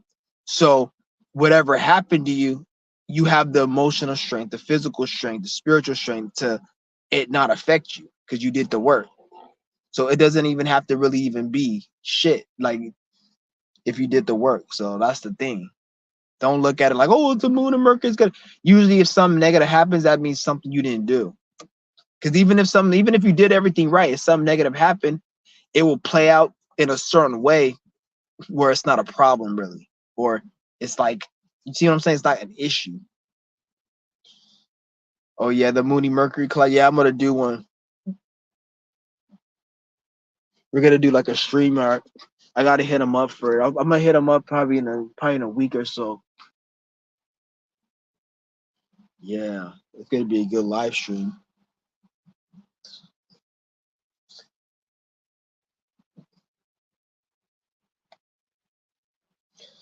Yeah, for real. How did you know that was the name of my? I probably said that. I be saying so much on here. I be saying so much. I don't even be knowing. Like I be forgetting certain things. Like because some of you guys be saying shit that I said in the last live stream. And I be like, oh yeah, I did say that. Yeah, something about like I'm not even gonna say the word because I'm not trying to have them even play no games and flag that. I wasn't even talking about shit in that video that was negative. Nothing.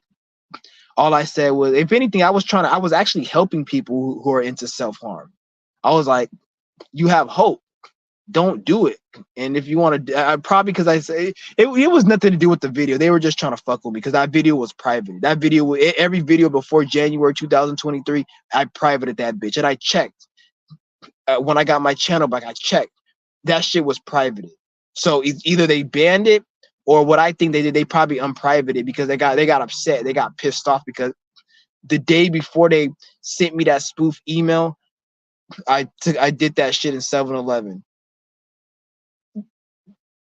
So they got upset, they got angry, and they got their feelings hurt. And instead of actually just fucking, because instead of just taking the video down, which they did do, and leaving it like that, they had to play games with me to just get my hopes down. That's why I'm like, I'm just not even gonna do anything no more. I'm still gonna speak my shit, but as far as doing anything, like, I'm not gonna really post anything because I already know they watching my shit, and I really don't give a fuck. Yeah, they got pissed off I did that shit. They got hella mad. That's why they did that. Because I was like, why the fuck are they playing games? And when I look at the timing, a day after, like literally, like I filmed the 7-Eleven thing at night. It was at night I filmed it. The next day, they banned the channel at 10 o'clock in the morning. They sent me the email saying the channel was banned. And it was the spoof YouTube email. Like it was a real YouTube email. And it's like, this channel was banned. And it said my government name. How the fuck is my government name the name of a channel? That makes no sense. I would never name my channel the government name. You guys never see me in that. And then that was at 10 something. They sent me that email. I got that email around 3 in the afternoon. 5:46 p.m. that same day is when they banned that 7-Eleven video. They banned that video, and then they gave me a strike on this channel. And then that's when I had to make the other channel and shit. So they banned my channel. And mind you, this was April 4th. They banned Chauncey One, their original channel, on March 29th. So if they banned it on March 29th, and they didn't get back to me until the day after I did the 7-Eleven thing, which was April 4th, that shows you that that's the reason they sent me that spoof email.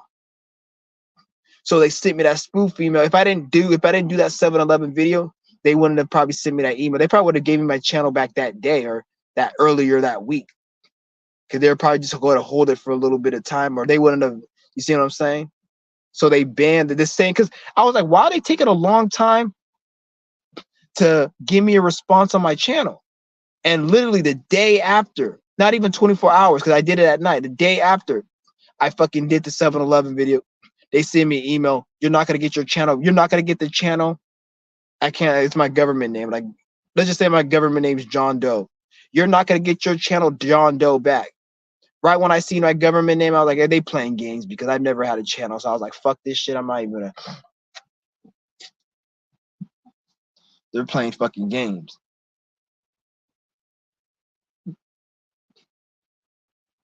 And in order for them to ban your channel, you have to have 4 strikes: a warning, a strike 1, strike 2, strike 3. How the fuck did I have a channel under my name that have 4 strikes? What the fuck was I talking about for me to go that crazy to get 4 strikes? Like, if that was a real channel, like that means I would have to have a channel with my government name and it got strikes 4 times. It's fucking bullshit. This shit's hilarious. So that's what they did. They got upset because I did that 7-Eleven thing. So I was like, let me just calm down, because yeah, I'm not trying to get this shit banned again, because they'll probably just do some bullshit and just straight up do whatever. Like, I don't feel like dealing with that. And the funny thing is, they banned that 7-Eleven video the next day. Remember back in November 2021, and I did one in February 2022. because I'm really good with dates. I remember dates very, very good. I did the same thing I did at 7-Eleven. One was at a Walmart. That was February 2022. Then in November 2021, I did another one. In November 2022, I did a third one. So I had 3 of those type of videos. Tell me why those videos are still on my fucking live stream. As soon as they gave me, they didn't even ban those videos. 2 of those videos ran up 2,000 views and it didn't get banned. But why did the 7-Eleven one get banned? That's how I could tell they were fucking with my shit. Like, oh, we ain't playing. That's why when they gave me my channel back, I deleted the other 3 videos.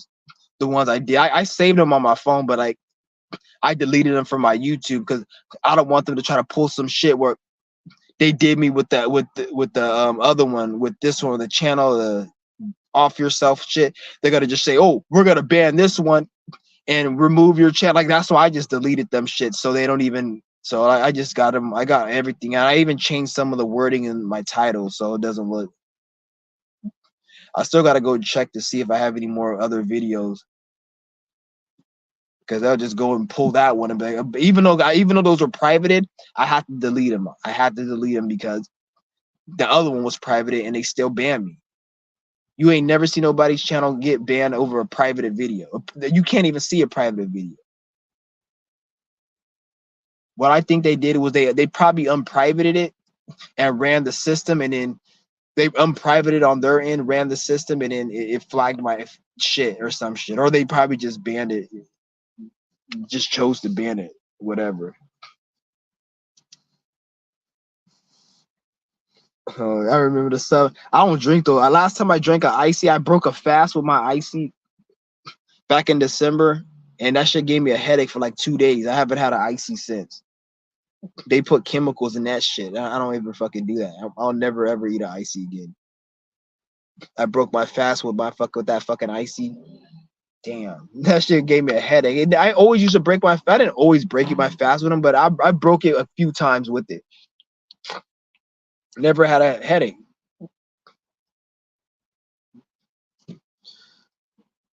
Yeah, I am, but unprivate. It just takes a long time to unprivate it. I'm gonna unprivate all of them, right? Actually, to be honest, I'll probably do that within the next week. I'll do that. Unprivate all my videos. I'm gonna pick a day to do that. It just takes a while to do it, but I'm gonna do that.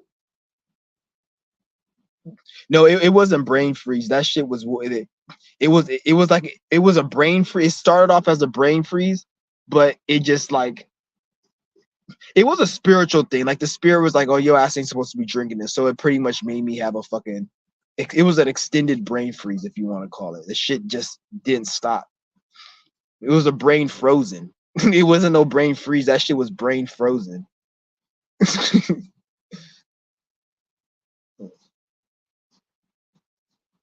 Shit, that shit fucking froze the shit of my shit. Brain cryogenic. That shit froze the fuck out of my brain. That shit was hurting for like the next 2-3 days.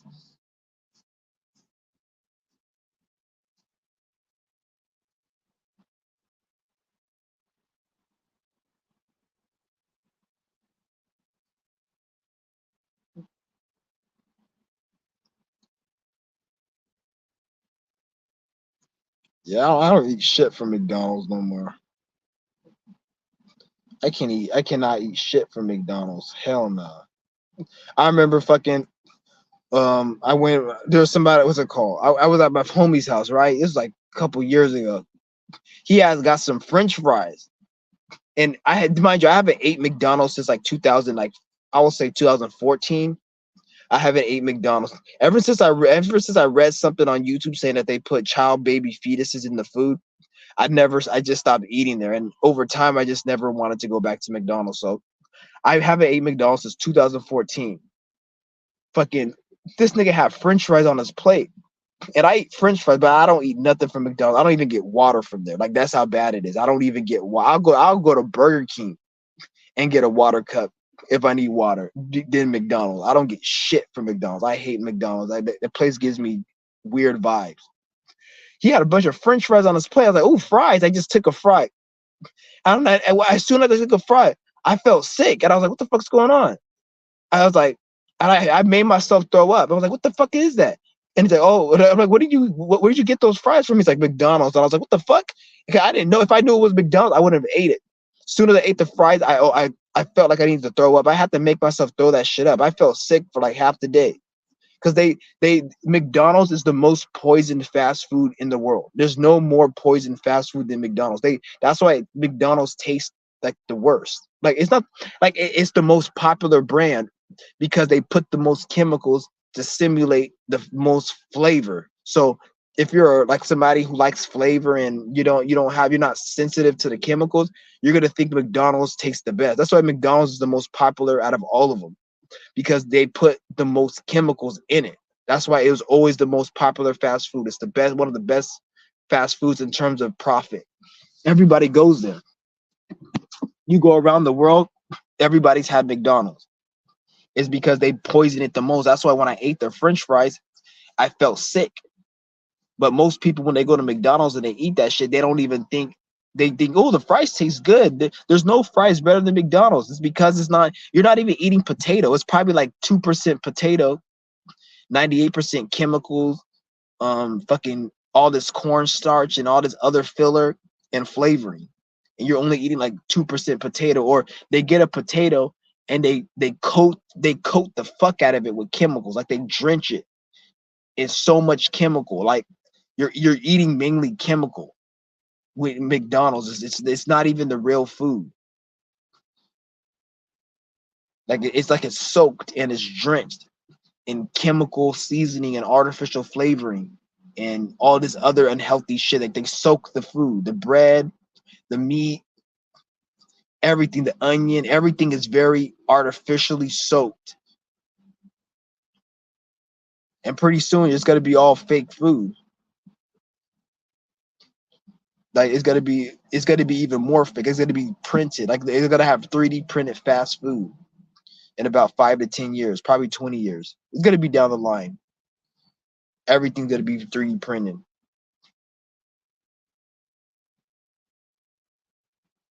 Their food doesn't go bad like other because like I said, it's the most chemical. That's why I can't eat that shit. It's horrible. McDonald's is the worst place to eat.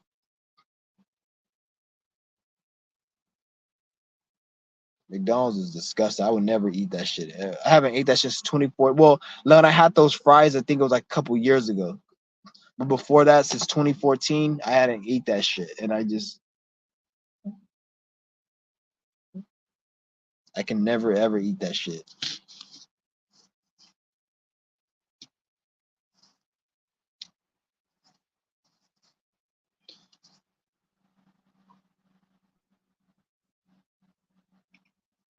I can't even eat French fries anymore. French fries get me nauseated.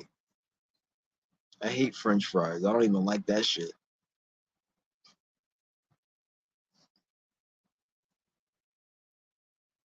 Yeah. Even like last year around, because last year around this time, there was this one place I could get French fries from and eat it. Now I can't even eat that shit. Like that shit gets me sick now. Like I can't eat that shit's horrible. Because I remember, I think I went over there and I got fucking. It's like a smoothie I got, and then they fucked up on my order, so the guy gave me some French fries. Like, oh, here's some free fries because we took a long time on your order. I didn't even eat that shit. Shit was fucking horrible. Like I can't eat that. Like it's just, and usually those fries I can usually eat, but like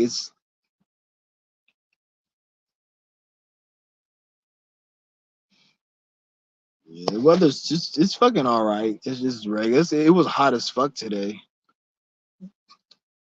Yeah, it was hot as fuck today. The weather's actually good. Yeah. Yeah, it was hella hot. Well, it wasn't even really hot to be honest. The weather was actually perfect.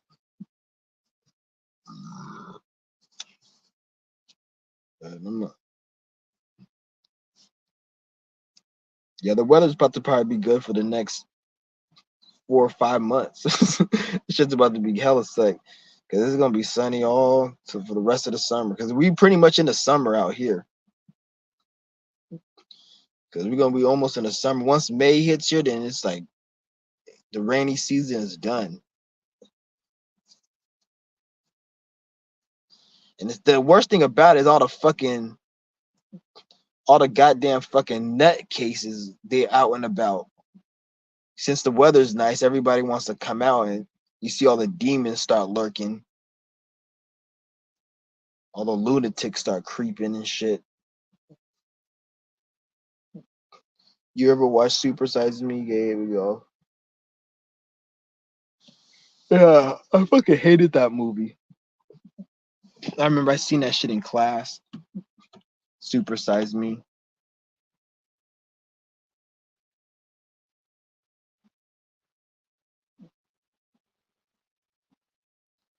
Yeah, that shit was crazy, that movie. That nigga almost died though, but he made hella money off that movie. That nigga made millions off that movie because that shit's hella popular. Yeah.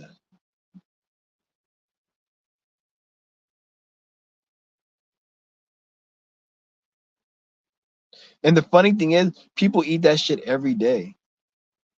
Like they act like Super Size Me is like something like crazy. Like motherfuckers do that shit every day. Eat McDonald's every day. They may not be McDonald's, but they eat junk food every day.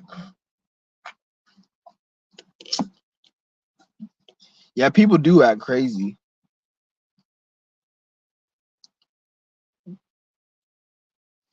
Yeah. Somebody got fucking somebody got killed at that. There's like a 7-Eleven. That 7-Eleven that you guys see me doing that thing at. Somebody got killed over there 2 days ago. Somebody tried to rob somebody in the parking lot, and I guess the guy he tried to rob him, and I guess it was a failed robbery attempt. So it was in that parking lot where I did my right, that 7-Eleven I did that shit at. Yeah. I guess somebody got killed. There's a lot of craziness going on. I can feel the astrological energies because a lot of shit's been going on. Like that person got killed and another place got robbed, and I don't know, just a lot of ambulance. Even that day, the day before that nigga got killed, there was a whole bunch of ambulance around the area. Just I think it's because of this full moon we got coming up, and we just got into Taurus season and it's squaring Pluto. This is the first time the sun squared Pluto in a different sign other than Capricorn. So yeah, it's the first time.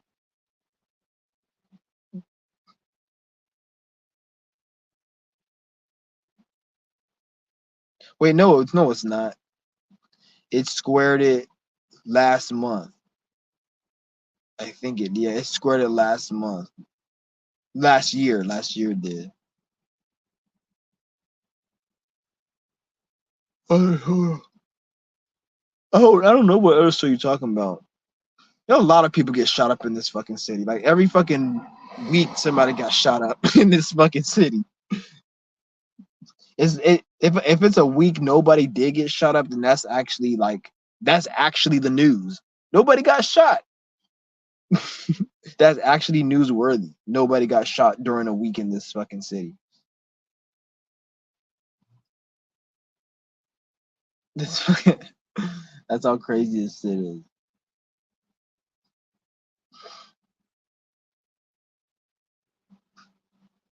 Yeah. So, do you think most people in our shit prepare for like what happened? Yeah, I don't even really give fuck P. Well, I want to say fuck P. They fuck the people who fucking like. I'm not saying what he did was right, but if you're gonna get rid of P Diddy, get rid of everybody who did it. And I hate when they do that shit. Like the same thing they did with my channel. It's like they ban my channel, and then I do something, regardless of how vulgar or bad I did. You decide to go instead of taking it professionally. You could decide to go and play games like P Diddy. You knew this nigga P Diddy was doing this shit. Why didn't you get him back when you got him? Why did you get him all of a sudden when? Because I guess he sued some billionaire over his wine label. And anytime somebody sues one of these crackers out here, they get they start pulling fucking rabbits out of their hat and all this bullshit to start doing things that coincidentally this person's charged and we have evidence, and it's like, bitch, you could have done that shit early. It's like, let's just say, like, if I had kids or somebody and I had like 2 kids and then one of them stole money from me 2 months ago and the other one knew about it but didn't tell me until the other kid who stole the money pissed him off. I was like, oh, I'm using it against you. I'm gonna tell you stole. Like, oh, he stole money from you 2 months ago. I'm gonna be like, okay, you stole money from me. I'm gonna punish you, but why the fuck didn't you tell me if you knew? You gonna get punished as well. Not severely like him, but I can't trust you either because you really don't give a fuck about my money. You just care about me punishing that person, which yeah, you won. I'm gonna punish them, but bitch, you gotta still get some of this smoke. Not as severe as them. So like I'm gonna look at the people who withheld the information, not just fucking P. Diddy. Like who was his clients? Who knew he was doing this? Why didn't the police run down to him before? On all those dumbass cops. Oh, we're helping the community. We're like, shut your ass up, nigga. P. Diddy was doing this before. Why didn't you guys? Aren't you guys supposed to be Homeland Security or FBI? Shouldn't you have known this earlier? Why didn't you arrest him earlier? It's because you niggas can't. Because you niggas ain't in control of shit. You niggas operate on orders. If the FBI makes a move on somebody that they ain't even supposed to make a move on, they'll probably even get in trouble. I wouldn't be surprised. You'll see the person who even started the investigation have an investigation on him. That's how fucking stupid this shit is.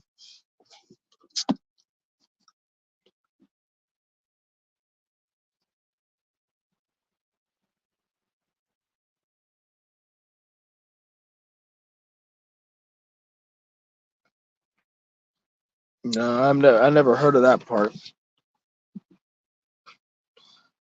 I never heard of that park. I probably not even. There's so many parks here. I'll probably look it up though, see what it is. Yeah, I've been feeling extremely agitated. Yeah, Mercury retrograde is about to be over in about 4 more days, or 5 more days. Well, yeah, about 4 more days since we like. So that's good. I'm hella happy that shit's done. The fuck out of here. So I can kind of feel it clearing up. But I'm probably about to end this live stream, guys. This is good. Yeah, we got the post shadow phase. That's gonna be something else.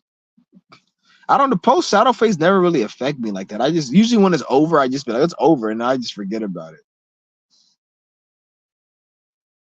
Yeah,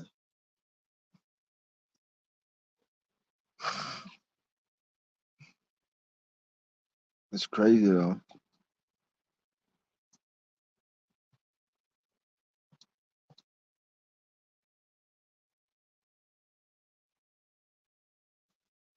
See, that's when shit get rare, especially this. Oh shit! I actually pushed the fucking. So you ever been in Los Angeles? Yeah, I've been in Los Angeles.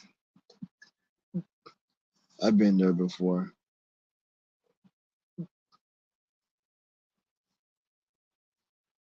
I pushed that fucking thing. See that when does shit get weird? Post retrograde. Yeah, this year has been like I think it's just this month because Pluto's in Aquarius, especially this month, right? Like tomorrow, the sun is gonna square Pluto tomorrow. That's gonna be kind of an intense placement. So I think I know what that festival was. That festival was fucking the 420 event. They had a 420 event. That's where the that's where the fucking thing was. The firecrackers. It was like a 420 event. That's what it was. Cause they were trying to charge. I think they were charging $60 just to get into the fucking venue. They fucking out of their damn mind.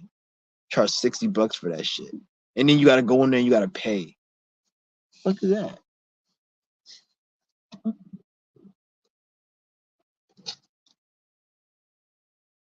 That's weird.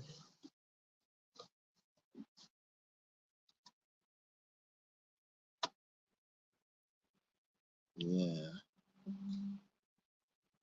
But I'm gonna have to end this live stream, guys. I'm gonna be back though. I'm gonna start I'm gonna start doing a lot more live streams like this. Yeah. Yeah, but yeah, I'm gonna do a lot more live streams and just open up the panel if anybody wants to join. Um ask questions and just get more. But yeah, I'll probably come back on tomorrow. Yeah, I'll probably come back on tomorrow and shit. But I'm out. Peace.